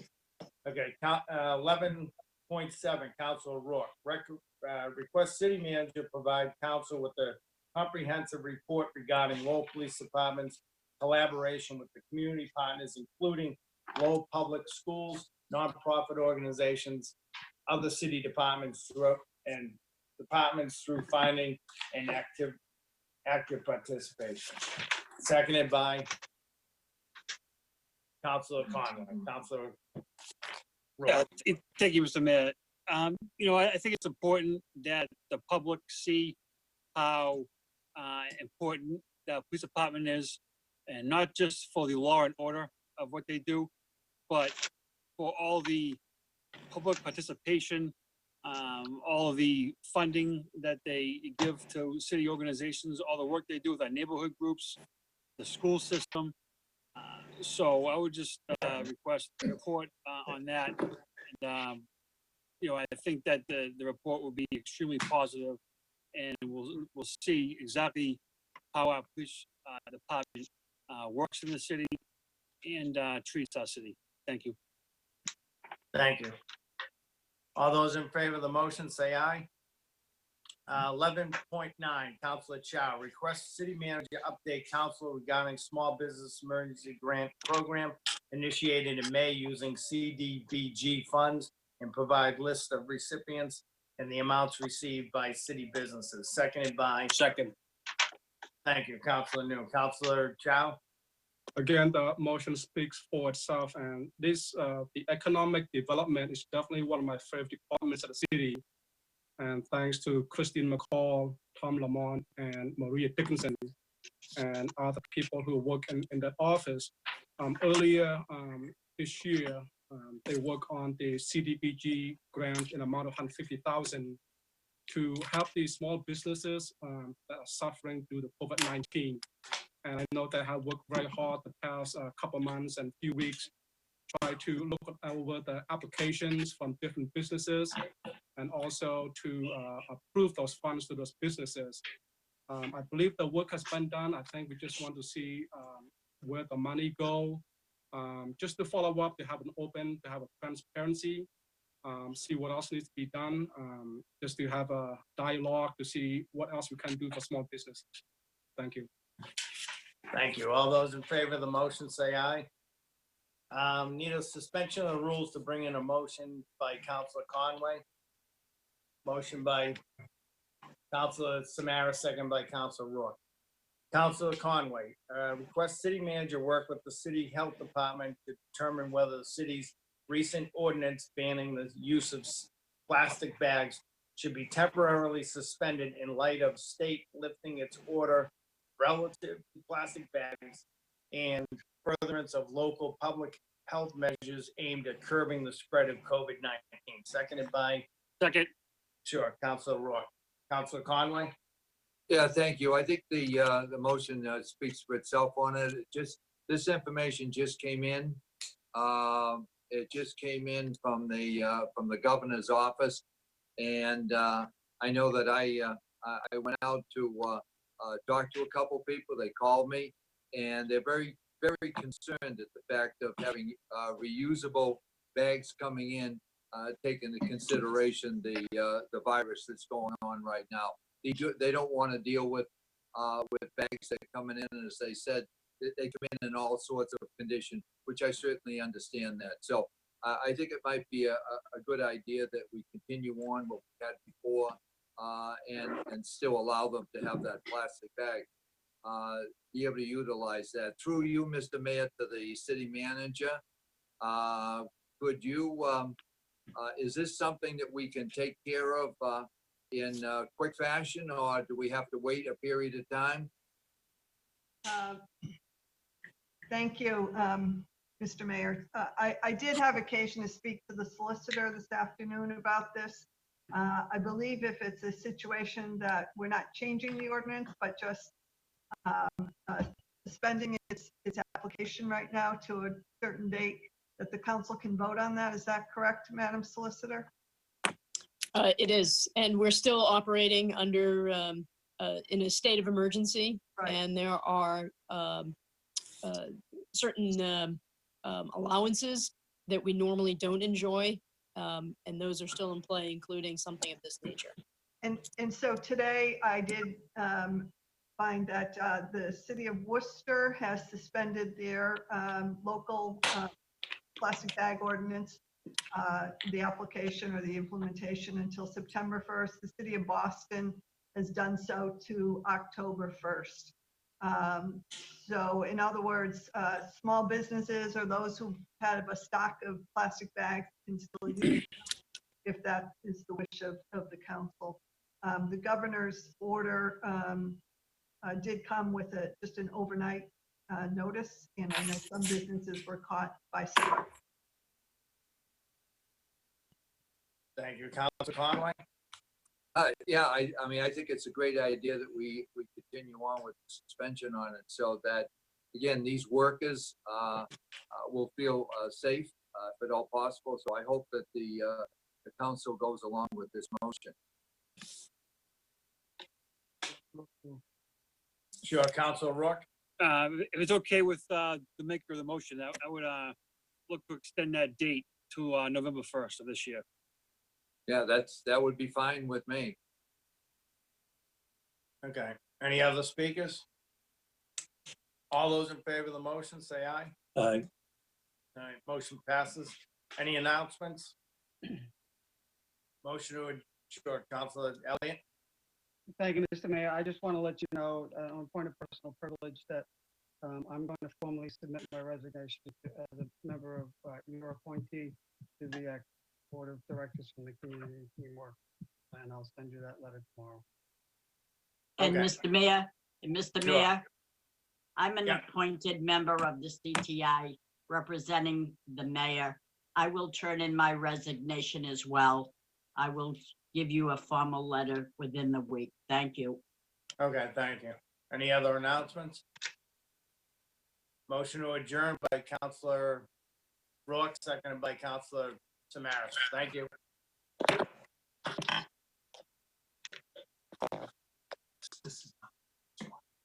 I've gone later.